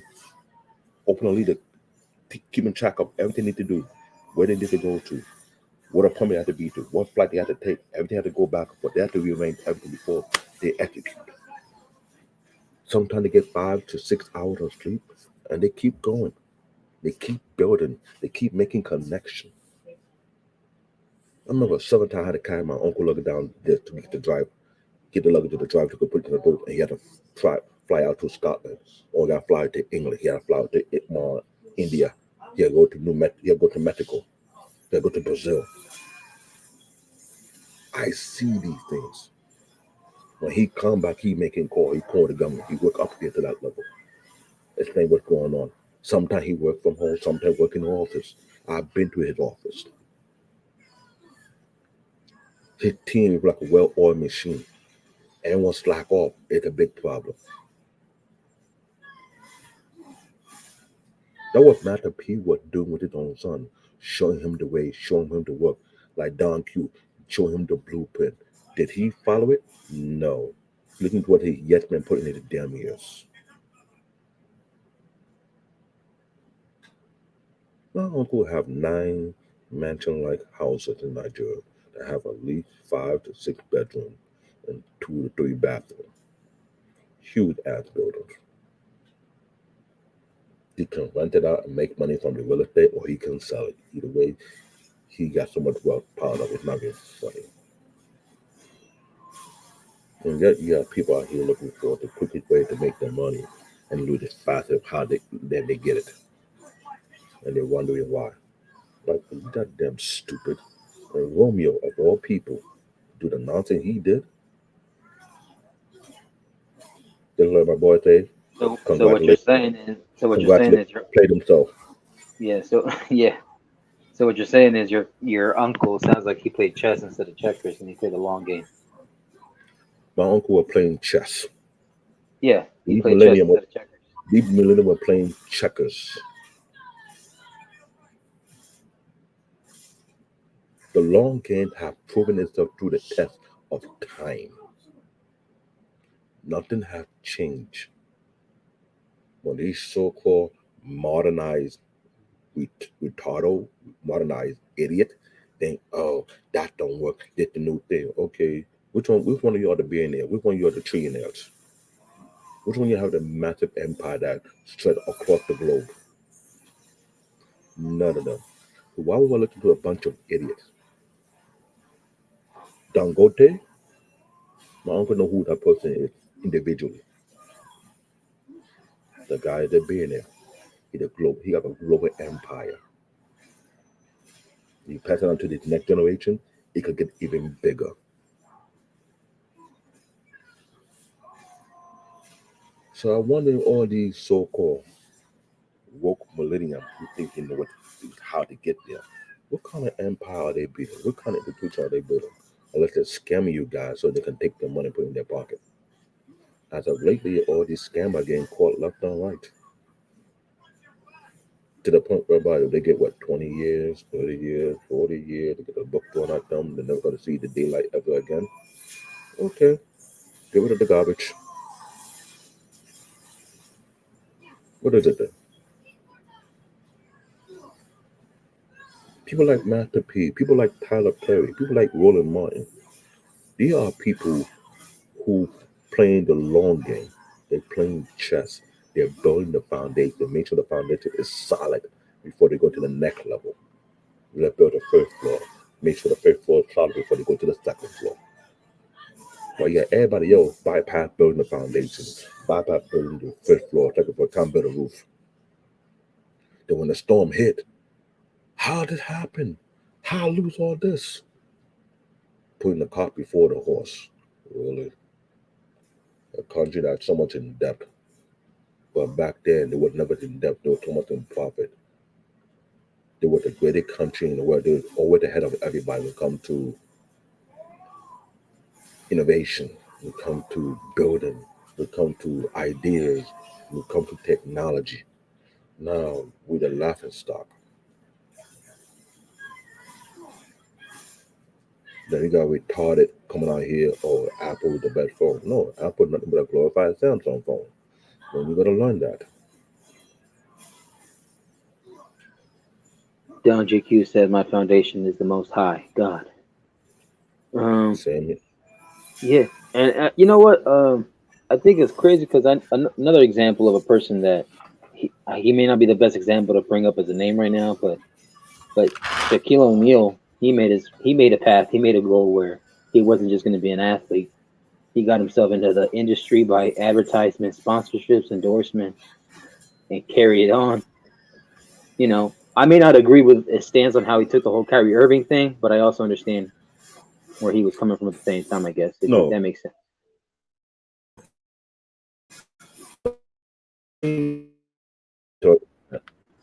Hold on.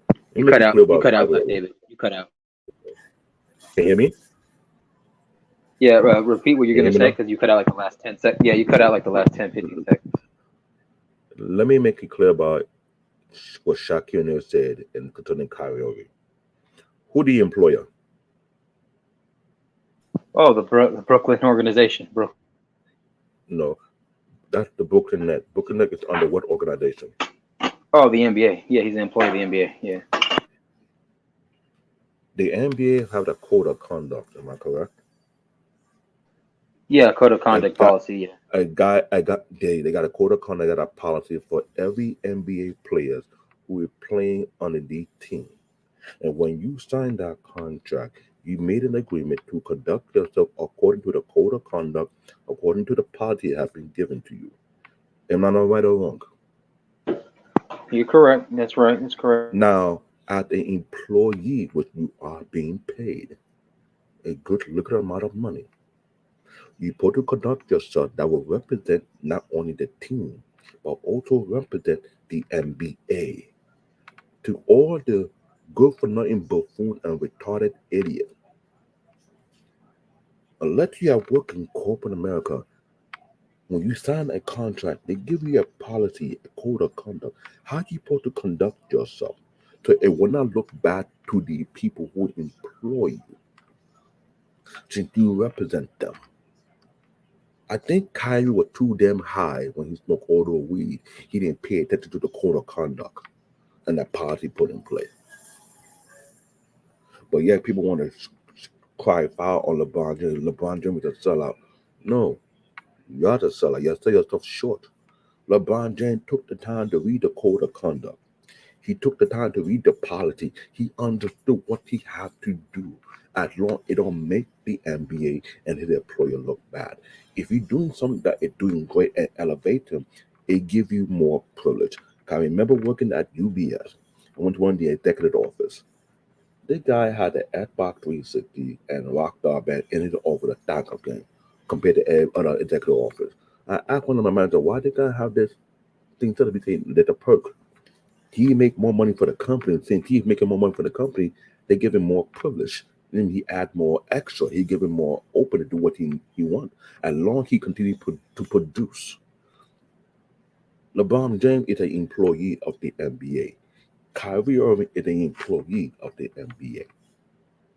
When you working under somebody, how you supposed to conduct yourself and the policy you supposed to follow is based on what you signed that contract on. And when you breach that contract in any kind of way, whatever consequences that come along is rightfully owed to him. And to the good for nothing doofus who were shouting, oh, you can't do Kyrie like that. Why don't you get a job and you sign a contract and don't read the contract?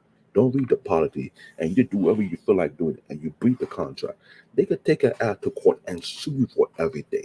And you go back on the street. What you gonna say next? That's totally unfair. No. Do you read the contract? Do you read the policies? You read the code of conduct. Every IT job that I applied for, that I was hired, I had to sign the contract. I had to read the policy. I had to read the code of conduct. I had to understand what I can and cannot do while I'm working under this company. That being said, anybody that think otherwise about Shaquille and LeBron James have been drinking chlorine for a long period and knowing their brain feel like mush. I said it.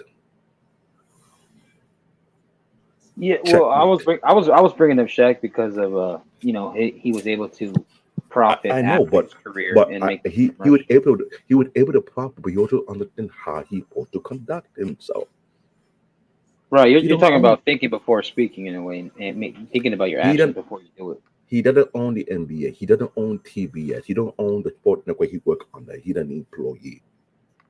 As long as you follow the code of conduct and the He policy, owns a lot of Papa John's. He owns a lot of controlling state yet general. he can make the rules on how people conduct themselves under his bid. He owned it. He's the joint owner. That means he has a say in it. Let me run a business and hire people and find out the people I hire going out there make a mockery of themselves. And people know they work for me. I will fire their ass and I will sue them. Because what they do could hurt my bottom line. Business 101.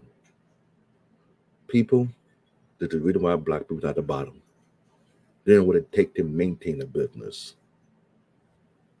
Checkmate. Anything else? Do anything want to knock out at the ballpark? Because I'm taking off the gloves. Well, I mean, the thing is too, like, and not to strive off the topic. I'm just like, at the same time, I get what you're saying when it comes to the Kyrie Irving thing, but at the same time, that applied to Romeo. Right. He's running on emotions. He's not running on logic. Men are supposed to be logical beings. You're supposed to think things through. Yeah, that's the part where you're supposed to understand the pros and cons of a situation. The post he put out there sound as if he have a female peeking through his butthole.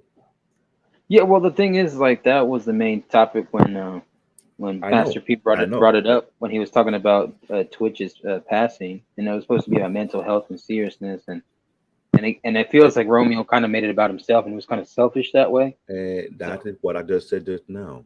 The post he put up there sound like he had a female speaking through his butthole. Funny. That wasn't a man-like move. That was a female-like move. That's what I told Wally earlier. I told Wally the same thing. No, let's be crystal clear here. Throughout history, either be in this country, either be North America, South America, Africa, Asia, whatever. The men of society who built these infrastructure, built these empires, were logical thinkers. They were thinking logical of the pros and cons of what they want to put out there and make sure that things stand. We had to be logical thinking. A lot of these business in this empire wasn't built on emotion. If that was the case, it would be like a desert a long time ago. It would have been like Somalia, looking for a handout to someone to help your ass. For Romeo to do what he did, he didn't put on a big boy pants. He was wearing some panties. That was that panty move that he made. Wow. The comments, perspective, and opinions of Canadian parents do not reflect the opinions of Jay Takashi and or others on the panel. But I'm just playing I know it does, but that was a panty move he did. Yeah. I know. I get you. I agree. Like I said, I was because Wally, he kind of had the perspective of the opposite side a little bit.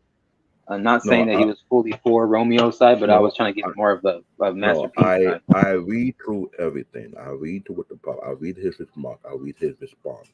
I listen to Master P. Master P was feeling somehow when his daughter passed away, and he spoke about it. When DJ Twitchboy passed away, similar to what, not the same way, but in a violent way, he spoke about it. Talk about this mental health issue was a big deal. Romeo, who was not wearing his big boy pants, he decided to wear the pad and put a sanitary pad in there because it might be that time of the month. Came on the platform and made a complete fool of himself.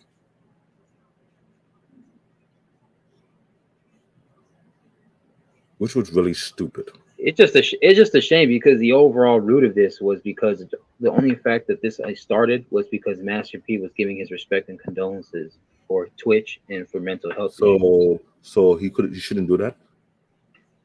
No, I'm talking about why Romeo gave that response. He I shouldn't have get it, but responded. so were we trying to say his father should never done that in the first place?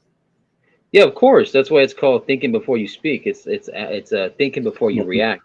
So that's the thing. He wasn't thinking. He wore his panties with the time of the month. He yeah, had to put his no, I sanitary get pad you on. on that.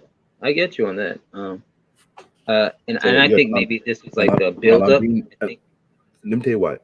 When you have elders who are logical thinkers, who are mover and shaker of society, and you grow up under those type of people, you see how they think, you see how they operate.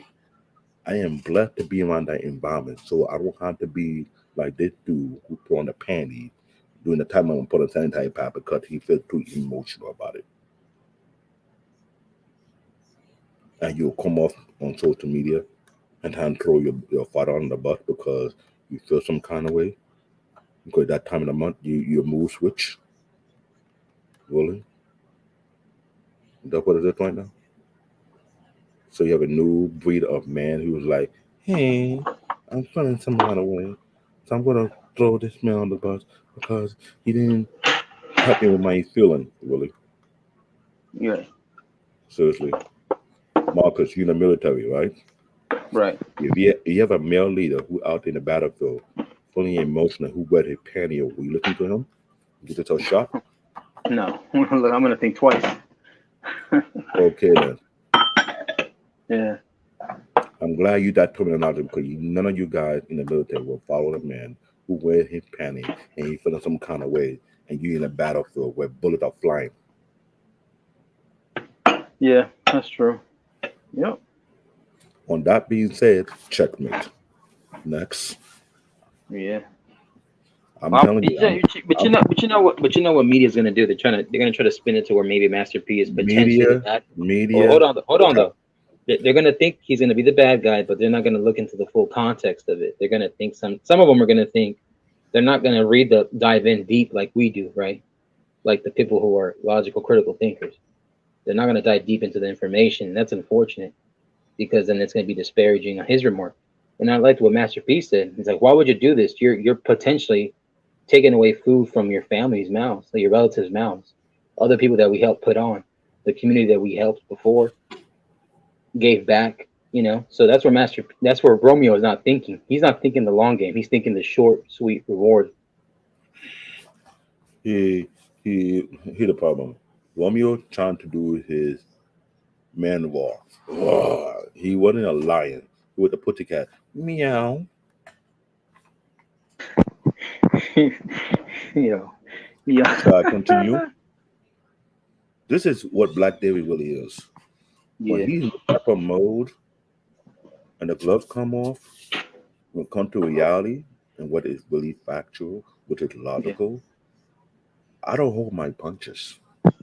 Yeah. I don't punch up, I don't punch down. I did obliterate. So what women need to do and get some counseling and ask why he's still wearing panties, not wearing the big boy pants.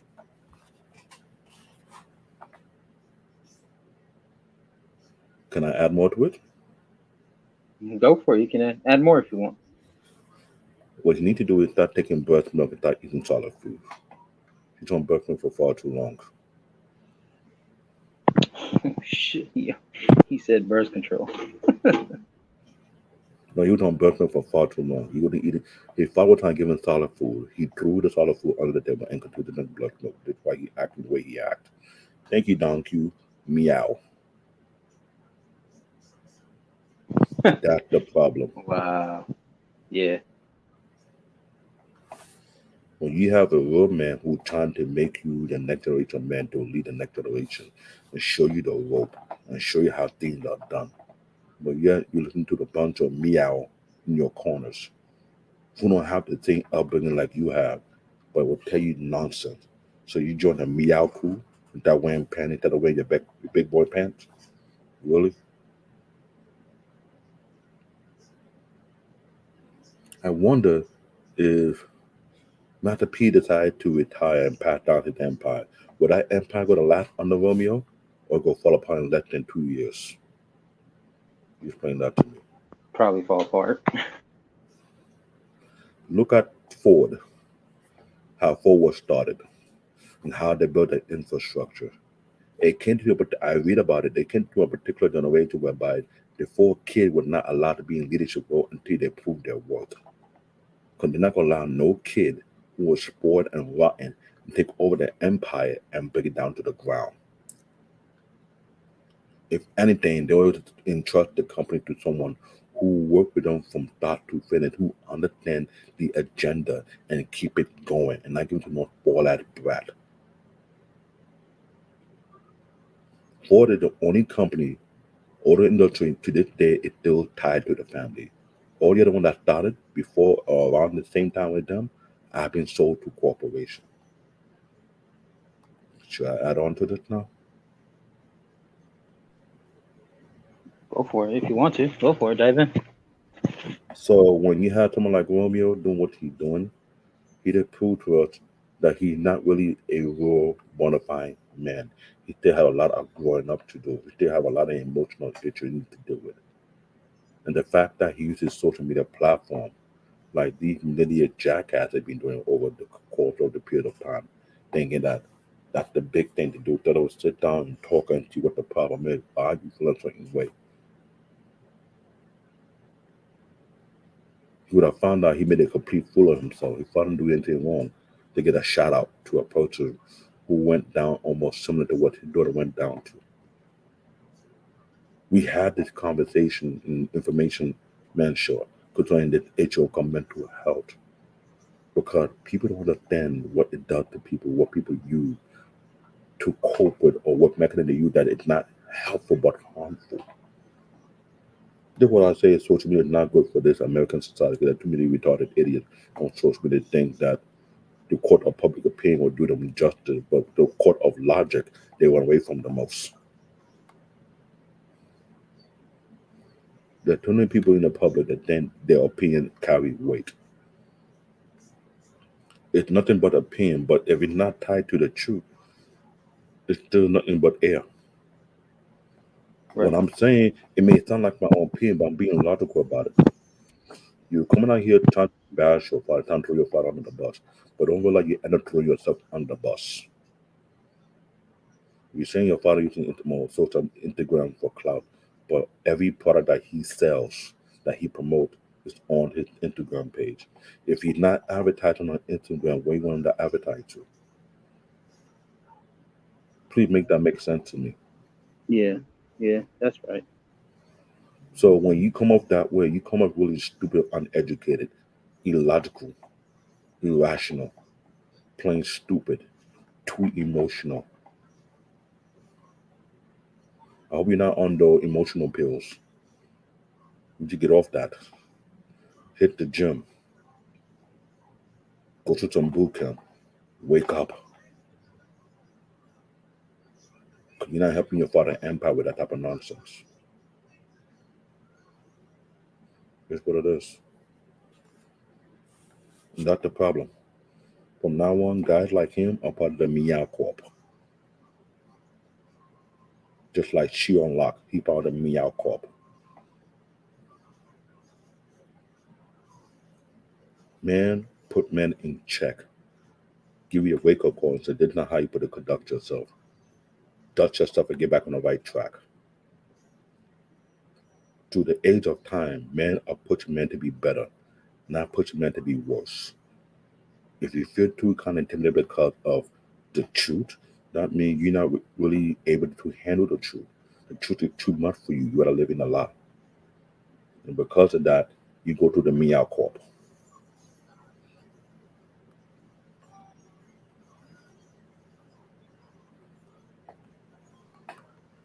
Wow, that was that was a lot. Some shots were fired. Some names were called out. Shot. I'm nuking. I ain't doing no shooting. I'm Yeah. dropping nuclear bombs. It was I'm telling anybody. bazookas. I ain't It taking no prisoner. was heat-seeking missiles. It was bazookas. It was I'm grenades. sorry. When it comes to me, I don't take prisoner. I obliterate and not destroy. Right.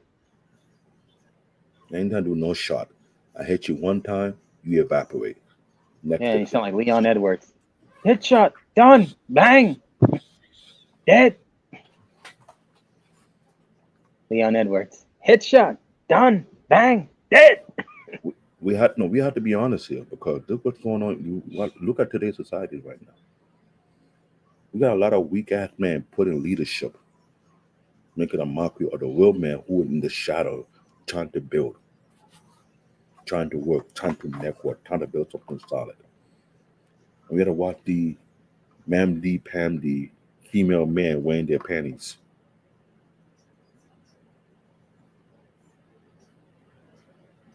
Look at Andrew Tate. See how he conducts himself. You can hate him all you want, but he's speaking the actual facts.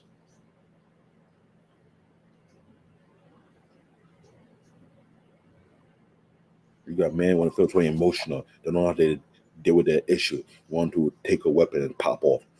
I didn't grow up that way. I grew up when you know how to use your fists. Live another day. You learn from it. All these weak ass men out here, the moment they leave the United States so it goes somewhere else, they'll pee on their pants immediately. Oh no, that's too much, that's too hard. Really? Is it too hard or you just too weak? Which one is it?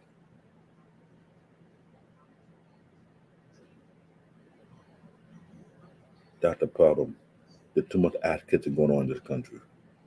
I don't do well with ass kissers. I'm an ass kicker.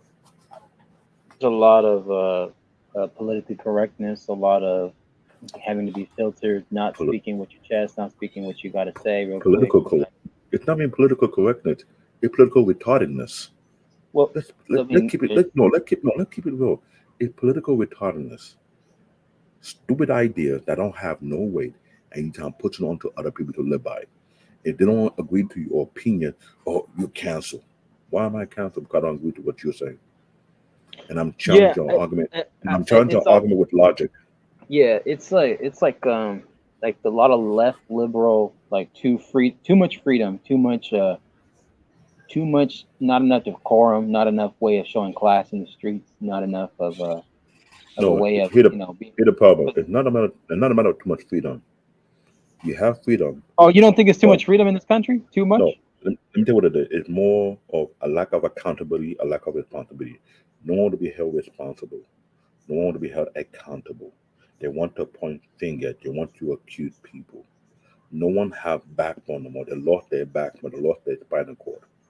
So if you correct somebody, what they're doing is wrong. Oh, let's counter him because he's trying to correct me. Really? Is that what it is now? Yeah, I just think because I'm being logical and I'm picking the fact and I'm picking the truth and I correct what you're doing is totally wrong and I intend there's a consequence behind it. But because I tell you the truth, all of a sudden you want to counsel me because you don't like it. It didn't fit your feeling, it didn't fit your soul because it feels somehow you're getting emotional. You go into the countercultural realm, really. I think what I mean when I say too much freedom, there's too much freedom for one selective side than the other, and there's not enough freedom for the other side, which another side has to feel more muzzled, more controlled. No, it's not a matter of freedom, it's a matter of accountability and responsibility. Those are the two words you don't hear much on the mainstream media. Yeah. Everybody wants to gloss over and then look at the, like for example, for the whole entire year, people say, oh, they're not going to charge Donald Trump. What does the Constitution say? Are you trying to say Donald Monkey D. Trump is over the Constitution? He's bigger than the Constitution? Let it be a black individual. Would they say the same exact thing? Let it be the Indian person. Would they say the exact thing? Let it be a Latino person. Would they say the exact thing? Yes or no? No. Yeah. Let's just stop it. do what it is. I do what it is and what it's not.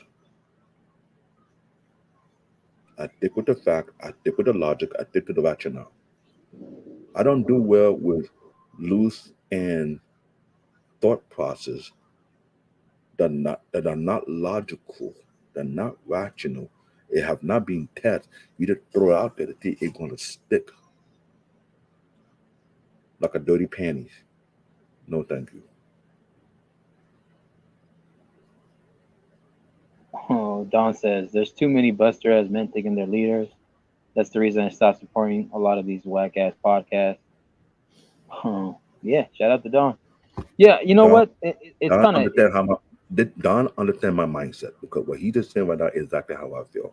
That's why I don't show up to any podcast. If I see certain podcast where it's not logical based, not rational based, it's about too many what is a what, and you're not being logical about it, then you're telling me you don't wear boxer, you wear panties. Meow.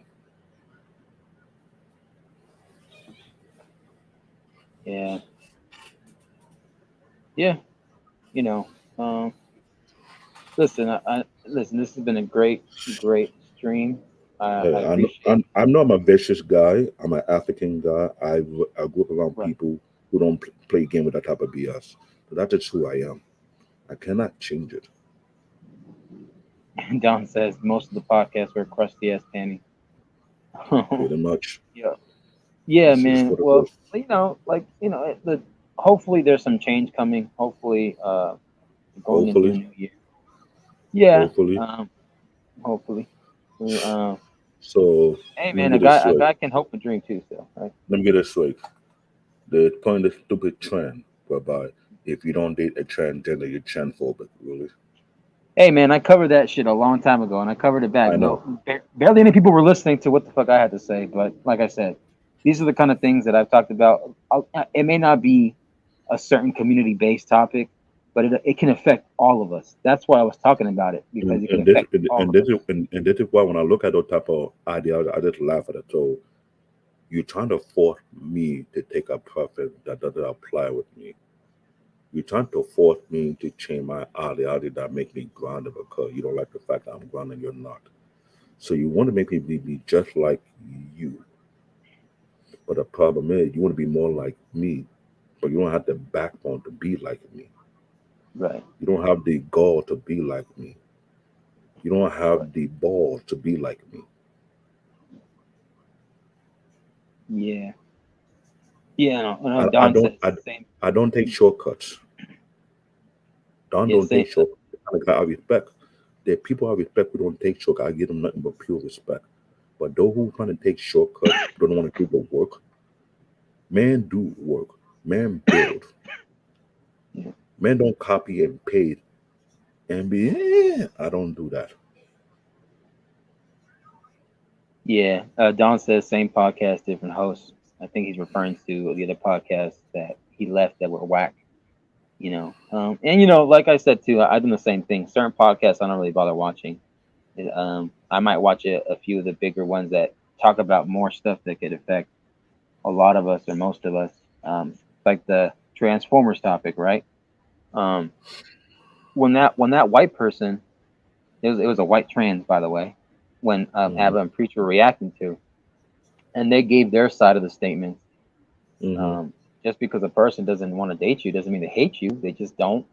They don't. It doesn't. They're not attracted to you, or it doesn't turn them on. It doesn't interest their viewpoints. It may conflict in the way of them making a family or a wife one day with, the marriage, and they want a traditional biological woman. That by definition is a preference. So if you want a biological woman, that's a preference. If you want one that can have babies, that's a preference. And unfortunately, Transformers can't give babies. Transformers don't have the periods and the menopause and all that kind of stuff. Right now, they're trying to make it to where men can try to maybe make babies or some shit and swap out the organs and put in the organs of a woman. Here's the problem: when you're trying to be like God and do things that is beyond your level of understanding, then you're gonna mess up. So I'm not buying to that. This is why I like Abba and Priest, because they're very rational, they're very logical being. That's the channel I will recommend every strong man to subscribe to when it comes to dealing with multiple different type across the board and be logical about it. To be rational and look at it from a different lens, different point of view, and trying to think deep into it and understand why it is and why it's not. The problem with other these platforms, they can't handle the type of realness that Apple and Preach bring. That's why we got too many people trying to challenge them and they end up failing. Yeah, like I remember when they, because they were even backing up people that are against the people they were backing, right? Like I remember one time they were defending Fresh and Fit on a topic, on a viewpoint, and you can agree with someone's viewpoint. You may not rock with them, you may disagree with them a lot, but sometimes it can be a point that you can both correlate and agree with. And I think that was important for when they stood on what they said and they were agreeing with Fresh and Fit on, I believe the topic was. When it comes to, I don't know if it was about the rainbow community or if it was about the woke liberal system and like advertising and news and politics and stuff. But it is true. They wanted to, especially when one particular YouTuber was trying to build a false narrative on them, and I realized that same monster you built will come back and haunt you, and they end up haunting that people, and they want to shut them down. And like I'm about to say, it is a sickness. It is a sickness. Right. Ethiopia, right? East African. We African think the same way. We don't play around. Right. So I think it was just it was pretty cool because I think that when people were coming at I don't agree with everything Joe Rogan believes in, but there are certain things I do believe Joe Rogan does say. He said, Don says, every one of these podcasts are leaders. We don't follow the follower. I'm still at the gym, and he says, I'm getting hungry. Hey, man, burn those calories. And you're burning the muscle, so you got to, feed the muscle. I'm Delta dog. You got an overnight gym to go to. We're not going to go to an overnight gym. So I would have gone there. Hey, man, 24-hour fitnesses, man. There's benefits to it, right? I know, but the location-wise in New York City is not as simple as it is. I'm at in You got to walk everywhere. That's why. No, where I'm at in Brooklyn, to find the next 24-hour gym is like going to another bowl. Oh, goddamn. Wally, were you saying something? No, I just said goddamn. Yeah, man, and like there's been a lot of controversial topics, especially these last couple of years, especially when we were definitely indoors and outdoors, and people finding out the secrets more to the Meg Thee Stallion, Tory Lanez thing. People finding out more. Yeah, and then people finding out that there's a witness that was claiming that, hey, I saw the third person who was a shooter, and it was not Tory Lanez, and it was not him. It was not the man who shot. It was a woman. It wasn't Meg Thee Stallion. She said it was another woman that shot. And I never believed her from the day one, so I already knew what she is. But people are gonna run the narrative. It's always the easiest blame to put it on a rapper, right? On the male rapper especially. But they never want to look at it from. They don't want to wait till the full context comes out, till people fully come out. I'm not saying this woman is telling a lie, the witness, or she's telling the truth. But what I'm saying is context matters, and when there's proof, there's proof. So you got to wait a little. And I know, get it. YouTube is a business. People want to make it to where their shit is popping. They want to go with the algorithm, the feedback. They want to go with its Here the problem with Megan Thee engagement. Stallion. I would say, here the problem with Megan Thee Stallion. The story to where that happened wasn't adding up. Why you leave Kylie Jenner home for? What would the be behind it? That there is a red flag. You able to go to multiple platforms and speak your so-called truth, but you put a gag order on Tory Lanez. Biggest mistake you ever made. And when Gabrielle, whatever her name is, a friend of Oprah, asked her the question, and you didn't want to answer it, right then and there, I already knew. And now DNA tests show there's no DNA or Tory Lanez on the gun. So what you want to say now? And you found out we are law experts who went to the court and speaking based on their expert opinion how things are not adding up. Meg is nothing but a celebrity star. Let's be real. Her music not all that great. Let's be real. Tory Lane makes better music than she does. Let's be real. The problem with Meg, she feel like I can make some kind of publicity, but it's a stupid playbook that being used in today's music business for so long. It thought it gonna work for her. Right now, I'm hoping by 2023 will be the end of Meg Thee Stallion and her so-called music. I don't have to see her garbage ever again. Let her go somewhere else.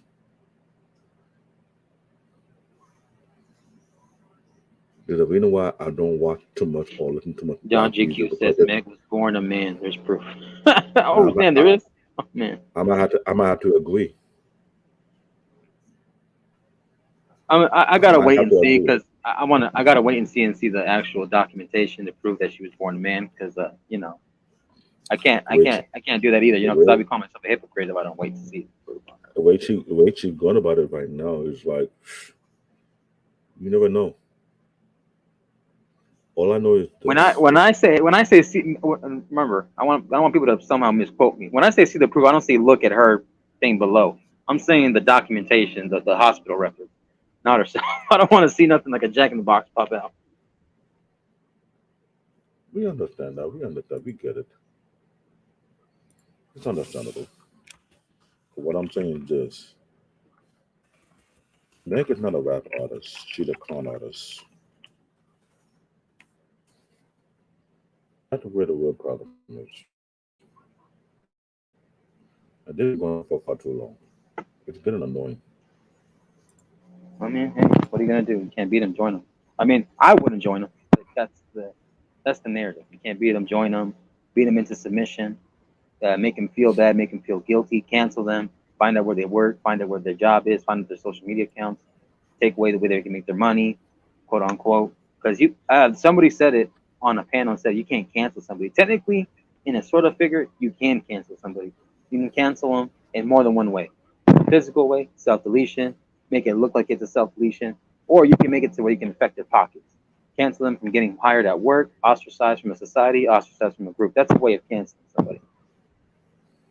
You know what I'm saying? I get it. So you can affect and hurt the way they can provide for their family, for themselves. Because everybody's got to eat, right? Everybody's got to have a roof over their head. You don't want to grow cold and die out here like I am right now. I'm not having cold. Her Jack in the Box popped out on stage. Oh man. Ew. Oh Lord. Oh hell no. That's what Don GQ says. Shout out to Don. I'm glad you're still here. Yeah, I'm glad all y'all are still here. Yeah, like everybody I said, hit 5 hours, so let's call this up. no, well, I was gonna wrap it up in about an hour or so at most. To see if anybody still wants to come up. I know I had the stream link. We probably end this at 5.5 hours. It's like 4:40 right now, maybe 6 hours at the most. So we can still edit it and chop it up. Gotta end it in about an hour. You're gonna make me do more work. Well, it is, man. You signed up for the war. You signed up for the task. No, sir. You slice this damn thing now. God damn it, what the hell wrong? No, well, I still want to get Canadian-born and maybe Don JQ's stance on what Vivica Fox and what Joe Budden said about each other and what Joe Budden said about Meg Thee Stallion. I was hoping Wally could pull that up too and kind of rehash it. Simple as this: Joe Budden, Vivica Fox, and Maggie Stallion are all under the same boat. They could both drown among themselves. I could care less about those two. Yeah, damn. Yeah, I mean, like I said, and I told this to Wally, and I told this to, I think Don was up here too, and Rush, and then and Jedi. I don't agree with majority of what Joe Budden does or says a lot of times because he screwed over people that helped rise with him and kind of screwed them over. Talk about Rory and Maul and amongst other people. But at the same time, there was one point that I agree with, and it was the fact that he said, hey, Meg Thee Stallion screwed over a lot of people that she rose with, that rose with her to help her get to where she's at. A lot of people that were close to her in the beginning, and they were riding with her to her flame, and then she just dropped them. But then also he said it himself. A lot of the people she screwed over, a lot of the male rappers or celebrities or friends that he knows that were good people, men and females, and said it herself. It's like, hey, these are good people, and she screwed them over. Vivica Fox ends up telling them, STFU, sit down, go in the corner, and stop being a hater. So it was messed up. So what do you think? What do I think? I think she needs to retire and just goes hide in a cave or something. That's what I think. She's useless. Completely useless. Yeah. And even Joe Budden came out talking about he don't like what Megan Stallion did to certain people, even though it was documented. She do people dirty. That's what proven. So what more can you say? Yeah.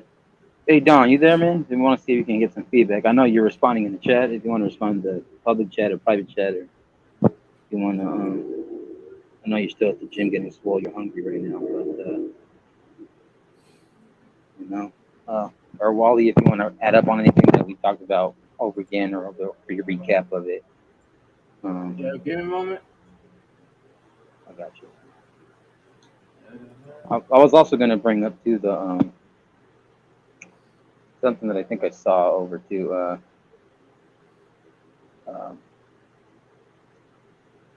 I know the Stoudemire thing we talked about earlier. I don't know, Canadian Born, you heard about, you know who Amari Stoudemire was, the basketball player? Yeah, how he punched his daughter. Allegedly. Allegedly. And he was arrested for it. And when we peel the layers to the incident, the report, and the arrest, and the statements that were made. So if you heard about it, when the report came in, and Wally was breaking it down when we were here live earlier before you came, it was very inaccurate. There's very many plot holes, like the example that they didn't know which kid was hit. They didn't know exactly what was happening. They didn't know the severity of it when it was fully finalized and written down. And it could be one of those cases where it was just exacerbated, which just means blown out of proportion. We don't. And it sounds like some of it was cap, because even Wally said it was cap too. No, you know what's funny though? I think, it's funny because now that I think about the whole article, you want to know how they probably didn't know that which one of them got punched in the face or was bleeding? The only way they don't know is simple. When the mother came and picked up the kids, she left the place, but she called the cops. And then they left, and that the cops just arrested them without doing a full report. That's the only other way. Well, she's gonna leave. She's gonna leave. The only reason she'll leave the property is because to make it look like it was more dangerous to be there, and so that's why they left. That's my whole point. Or either she's capping or she's telling the truth, and we don't know. I'm trying to find out more on it too. So we don't. Yeah, but to that whole point, it's still fishy because it doesn't take so long to look at one of the kids and be like, oh, okay, this is the one bleeding. And then you'd be like, how old is this one? And then they tell you the actual results. Now, again, in fairness, the cops didn't have to give everything. They could have just kept it very brief and they just say, hey, we just don't know which one it is. Reality is they do know who it is. But they kept that confidential. Yeah, and when it comes to domestic violence and assaults and stuff like that, usually for the most part, depending on your state, a cop will show up and they're gonna have to escort somebody to leave the place and or arrest them. And usually the man is the one that has to leave and or get arrested, or one or the other. And because that happened and because of it's a minor, it must be sensitive laws down there where he's at. Was it in Florida? You said? Yeah, Miami. Yeah, so Dade County. So maybe it's the county's policies and state laws down there too, because if it's severe like that, I know in California it's a similar thing. If violence happens, usually someone has to leave for the night, come back the next day, and they'll be cool, or they might get arrested depending on the severity of it. And that's the tricky part, right? That's the very, very tricky part about it. What about you, Canadian Born? I'm the same way. But the thing is, when it comes to these type of situation, we need more information. Thank Right you. now, you can just based on what people think. You got to get the actual investigation cleared out first. I learned this lesson a while ago. You don't want to jump the gun. You want to see what the report have been said, what have been done, what have been investigated, who the culprit, why it happened, what's the motive behind it. Yeah.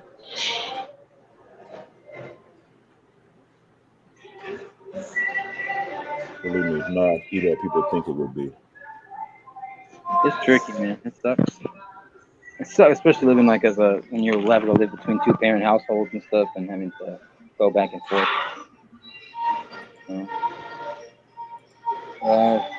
I know Jay just joined us right now. You just walked back up? I think so. Jay, you there? Can y'all hear me? Yeah, man, I'm here. Yes. You took a nap? Can y'all hear me? Yes. I can hear loud and clear, Jerry. Yeah, Don, we can hear you, Don. Oh, Don is here? What's up, Oh, everybody? shoot. What it is? What up, Don? What's good, bro? Oh, hold on. Y'all give me a second. I'm going to be on camera in a second. Jesus. I'm winding down my workout. I'm about to go get in this hot tub and hit the sauna. Oh man. There ain't nothing but goodness when it comes to that fucking sauna. Cup of coffee. That shit don't even work for me, man. I ain't even gonna lie. I don't work like that no more. They got me. You guys can't see it, but I got a cup of hot tea with me right now, so I'm good. Nice.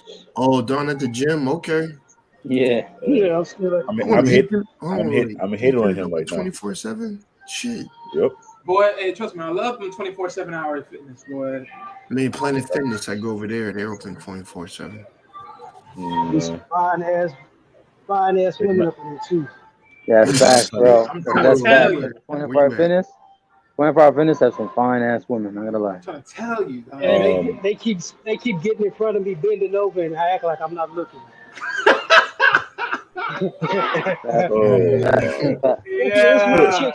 This one chick started kicking a napkin, kicked it right in front of me, and then bent over. I'm like, damn.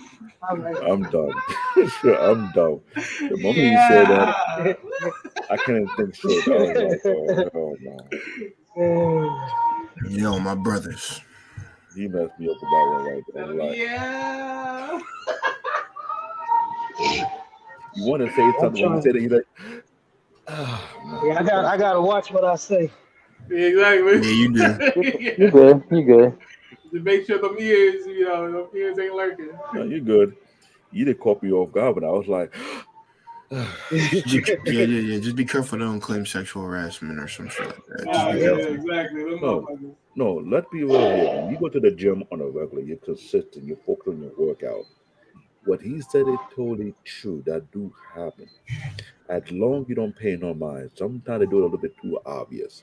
Now, if you a complete gym rat like I used to be back then, and you paying a little bit no mind to what they're doing, they will finally understand why you're not paying no mind to them in the first place. They will be up in your face. Oh, can I work out with you? Oh, can you train me? Can you do X, Y, Z? I'd be like, what the fuck you gotta ask me? I ignore their ass. They look at me, I look in the opposite direction. Yeah, see, I'm different from that. They can't ask me for shit. I just ignore them more often than not, and I have to kind of have to be a dick to do that because it's easy. I'm like, I'm doing my own thing. I ain't got time for y'all shit. And plus, you're not my lady, so I don't have to listen to you or hear you. You have to be that way. You really have to be that way. Trust me.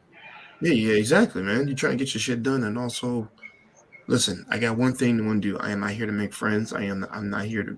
I'm here to be your boyfriend or your sugar daddy. Ain't none of that shit. Get the fuck out of here. My only goal is to And become walk the Black fuck Superman. on is what I would tell you too. Walk the fuck on. I'm gonna make a playlist called Black Superman. Too much poison. Hey, I got a new channel I want you guys to check out. It's a lo-fi channel. I don't know what that is. Lo-fi music. Yeah, I know that is lo-fi music. Yeah, I know that is, bro. I listen to them, but Yeah, that. I got about maybe 5 or 6 channels lo-fi, but I got one I just started last week. It's gonna be the main one. I'll hit y'all up with the links. Hey, yo, brother, man, we go throw another recipe on that freaking channel. I'm gonna do that real soon. I'm gonna make And some man, listen, the fajitas. holidays coming up, man. Give me some good ideas. Hey man, I need another recipe to add to my goddamn list, man. That's what you're trying to do. Mm-hmm. Right now, I'm on a website called PT Pot Picker, so I'm trying to put up my build, what I got so far, and see what the estimate what they will consider my build going to be like. Because right now, as I'm putting things together so far, they say my estimate build right now is $3,495. I'm like, okay. Let me keep it going. Add everything I have on my build and everything, then I'll just share it out. So people can have an idea what I got so far.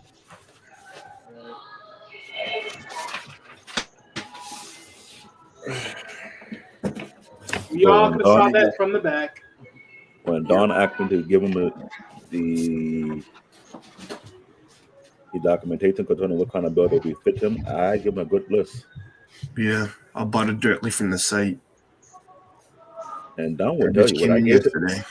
The document I gave Don right now, I bet you would tell you it's no joke. I put a lot of information on that thing. I bet it was. Mm-hmm. First class. Oh yeah. Now I think all I need is my 65-inch TV and I'll be good to go. Got a new one. Oh, I already got that already in the living room. Yeah, I know you got that shit. I won't probably get it until January, but I'll still hook this shit up and transfer all my shit over. Damn, it's 2:09 a.m. over here. Shit. And that was last week. It was I think it was this year model. I got 2022 model. I think yeah. Oh God. Marcus, you drop. Wally. Still there, Wally? Yeah.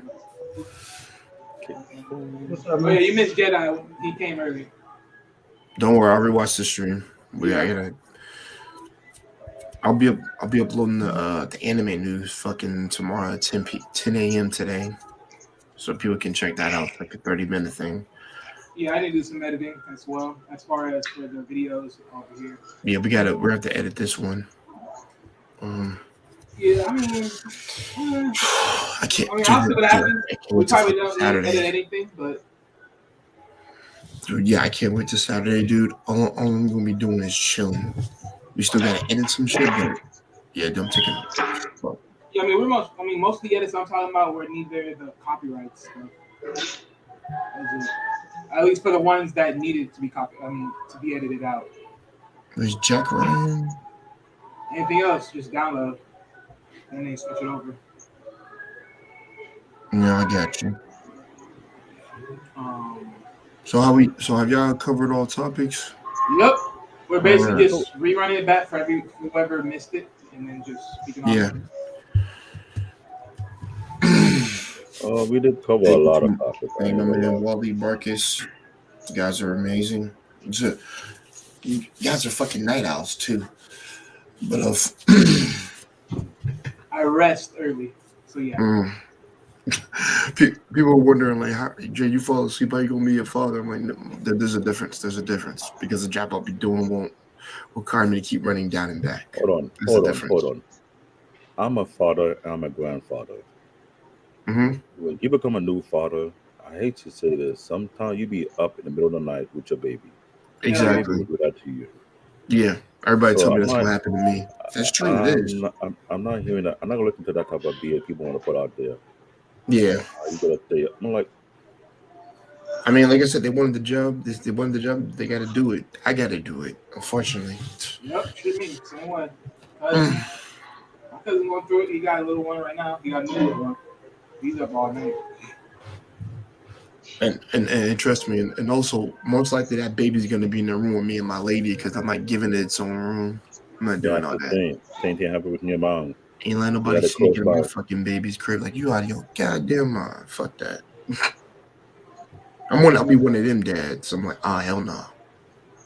Unless you're a multi-millionaire, you got a nanny that do all the work for you. That what you're looking at, then Nah. Fuck the nanny. no, you have people who raise their kid by nanny, and that kid is not even attached to them at all. You can see the look on them. Nah, don't do it. Don't do it, man. That's how you get morbid ass children. Some people don't care. They don't want to do what they want to do. Yep. Nope, that's right. Okay. Almost done with my bill. Done my compound.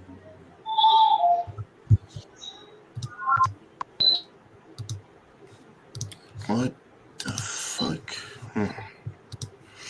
Yeah, that's what I got. What time was it when I fucking, I think it was like 11, 10, I think when I knocked out. It was 11 or some shit. Let me see, 11, 12, 1, 2. Another hour, get another hour of sleep in, and then I'll be good before we go. We could be around 3, and then I'm good to go again. That's all I need is 5 hours. I'm fine after that.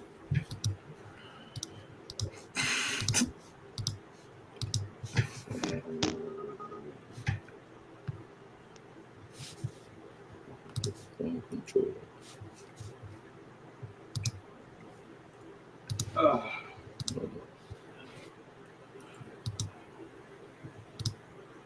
Did Marcus say something? I have no idea. I was gonna say I think this was a dope, dope stream, dope discussion. I appreciate everybody that came through. Me, Jay, Wally. I know. We talked about some certain topics. I appreciate Canadian Born, Dawn, Rush, Jedi. Everybody else that came through that was in the chat. I seen 100 Watts come through too in the chat. I think it was Knowledge and Relationships, right? They came in as well. And then, it was Sir Yeetus. Let's talk about Black Lives with Clarence. Finesse Vision. JBJ was also here in the chat.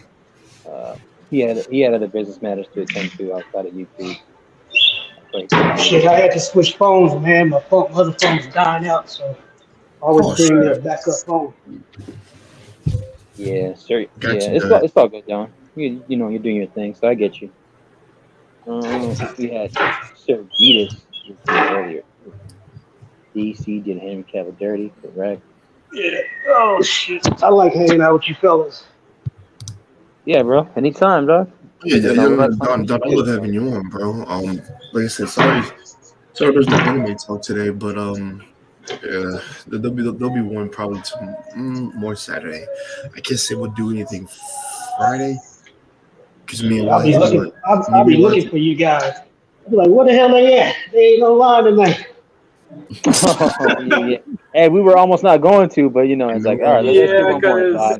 We'll consider. I mean, honestly, we were drained out because. Yeah, we are drained. I ain't gonna lie. I mean, cause look, Monday I was like, bro, between Monday it was draining me out completely to the point. It took it Tuesday, and I was recharged Wednesday, but I didn't set nothing up for Wednesday. I didn't have nothing. Like I was planning on doing I was trying to get a lock in an interview, but. I was too tired for all that to even get my mind. I was trying to get Emmanuel Lewis on my podcast. I was talking to him. I think it was on Vigo or Likey or one of them. Y'all know who that is, right? Yeah. Okay. So I think I got everything. Shit. What are you doing today, Don? Did you work out upper body, lower body? What'd you do today? I did my upper body and I did my legs. Did some squats. All So that, you but do I've been bench? working You on. did chest or shoulders, arms? Yeah, yeah, I did all. I did everything: chest, shoulders, back, Oh all yeah, that. you're gonna be sore, dude. Did some abs? Yeah, I just, I'm about to get in this hot tub right now. Then I'll be jumping in sauna.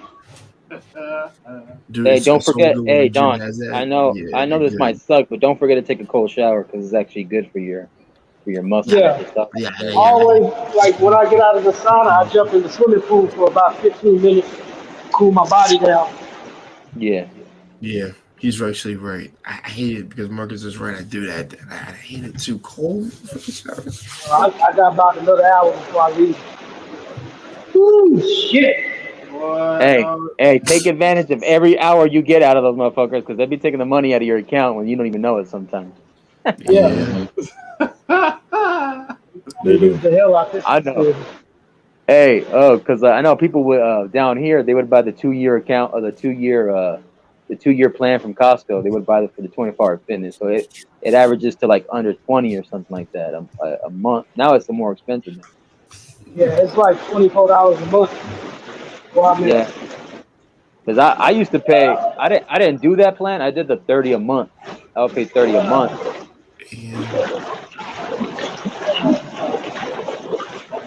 I know y'all can hear this water. Hell yeah. Let me cut my mic on. Yeah, let's talk better life. Thanks for stopping by. I appreciate that, man. Thanks for the support for the family. I appreciate that, man. Yeah, and I don't know if you heard me, Jay, earlier when I said what I said too about. Your Oh no, family. I was out. What'd you say? No, I was just giving your condolences and stuff to your family. No. Thank you, brother, man. Like that. Sorry, that really fucked with me. On my day off work, when I found out, I was like, "What the fuck, bro?" Yeah, because I know we were just talking in the morning, and I'm like, "What the hell happened?" Because it was morning for me afternoon. It was morning for you, and it was all well and fine. Apparently, this happened in the morning, and I didn't find out until I got off of work. And it was back in my hometown. With one of my I apologize, my man. family It members. sucks, bro. I know it sucks, because I've lost a family member that way too. So yeah, and that fucked up my whole day. And I'm not saying I don't know if I was in a good mood, but I was in like a decent mood. That's what it was. Yeah. And then that just fucked up everything. I was like, what the fuck, bro? Yeah. I know you got to take care of things too in the back end too. So if you ever got to like walk away from the thing and walk away from the network for a bit and take care of things, then okay. No, I got you. And I'm fine. Like I said, I'm still here as far as I know. But that's why I most likely will have to have a talk with my aunt about this shit. And that's not gonna be a conversation I'm looking forward to. And he was young. He was like 9 years old. You said? 9 years old. Yeah. Sorry about that. Fucking hate that shit. That pissed me off. Which is why I went on such of a fucking statement rant at the beginning of the fucking stream because I had to just to get that shit out. That's why I titled that shit the way I did. Because it's like, what the hell, dude? I'm like, I tell y'all motherfuckers, put your fucking phones away. Oh, dude, let that be I've said before, let that be my son see the phone fucking find you and just end you. Yeah. Oh. Did you were you gonna have another stream? Oh shoot. Guess who came in? I haven't seen him in a minute. Ian, bro. Happy holidays, Ian. Thank you, man. What is it, Ian? I haven't seen Ian in a minute. Now, were you gonna ask me, Marcus? Well, I was gonna ask you, were you gonna do another stream between now and New Year's? Yeah, no, we're gonna be doing. We'll definitely do one. Like I said, we're still doing the thing Saturday. The Christmas one, of course. I gotta get in contact with Great Bill. Well, like I said, it's all gonna be positive talk, and of course, everybody be sure to bring a. You didn't get a drink or anything, but just bring a glass of something with you and just chill out. Oh, by the way, I forgot to. I need to shout out a couple people if I could right now. Shout out to Yellow Pill Coffee. Shout out to Yella, only because he was at a Yo, wrestling man, event, some and, fucking tea, man. and Shit. Yella was streaming his wrestling event he was at. I think it was for the WWE. Yeah, he was the SmackDown. Yeah. Yeah, and then also the more independent underground circuit of wrestling that he hosts as well as an announcer and as a commentator. He was also streaming that as well. Shout out to Arshawn Critically Drinking.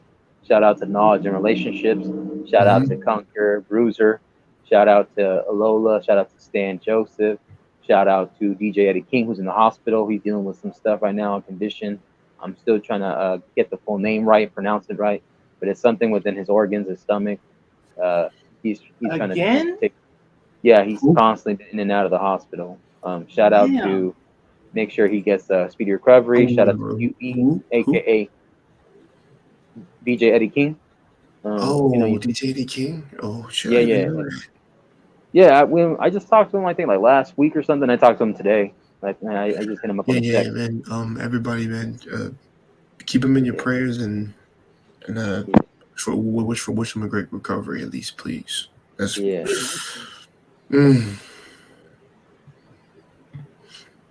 also, we gotta and take care of our bodies. Shit, I'm gonna be drinking me a detox tea when I get back up. I'm gonna have to do that. shout out to Rico Young. Shout out to Intellectual Soapbox. Shout out to Cubula Jones, who was also sick, and I think she just made a recovery not too long ago. Shout out to Queen Forever 2K. Shout out to Rush again. You remember he came through. Shout out to Primal. Shout out to Grateful Podcast. Shout out to Black and Unfiltered. Shout out to Sir Hale Speaks. He just hit 30K. Angry Man, he just hit almost 200K, I think, which is crazy because he was just at 30K like not too long ago, and now he hit like 150 subscribers, dude. So hey, man, I'm not gonna be a hater, but goddamn, bro, I don't know how you did it, but you did. I'll say this. Hold on, Wally. Wally, let me finish real quick. Let me get my names out real quick, and then I'll let you go. Have your side comment. But and then shout out to Mr. and Mrs. He Said, the Higher Stride Media Group. Shout out to because I know Wally said I think he's like having an interview with them soon. And then also shout out to M3 TV Network. Shout out to M3 himself, which is the host and content creator channel for Knowledge and Relationships. Shout out to Miss O'Shawn Real Possible. Shout out to Robbie Privilege. Shout out to Bolo TV. Let's talk about a Black Life. Let's talk. Shout out to Pagoda. Shout out to OG Patrice. Shout out to who else is on the platform? New Growth, Dr. Hood. Shout out to What We Know Podcast, Jarab and JT out there in Detroit. Shout out to again 100 Watts and his dad Robert Watkins. Shout out to the Finesse Visions channel. Shout out to who's the other gentleman's up in the panel? Shout out to I want to get it right. Tarus. That's how you pronounce his name, right? Tarus. Put anymore. Tarus, yeah. Tarus. Shout out to him. He served as well. Shout out to Melanie Graham, who also served and retired in the military. Shout out to and the fact that they're back home safe. So shout out to them. Shout out to anybody's family members who served in the military. Shout out to anybody who served as a first responder. Shout out to the fallen who aren't here anymore with us. Shout out to the Uncle Tom. He's the channel's The Porch Sessions. He's a funny guy. Shout out to Fighter Complex, #7. Shout out to Papi Blanco TV. Shout out to Lexi Maxwell. Shout out to I Seen Low Podcast. Shout out to Unsolicited Security Boss. Shout out to who else? Who am I missing? Oh, shout out to Panthera Moon, which is Jay's sister-in-law. Shout out to Jerron Patton. Shout out to Vital Message Caduceus. Shout out to Self-Made. Shout out to Oh shit. Pro. Great Pills here. I didn't know that. Yeah. You're great, Pill. Great Pill. Hop in so we can talk about what you want to talk about Saturday. Because I don't. There's a good time to get your ass in. Podcast. Yeah, man. Shout out to the Great Podcast. Angelus Benson, you know him. Jacques Cousteau. Shout out to Mandrell. You know, he hosts a show Wednesdays Unapologetic with Shushu. Shout out to Shushu. Congratulations again to what she's accomplished. And I know you're in New York. It got that bad. He says, "Are you wearing Target practice shades?" Oh man. Shout out to Don GQ's platform, Don GQ, who's actually been in the game a while. Don GQ's channels. He has more than one channel. You can sub to him. Shout out to Wally, Well Talk Production. Shout out to Canadian Born Tech Talk with the host Black David. He brings down a lot of IT tech. He also does gaming. I'm trying to get his ass to do the Twitch thing with the gaming. Man, I think he already does. I think he already does. I'm not sure. I think he does though. And then I want to make a shout out to QB Passport Flexing. Shout out to that guy. This guy's crazy. He's funny, but he's a character. And he has his adventures out there in Mexico and stuff from time to time in other places, not just Mexico, other countries. Shout out to the Seattle Black Veteran. I remember you, good man. Always helping out other fellow veterans, other people who can get their benefits. Shout out to Suzette Speaks. Shout out to Sheree B. Chicago. Shout out to Von Eric. Von Eric, shout out to him. Baltimore. Shout out to Von Bryant, who's one of the best mods in the mod game. Shout out to Gail at Night. Shout out to her. Before the Billions, shout out to you. Then we got so much shit to fucking do. Yeah. Don't be afraid to hit the link. I just realized that. I was like, fuck, I gotta do fucking reactions. Yeah. Again, also want to say congratulations again to Sir Speak because he hit, I think, over 30K subs now. So, shout out to him. Shout out to Lost in Translation podcast or Gerard Bogardi. Shout out to Stephen Day. Shout out to Jay Prince for president. Shout out to Fatty. Shout out to Marcus White. I'm supposed to be. I gotta get in contact with him again. I know I seen him in the panel like earlier today, but I wasn't on it. I just have to get in contact with him. Damn, that shit keeps going up. I know. No, not you. You're fine. I was looking at something. Fuck. Yeah. And then also shout out to Ilkan Ali. You be seeing him on other Jay Prince channels, sometimes on Knowledge and Relationships or Concur with Bruiser. Shout out to Jay Ali, Nefertiti. Shout out to She's So Lucky Marine. Nefertiti? Yeah. Shout out to I know. Egyptian. Shout out to Information Man Show, the Information Man himself, great content creator. Bad information. Yeah, literally, no pun intended. Shout out to because I want to make sure I get as many people as I can that I can remember from, because I know a lot of these people have conversations, talk in the chat, talk in the panel. Shout out to Lady Hale, the interventionist. Shout out to Bravo, Lady Sheila, let's chat. Shout out to who else? My bad.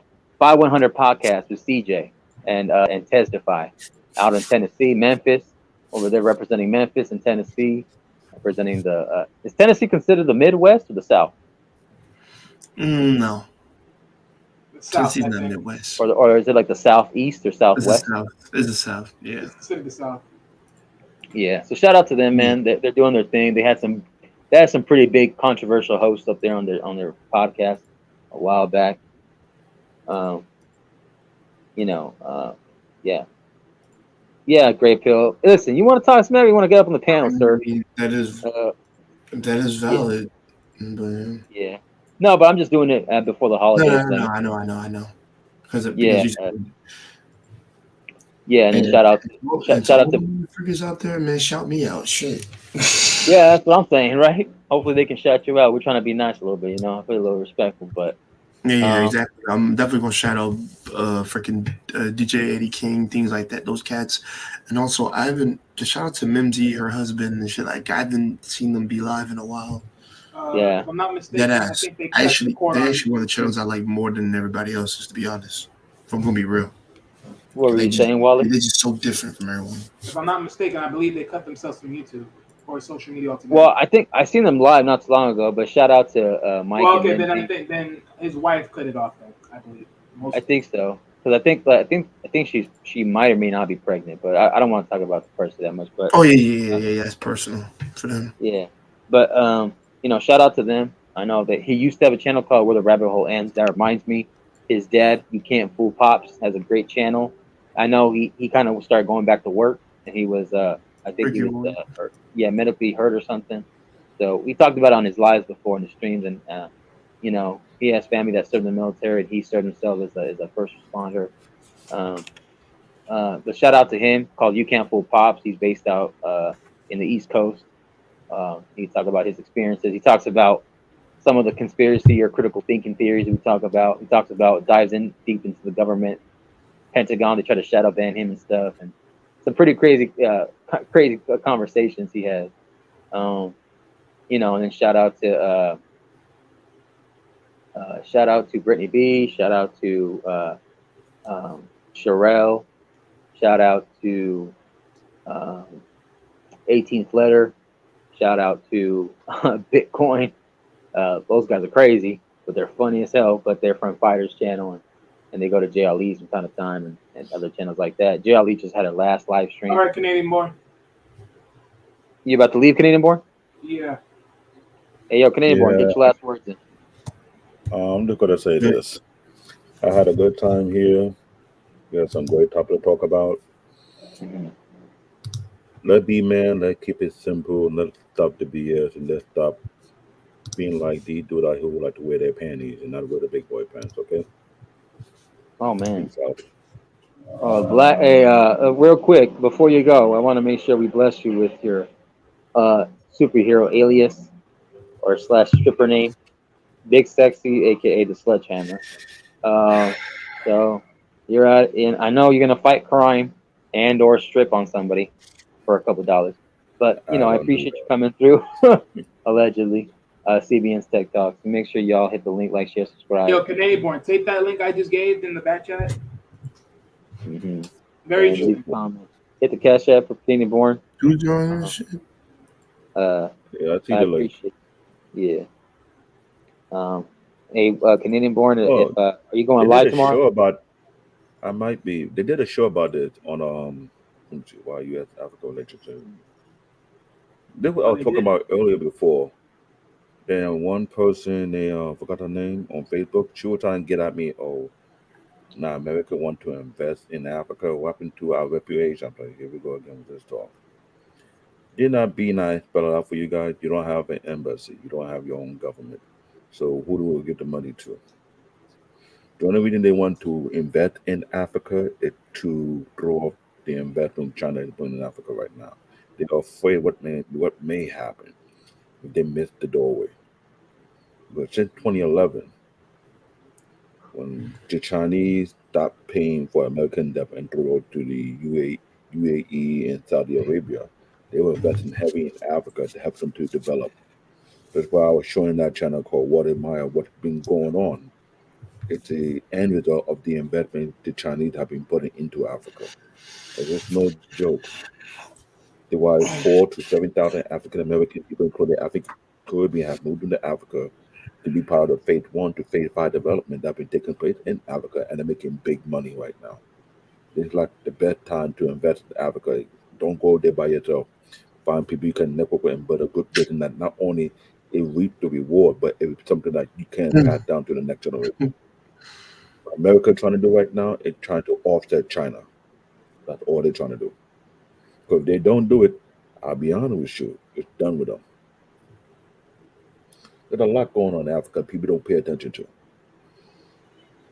They like to be on the platform, make all kind of nonsense, but they've never been over there and see for their damn self. So I'll leave them to be into their own device and make themselves look completely stupid. Other than that, It is what it is. I've been ahead of that already. I've been knew that already. So if you want to invest 40 billion for the next 20 years or next 2, what kind of investment are you putting in? What are you trying to build? I hate to say this. Some of the private schools in Africa are better than the private school over here. I'm just saying. There's a lot going on within Africa people don't pay attention to. They got better housing in Africa now, better than the US. Sad to say, but don't take my word for it. Yeah. Hey, I think with that being said, we're about to end this live stream. I know if you want to do the closing little segment, Jade, if you want to click that thing, Jay. Say it again? You there? You want to click the you want to click the ending outro? Yeah, definitely, bro. Listen, there. Shout out to everybody. He shouted out, and like I said, be careful during the holidays, and like I said, stay off your phones when you're driving. Like I said, this is an important time of year. People come together and don't fuck it up because of your own ignorance. And if you do, please hope it's me. Please better hope it's not me you run into, because I swear I'm going to hurt you. Exactly because this is the holiday where we all just have fun the most. So, to all y'all, don't let me fucking down. Simple enough. And with that being said, we ending this shit, and we might do a stream later on Friday. I don't know, but there'll definitely be one Saturday. Because because we're kind of drained right now, and I understand. But peace out. Happy holidays, and drink some detox or cleansing. No wheatgrass. Good night.